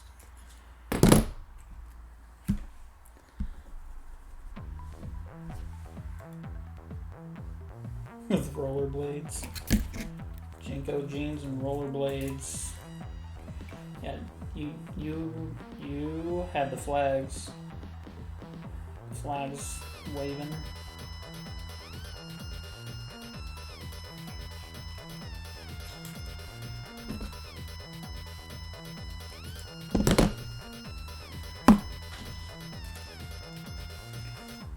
Oh boy, this chair sucks so much.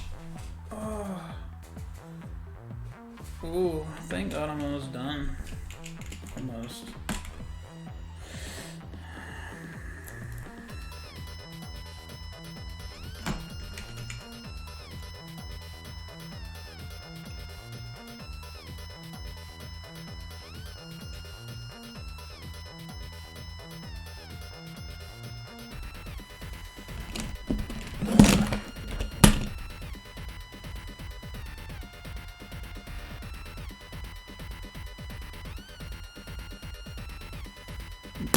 Skateboarder for 8 years.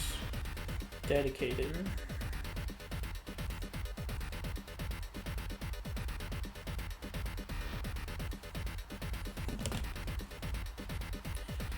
This is so weird. Like, why would you stagger out your buttons or stagger out your posts in Mitsu? Why? That makes things so much harder for me.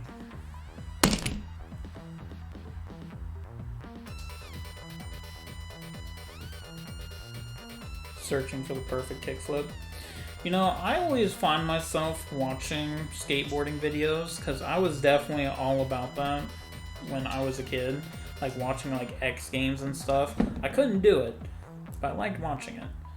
And like, I forget what it's called. It's like a YouTube channel, and they're like professional skateboarders, and they're always like filming at like their skate park or whatever. And they're always doing these like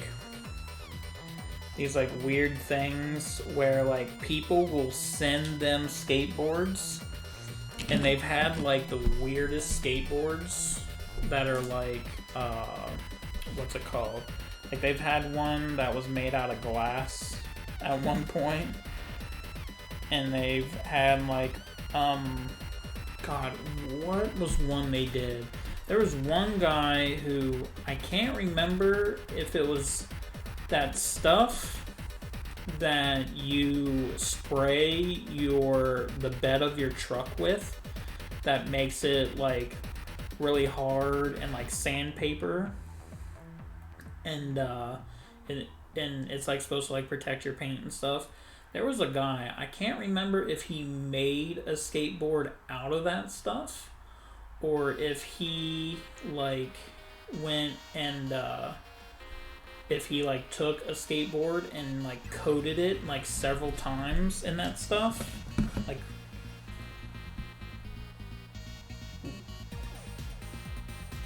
Rhino Liner, I think is what it's called. And he he told them it was like an indestructible board. So like they like did like tricks on it and stuff, and then they spent like a good majority of the video trying to destroy the board. Like they were like setting it on fire, running over it, hitting it with a sledgehammer. That shit was fucking ridiculous. It was kind of crazy. But like because of the rhino lining that they put on the board, it was like really heavy.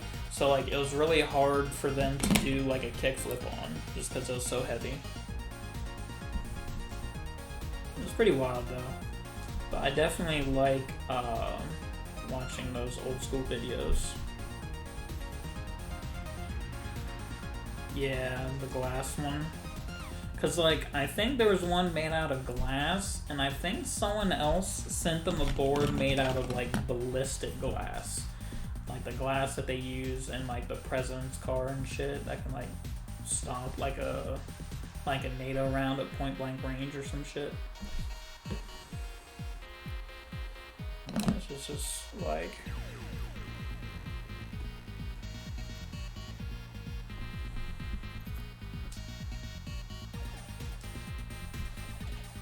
What's next? Yellow.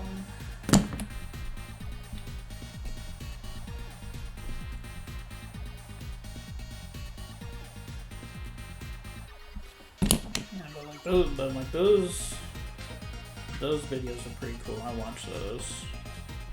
And they had like, I think I haven't watched them in like a really long time, but the last one I watched, I'll never forget it. It was some dude, you know, some like typical skateboarder dude who had like long blonde hair, and I think he was from Australia. I think either Australia or Canada. Like horrible memory, but he was like the best. Like currently the best old school skateboarder, where like he didn't really do a bunch of like those like flip tricks. He did a lot of those like ground tricks like they used to do in like the early 70s and stuff, like the pogo and board slides, and I don't even know what else you call those other tricks you do, but like those like old school tricks from like the 70s. And he was doing some real wild shit. Like some real crazy manuals and shit. And that shit was pretty hype too. I'm not gonna lie. That guy was pretty good. And then like, it's always surprising to me whenever like I'm like watching TV, right? Like I don't really watch a whole lot of TV. But when you're like at like a doctor's office or something, they always have like ESPN on or something. And I see videos of the shit that people are doing these days. Like, when I kind of stopped following extreme sports, I remember that when, like, doing a single backflip on a dirt bike was, like, God. Like, you were a god if you could do a single backflip on a motorbike. And like now, I'm be seeing those people. They're doing backflips, but they like let go of the bike and they're doing all kinds of crazy flip shit with their body while doing a backflip. And I think I seen a double backflip. Like there was a guy who did a double backflip on a fucking motorbike, and I'm like, holy shit! Like what the fuck is this? Like, I remember one backflip. What the fuck happened? Got old. That's what happened. Like, people thought doing a backflip on a motorbike was just impossible. It was just something that you just couldn't really do. And only, like, one or two people could do. But now it's, like, everyone doing it. And they're doing, like, a bunch of crazy shit.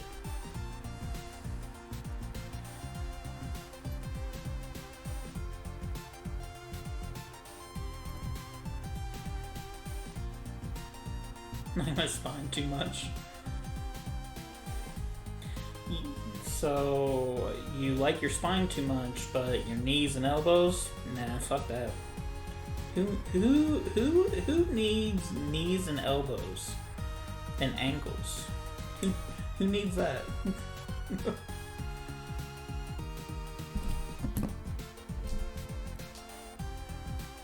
Yeah, man, shit used to be crazy. I don't even know if they even, like, do they still do X Games, like, every year? And, like, the Winter X Games?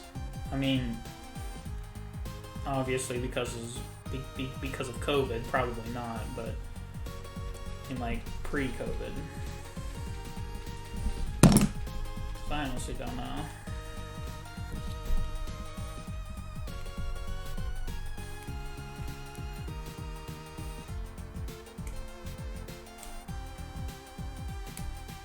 Yeah, that's always sick. You know, talking about skateboarding, you know how excited I was when they announced Tony Hawk Pro Skater 1 and 2 remake? I was so hyped. That was like one of my games that, like, I really wish that they would either like remaster or do a Tony Hawk game right and not make like the shitty ones. Man, I melted this one too far. Oh, it's gonna be a pain. Like I got Tony Hawk Pro Skater on PC, which sucks because you have to get it on fucking Epic Store, but won a Tony Hawk Pro Skater tournament. Yeah, I'm not that good. Like, I'm good enough at the game to be able to beat the game. But man, like, I've definitely seen a couple of those videos of motherfuckers, like, doing, like, crazy long fucking combos for, like, ever. Like they do combos and they have that combo route and they just, it's like a big infinite. And they can just keep going forever and they just stop whenever they feel like it. That shit's crazy.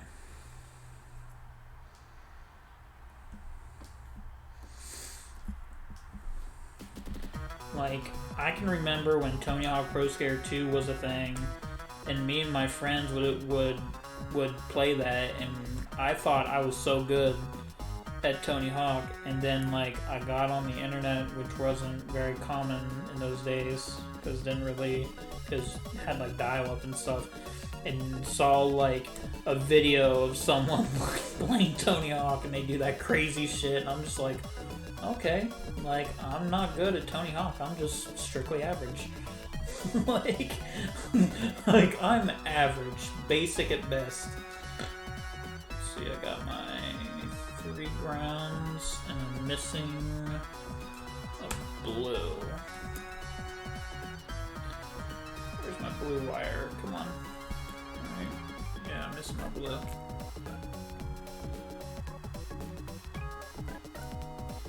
There it is.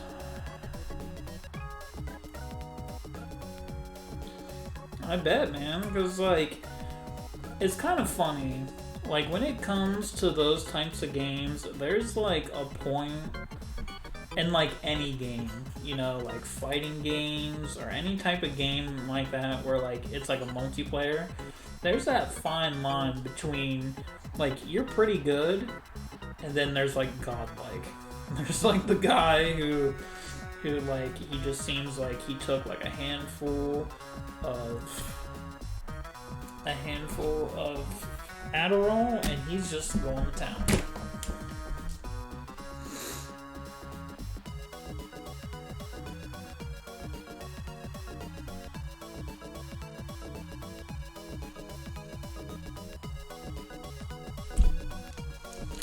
Yeah, like that's kind of the thing with, like, Tony Hawk games. Like, it was kind of cool to do all that crazy shit, but I think my brain was just not big enough where, like, I couldn't do all that super crazy shit that you just can't do in, like, real life.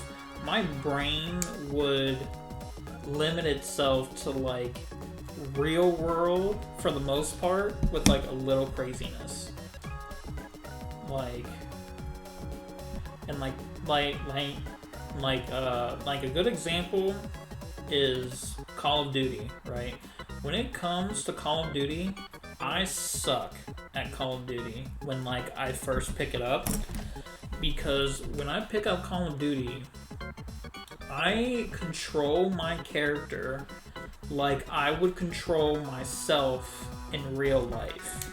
So like, you don't run around with like the gun up and like just like looking around and stuff. Like when you're running, and you know, if you ever been in this situation or been trained for it, when you're holding a weapon, you're not holding it up unless you're like already in a fight. You know, like it's very common to like hold the weapon down a little bit. So like I do that in Call of Duty. Like my weapon is not on center, it like points down a little bit. And then like when it comes to like shooting the gun, I can never just like aim and like I can't just aim the gun and then shoot. Like I have to aim the gun, look down my sight, and like accurately get a hold of my target. Like I treat it like real life. Like you want to be accurate and not just spray and pray, you know? And like and like other people, they treat it like a video game. They're just running, they have the thing on center, and you know, they're good. They play it like it's supposed to be played. I play it like real life. So like it takes me like a solid like month to like fix myself and get it to where like I start like putting the gun on center and start playing it like a regular game, and like I learned the maps and everything. It takes me about a month before I'm like decent.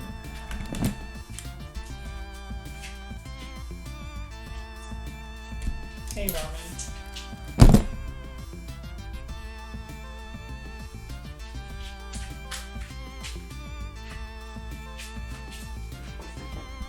My time at 5.5.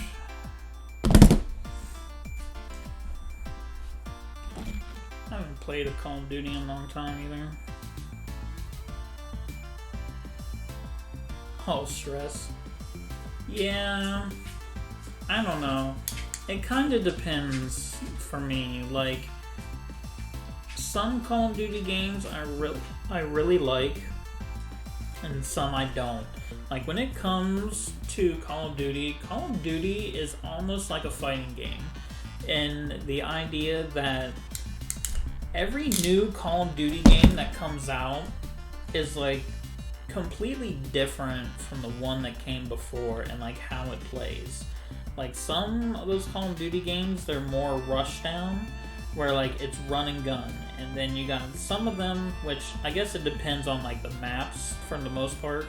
But then you have some where like the maps where like you can snipe, and you can be, and they have like some good sniper spots and stuff like that. And like that's what I really like. Like I really like playing Battlefield. Like back in the day when Battlefield was good, like Battlefield 3 or 4. I forget which one it is. I think it's 3. Like Battlefield 3, and like I love being a sniper. I love that game. Like, because in that game the map is so huge, you're not like running and gunning. Well, you can if you want, but like I love being a sniper. So like in that game you can just post up somewhere and just shoot people. You just wait for them to come and then take them out. So like that. So like I like Battlefield more than Call of Duty. PvE, yeah, I can see that. Cause like I'm not really about like the first-person shooter games. The only time I really play a first-person shooter game is if like one of my friends or like a family member who's really into them, like they want me to play. That's like the only time I play. I don't actively go out of my way to play shooting games. like I was really into what's it called? Like when Destiny, the first one, when that came out, I was so into that. I really loved Destiny 1 when it came out for like the first couple months. And then after that I hated it.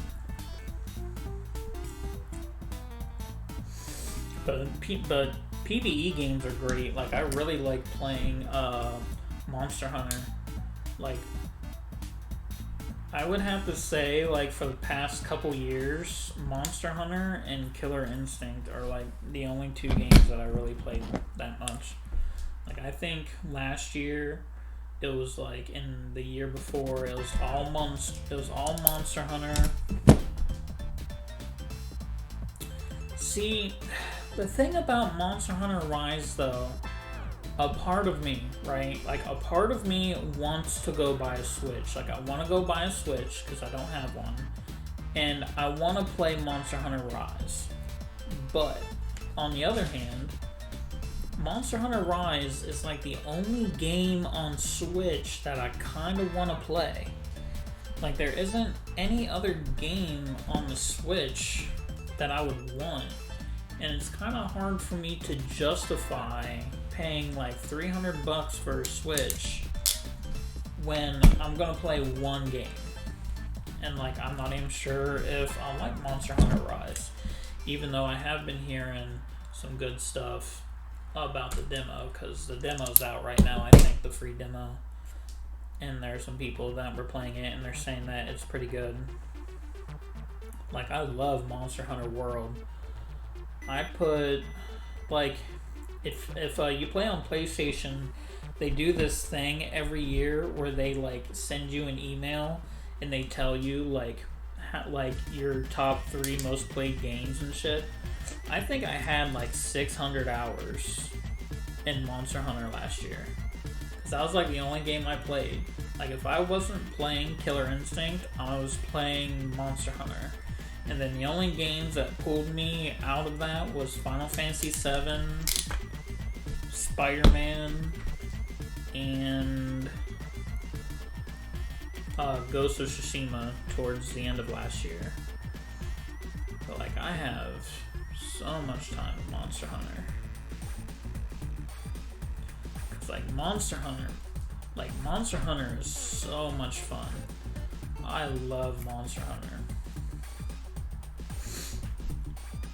Cause like with Monster Hunter, I was always enjoying the like I would use all of the weapons. Like there wasn't a weapon I think that I didn't use.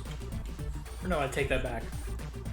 The only weapon I wouldn't use in Monster Hunter World were the bow guns. Like the light and heavy bow gun.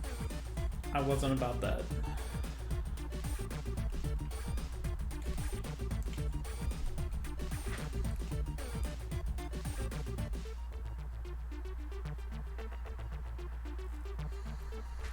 Yeah, and like that's another reason why I'm kind of like wondering about getting a Switch, is because I forget who it was. It was like Forbes or like some like, I forget which reputable thing. They're saying that the Switch Pro is going to be coming out this year, like towards the end of the year, and it's going to be like a slightly larger screen, and supposedly it's gonna have proper upscale 4K when docked. So like that's like another thing. Like I would hate to buy a Switch and then like not even a year later they come out with a Switch Pro.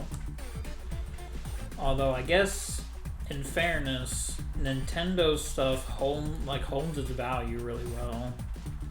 Like that's one thing that I'll give Nintendo. They rarely have sales, especially on hardware, and it usually retains its value for the majority and slightly after its life, if it was good.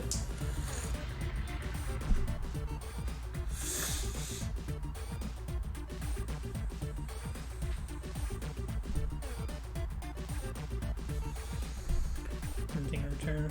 It's always worse. A satisfying grip, dude, makes it much better.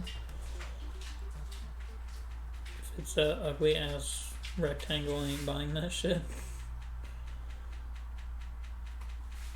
No, it's supposed to be like the screen, like the size, like from from what I read, the Switch Pro is supposed to be the exact same size as like a normal Switch. It's just the bezel that goes around the screen, like the black bar that goes around the screen, that's supposed to be a lot smaller. Like it's still gonna have like a little bit of a bezel, but it's gonna be a lot thinner. So like the actual Switch itself will be bigger, or will be the same size, but the screen will just be bigger because the bezel around the screen will be smaller. I mean, supposedly. I mean, who knows? All of these rumor things, it's kind of hard to tell on what's what.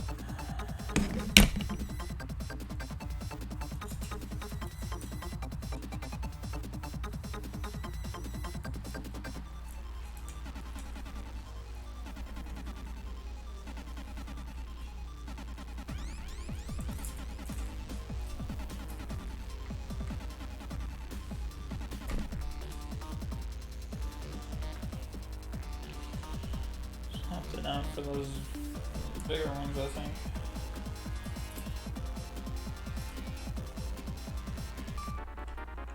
Man, these like Sumetsu ones, it makes the wire all fucked up.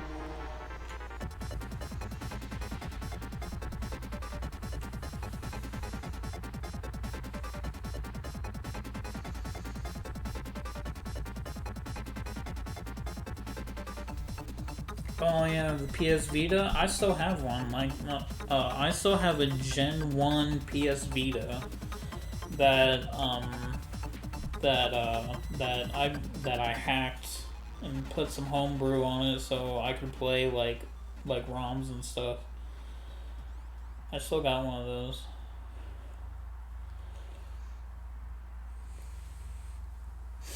Yeah, the fucking Vita was good. The thing that killed the Vita, I think what killed the Vita was the greed of Sony and them having those proprietary memory cards. To where you had to buy their expensive ass memory cards, and they're even expensive now. I guess because they don't make them. But, like, not a whole lot of people have a Vita. And like their memory cards are still like really expensive, and it's kind of nuts. That's why like when I hacked mine and I got the homebrew, I think I have like an 8 or 16 gigabit card, and then they have that slot thing where it is an adapter card, and it's the adapter card is the same shape as a PS Vita game, but you can slide a micro SD card into it, and then you like slide it into the game slot, and then the Vita can use that for like memory, and that's where you dump all of your games and stuff.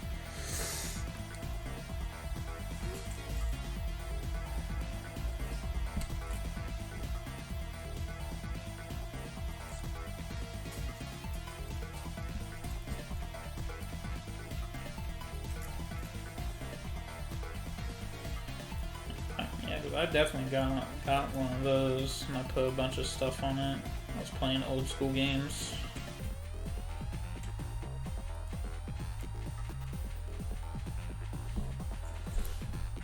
Alright. Not looking too bad. One more.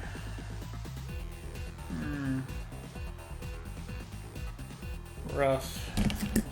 Starting to feel it. Definitely feeling it. Where's my lighter?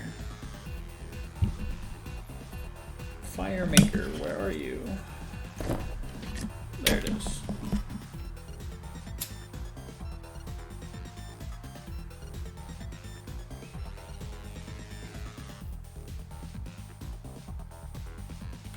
board works on PST. Well, I mean, I imagine it does. I mean, I think for the PSTV, you could use a PlayStation 4 controller. A PlayStation 4 controller or a PlayStation 3 controller, one of those. You know what was super cool now that we're talking about it?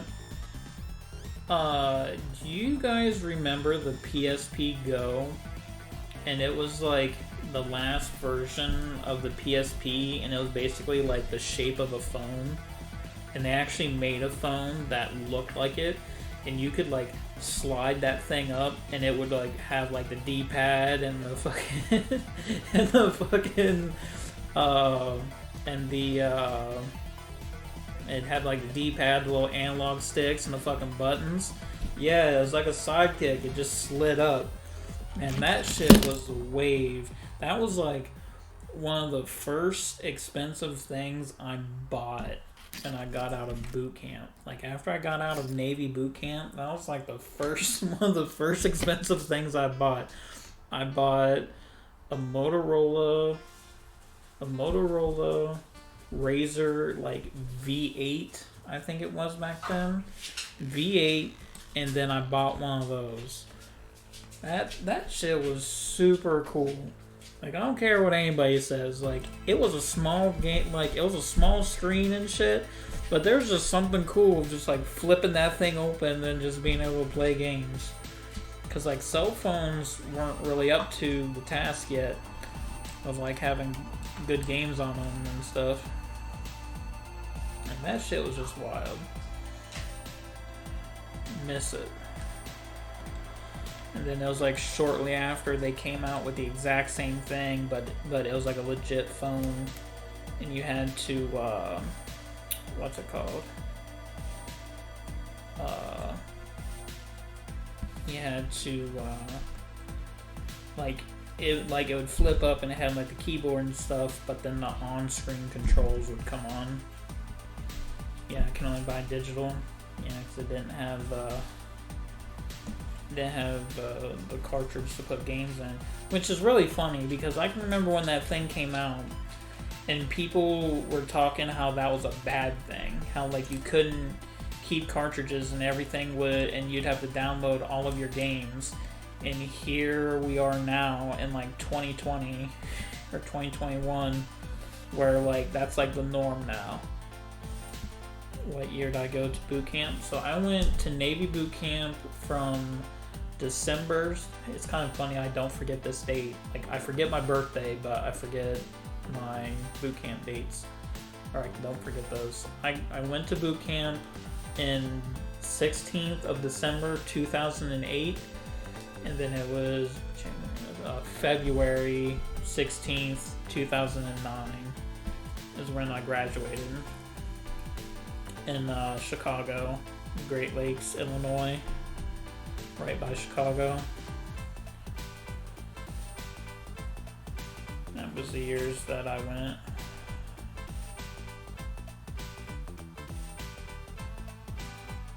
A little longer. That was a harsh winter too, because that winter, like, there is something. Like, it takes, I don't care what anybody says, it takes a lot of skill to be able to, like, march in combat boots on solid sheets of ice in Chicago winters. It was super cold. Super cold and always windy. But yeah, December 16th, 2008.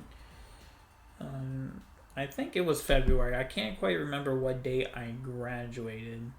And then I went over to wherever, the Great Lakes base, to go to A school and stuff.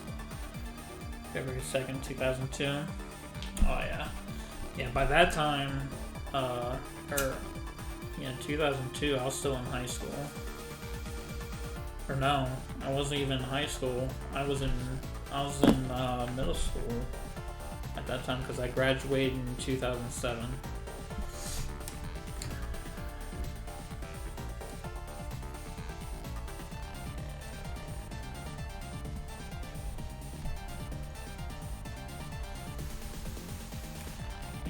Chicago winters are no joke, or at least that year wasn't no joke. They're like way up north too, so I completely understand it being super cold.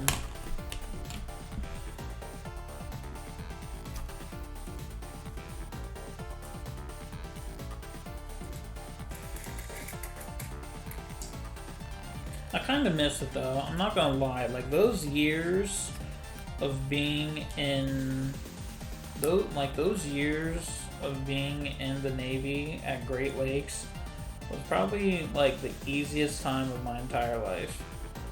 Like, it's kind of funny on how like in the moment you think something sucks and it's just hard, and then like later on in life when you get like more seasoned and you get a little older and you realize that shit was not that hard.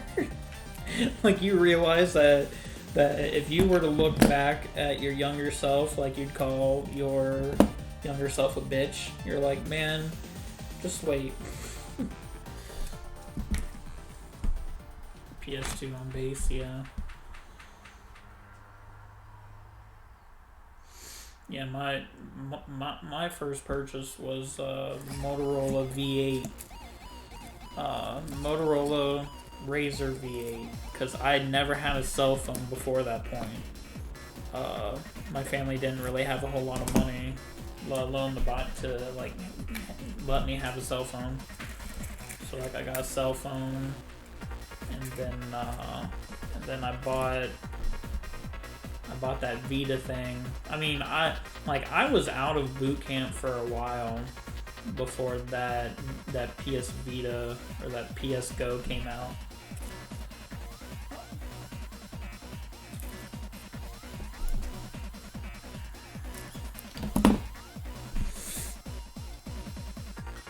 Yeah, man, like just easy life back then. And then you think about it now and you're like, man, like I had it easy back then. Like, didn't like you just had to wake up early, get dressed, show up at point A at like the right time. Didn't really have to think about bills.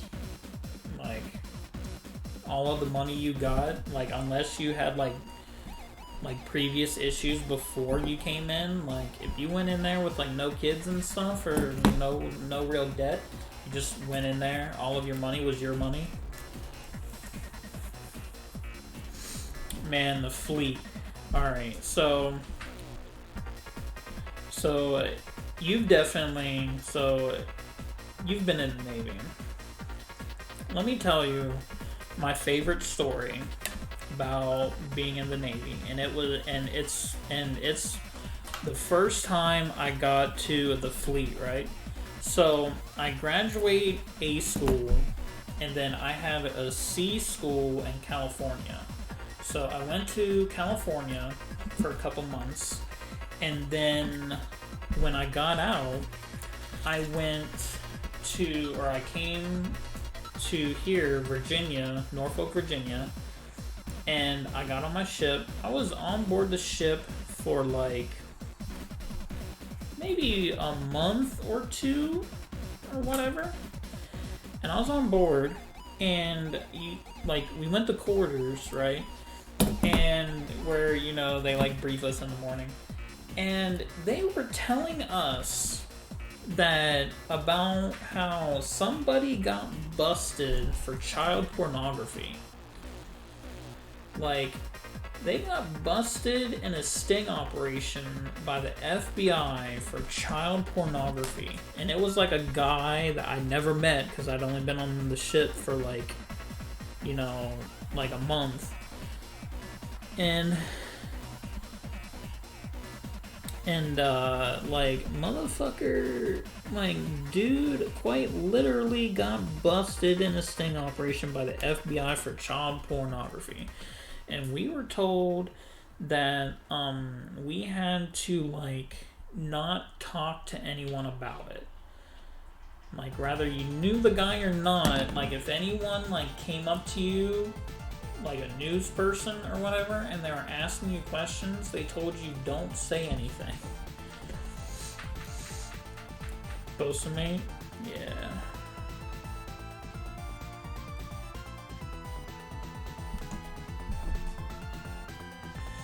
Hey man,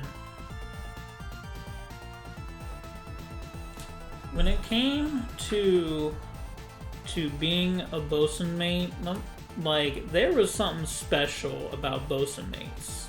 Like they they were like it was kind of like, it's kind of funny. Like I'm pretty sure it's like this on every ship because that's just the vibe I got. But man, when it came to bosun mates, like a bosun mate is an old salty sailor. Like when it comes to the bosun mates, they are probably the only division or the only job, rate, whatever you want to call it, that still adhere so close to like the old ways. Like they have so much more structure that has kind of left the Navy as like a whole, but they still maintain it.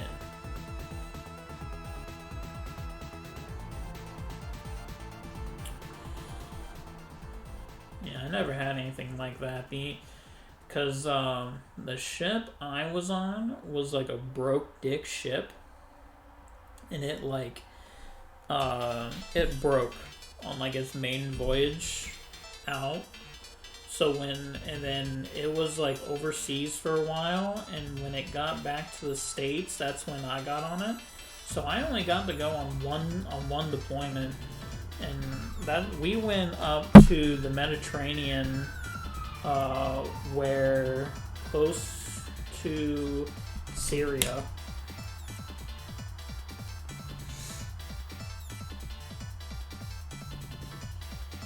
Yeah, like bosun mates are just, they're old school. Like they're super old school, and they definitely believe, and they ingrain in you like chain of command, and like they're like old salty sailors in like the new world.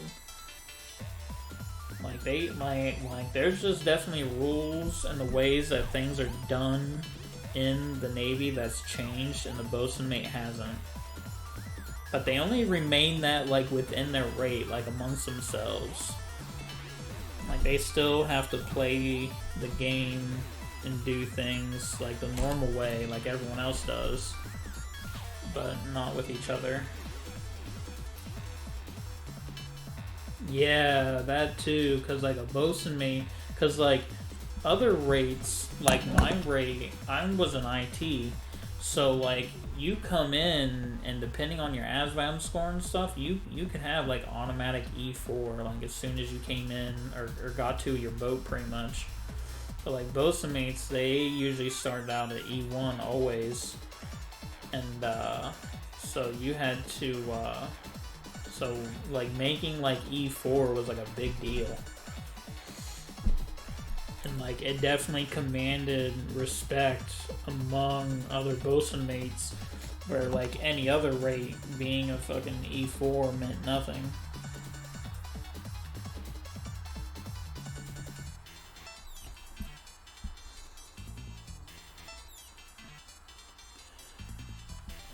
You said you use 30 gauge wire, correct? Yes. So that's how I keep all of the wires in. So you don't have to use all 30 gauge wire. Like you see how I have things kind of like where like there are 2 buttons or 4 wires per sleeve. You could probably do like a 22 or 24 gauge wire, and you could get 2 in here. Or you could probably get 4 inside here. It would be a fight. It'd probably be maxed out. You could probably do it. The reason why I use 30 gauge for everything is because like the side buttons here, there's no way that you're gonna fit 6 22 gauge or 20 or 27 or whatever gauge in one sleeve. So like so by using the 30 gauge wire, 6 wires is a max. Like 6 wires will make it super thick, and like it'll max it out. So that's why I use 30 gauge for everything, because I buy 30 gauge and it comes in 6 different colored spools of like 30 feet. So I might as well just use it for everything. But you could definitely more than likely use 22 gauge or smaller and probably get four wires in. I honestly haven't tried, but it's probably more than possible.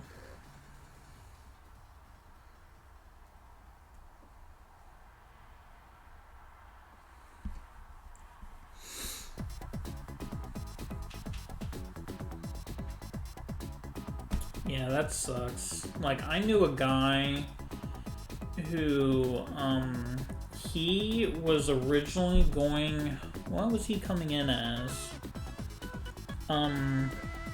I forget what he was gonna come in as, but he eventually, couldn't do what he wanted to do, because when they did his security background check, they found out that his dad was like an immigrant from Korea, and not like an illegal one. Like he was an immigrant from Korea with a green card, and he couldn't get the job that he originally signed up for because of that, and they denied him his security clearance.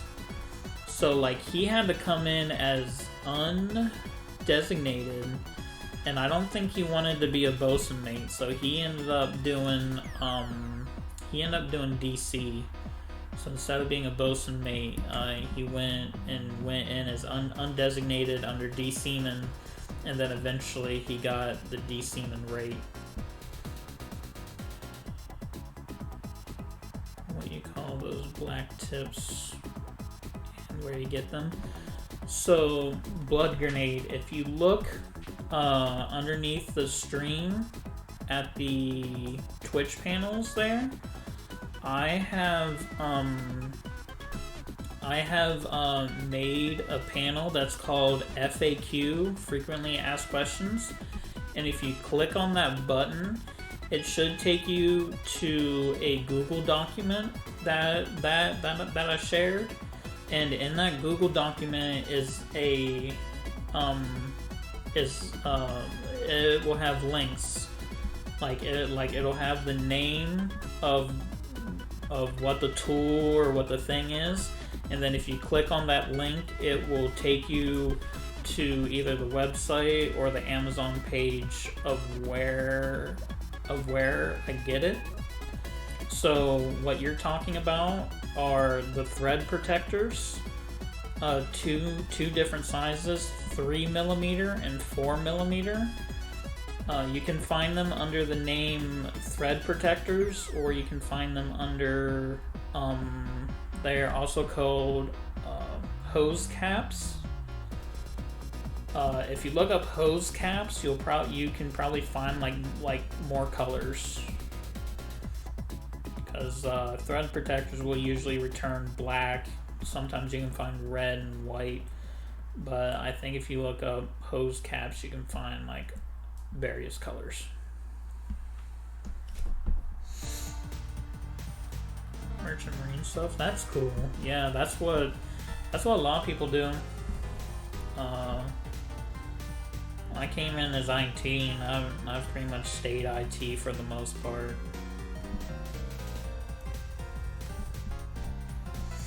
But yeah, like when it came to like bosun mates and stuff, like my mentality is, like, my entire life, when it came to like stuff like bosun mates or ITs, you know, people who work fast food and stuff like that, like, I respect the hell out of people that work those jobs, because I look at it, and it may be different from that person, but to me, I think that job sucks, and I would not want to do that job.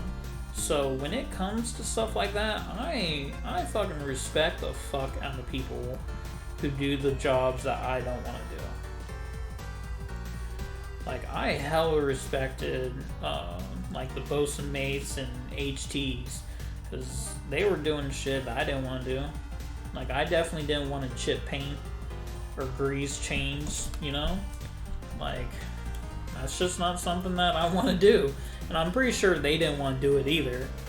But, like, my mentality has always been, like, man, like, I thank that person, like, inside, because I wouldn't want to do it.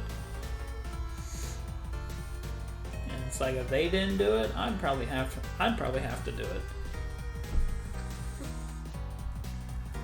That's why it's like, I've never understood, like, those people, like those videos you see of people getting mad at fast food workers and shit. Like, fuck that. Like, it's understandable to be upset, but when you're, like, taking your frustrations out on someone who's just trying to work their jobs, like, fuck that. Although I do believe in that for everyone, not just, like, fast food workers and stuff, but everyone deserves a certain level of respect until proven otherwise.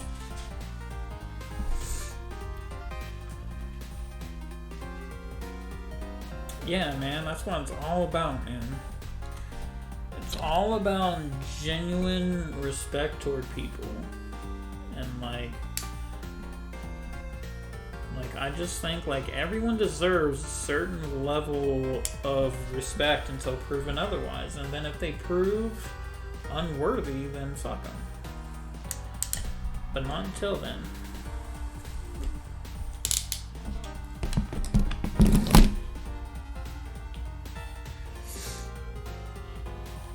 But yeah, man, like, cause like my boat was basically like a marine taxi, and like there were only like about 300 people on board that boat.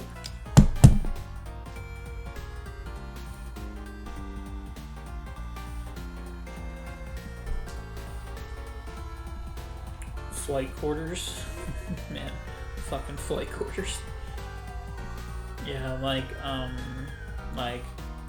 and like you always had like that wheel and deal.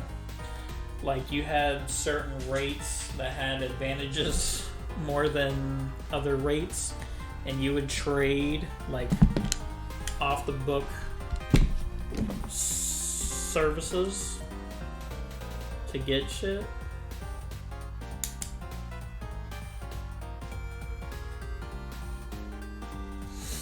Yeah, like we had, what was it? There was a guy who,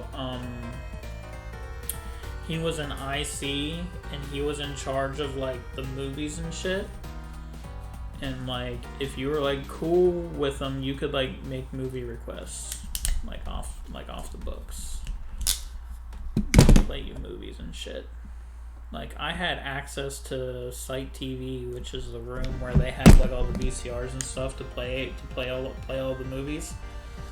And like on duty days, if there wasn't an IC there, or if one of them was there that I was like really cool with, we just I'd hang out down in Site TV and watch movies and shit, play games. No. I was on an LPD, the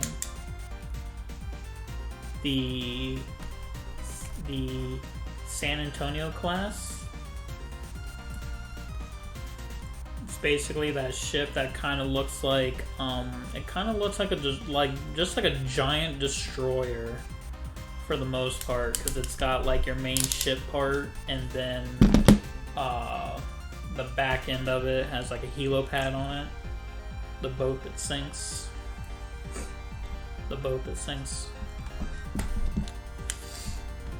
I like that ship. It was like the perfect ship because like the ship itself was so big to like bring on those big hovercrafts, and it was meant to be big because you could like house like hundreds of Marines on it. But because we never went anywhere, it was just a really big boat with like 300 people on it. Access all the toilet paper on the ship. Yeah, that was supply for us.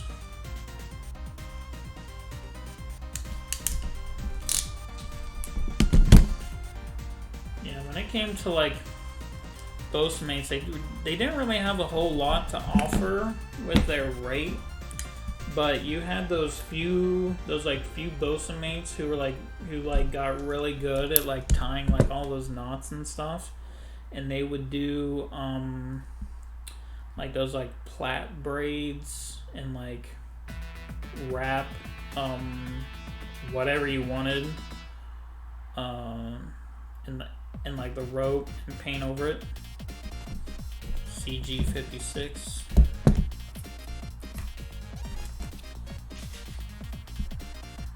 Yes. Definitely simpler times.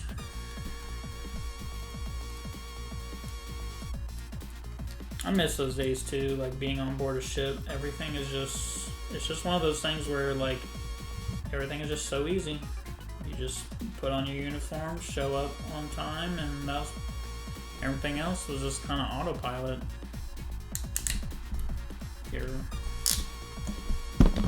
Of course, with like your few shitty days too.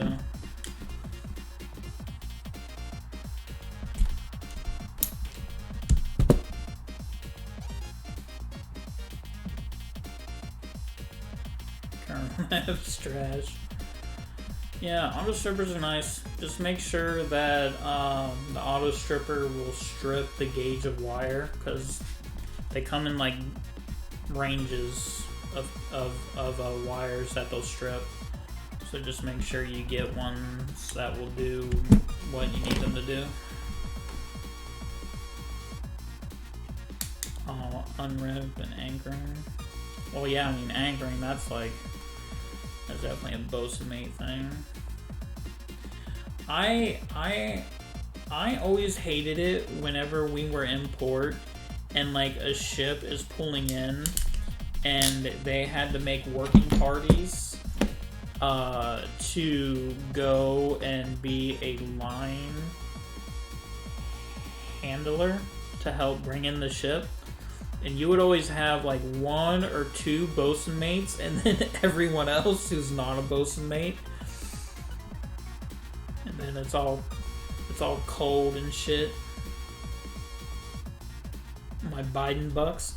Hey, mentioning that, someone posted a thing on Discord the other day. They're not Biden bucks, they are Trump bucks.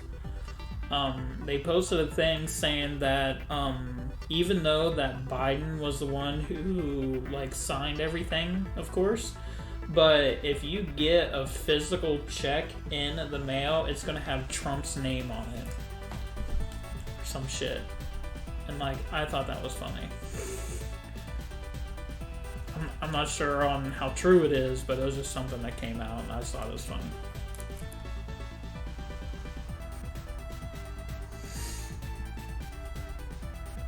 Which, I mean, personally, like, I said this in, like, the Discord server, I don't care about politics any which way, right?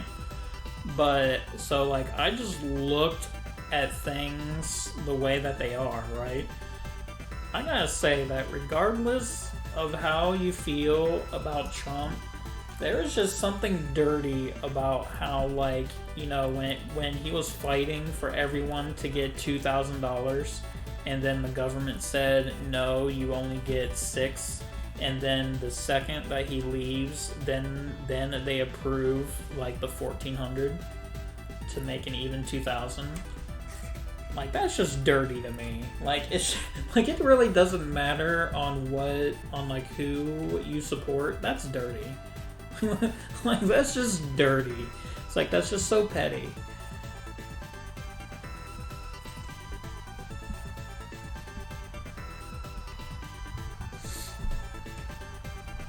Yeah, true, man. Money is money. But like, I found that exceptionally dirty. So I was like, that just doesn't seem right. Like, that just seems like you didn't really have like the good of the American people at hand to be that petty. Like, there were people who could have used that $1,400 back then. Not saying that they'd be in a better position now, but still.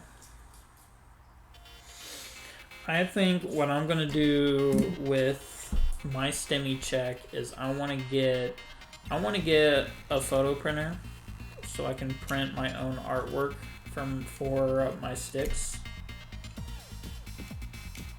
Like, I think that would be cool. And then, like, if I ever got to the point to where, like, I do builds for other people, I'd be able to just print their artwork instead of waiting on Focus Attack. I think that's something that I want to do. Like, my original plan was to spend none of it, and I was just gonna hold on to it until PC parts became available, and then I was gonna, buy parts to build a new PC, because I'm still rocking a 1080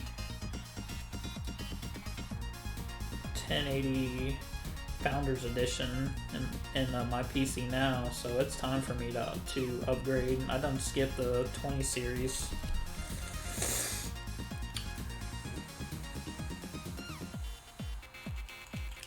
What's going on, Dynamic Shuckles?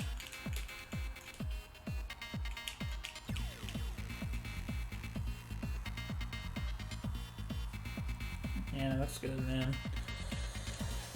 Gotta do what's in the best interest. But I think that's what I want to do. Like, I want to get a printer, but like, I want to get it like on sale. Like, I want to find like a good one. Cause like, I don't want to pay full price. So like, I'm gonna see if I can find one that will, like, a used one or something that's in good shape.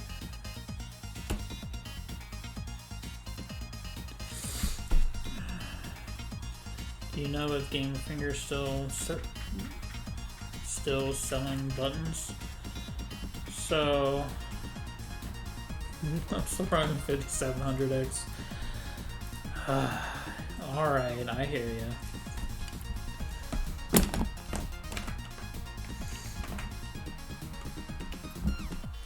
I mean, to be honest, I really don't need a next-gen graphics. Like, I don't need the new graphics card just yet.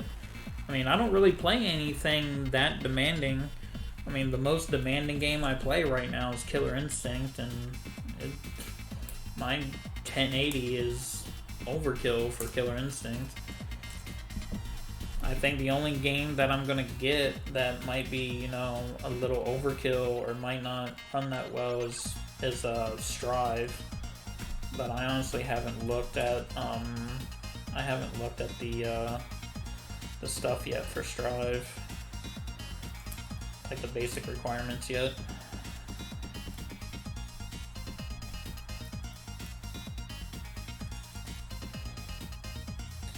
If Gamefinger's still selling buttons. I hear mixed reviews. So I honestly have no idea about Gamerfinger. All I know is that you can't even back order them on Focus Attack anymore. And I think... Oh, wait a minute, what's this? Blood Grenade, you donated $5? Oh man, I didn't hear that alert or see it. I'm seeing it on my feed now. I'm sorry I missed that. Thanks for the $5, man. But answering your question, for Gamerfinger, it's as far as I know, I don't know if you can order Gamerfinger buttons directly from them. I haven't looked at their direct website. I've never ordered from them directly. I've heard people say that they ordered buttons directly off of their site and they've been waiting for like a month or two. So, and they're not particularly good at customer service and replying to emails either. So that's a bad thing. Honestly, nobody knows because Gamerfinger isn't talking to anyone or like giving them straight answers. So like I don't know if they're like done because of COVID and stuff or what. But they're definitely not I have no idea. Like if you want Gamerfinger buttons, your best bet would be to try and buy them from somebody who is selling them. And with that, I say good luck. Because that would be rough. Because anyone who has Gamerfingers now is probably not giving them up. Especially now since it seems like they may be out of business. Because no one's really saying anything. Like Gamerfinger has not come out and said we're out of business, we're closing down, or nothing. They just don't say anything. Oh yeah, I'm definitely all of my buttons and all of my sticks except one are Gamerfinger buttons. I love Gamerfinger buttons because I really like how quiet they are. But yeah, like there's no word yet. Like they just haven't said anything. And some random talk that I've heard on Discord is people saying that they've ordered buttons like a month or so ago and they haven't gotten any yet. So I don't know. Like I am pretty much down to switching out buttons because like here, like these side buttons aren't Gamerfinger buttons, they're Summetsu buttons. So that's what I am resorting to right now is normally on all of my sticks, all of the buttons are Gamerfinger buttons, even the side buttons. So now I'm like buying regular buttons for the sides, and so I can have more Gamerfingers for possibly builds later on. But yeah, I definitely know what you're saying, because I definitely enjoy the Gamerfinger buttons too. Definitely my favorite.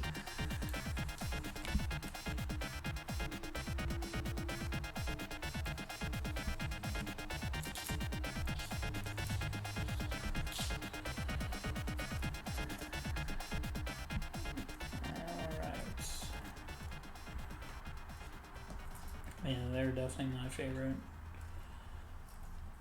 Like originally, like I just got them to try them out because I liked how they were shaped in like the hexagon, and every other button was round, so I just like being different. I didn't even know if they were like good yet when I first bought them, but then when I bought them and I realized just how they were super quiet and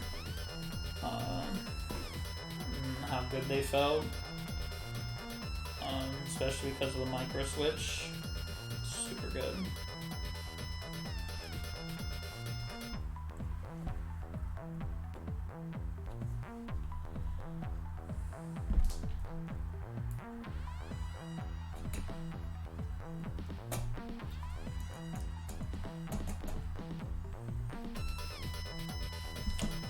Check that now, 'cause I can't believe I didn't get. Oh, there it is.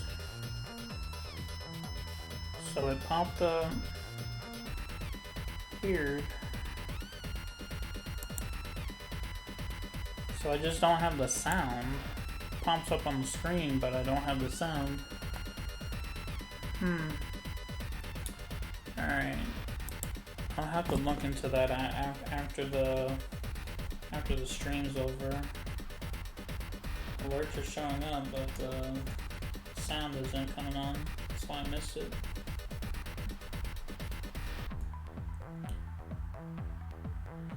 Yeah, I think it is too, because I got like a big warning on the bottom of Streamlabs saying like Twitch is having trouble with going live, and I was live. I was talking to people. They were like, I didn't cut out or anything, so I don't know.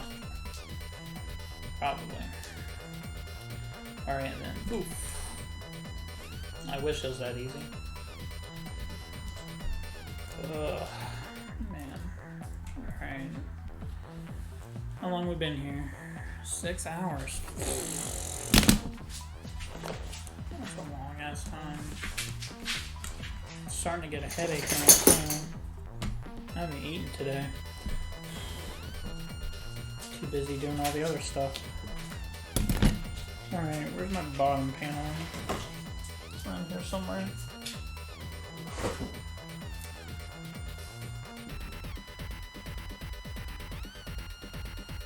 Oh, there's shallow on the bottom.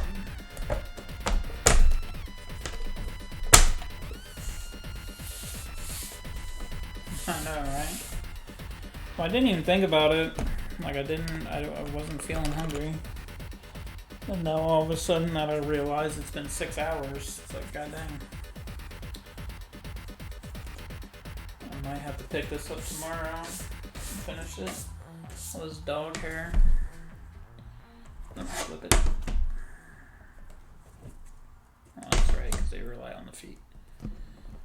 Anyway. I mean, this is the business end anyway.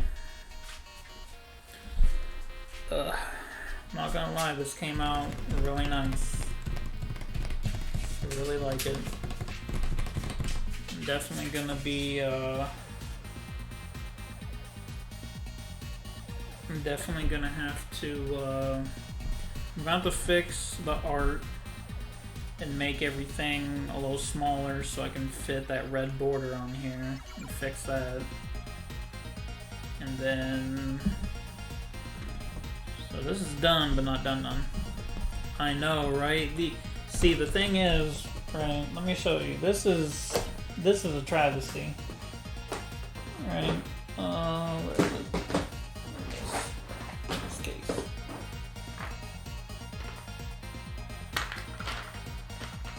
Where are they?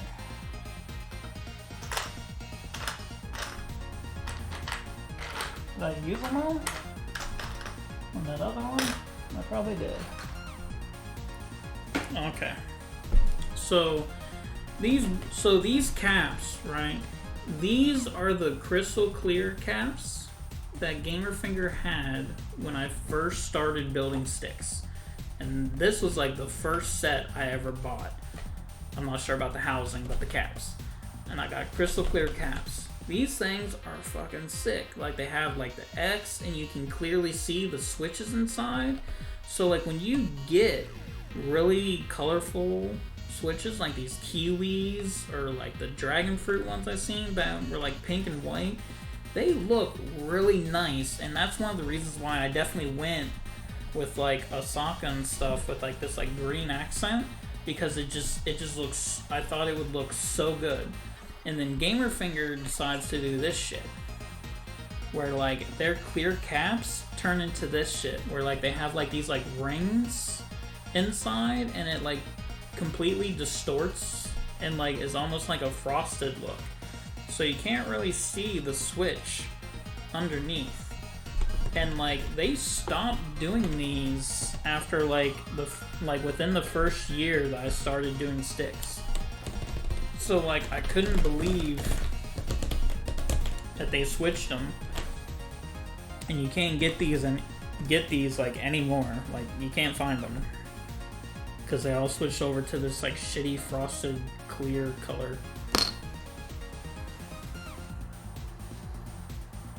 Yeah, and like these crystal ones, they are like, I've been holding on to these ever since I swapped them out. Of like, what were they originally in? I forget what they were originally in, but I took them out. I think they were originally in my Marvelous Customs case, and I dismantled that and took all the parts out, and I was like, I'm saving these caps because I'm going to use them for something. And then this was it. This was going to be it.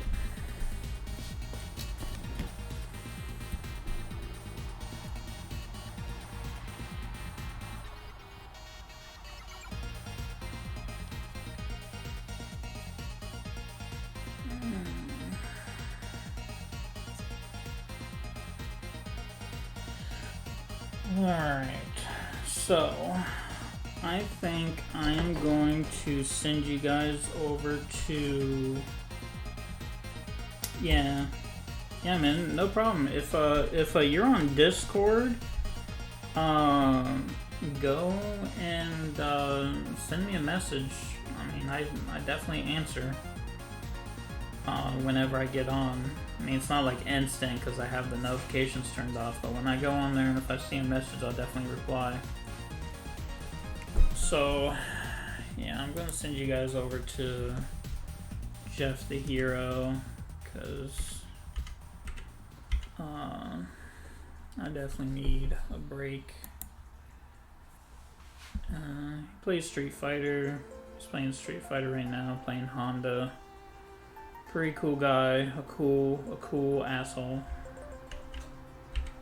P-O-F-F, because you have to spell it exactly right. Capitals and everything. Alright, so I will probably stream again tomorrow and finish this up, which there isn't a whole lot to do. Just the pass-through cable and connecting all the wires to the PCB. So y'all have a happy Friday and enjoy your weekend. Don't do anything I wouldn't do, and if you do, name it after me. Catch you guys later.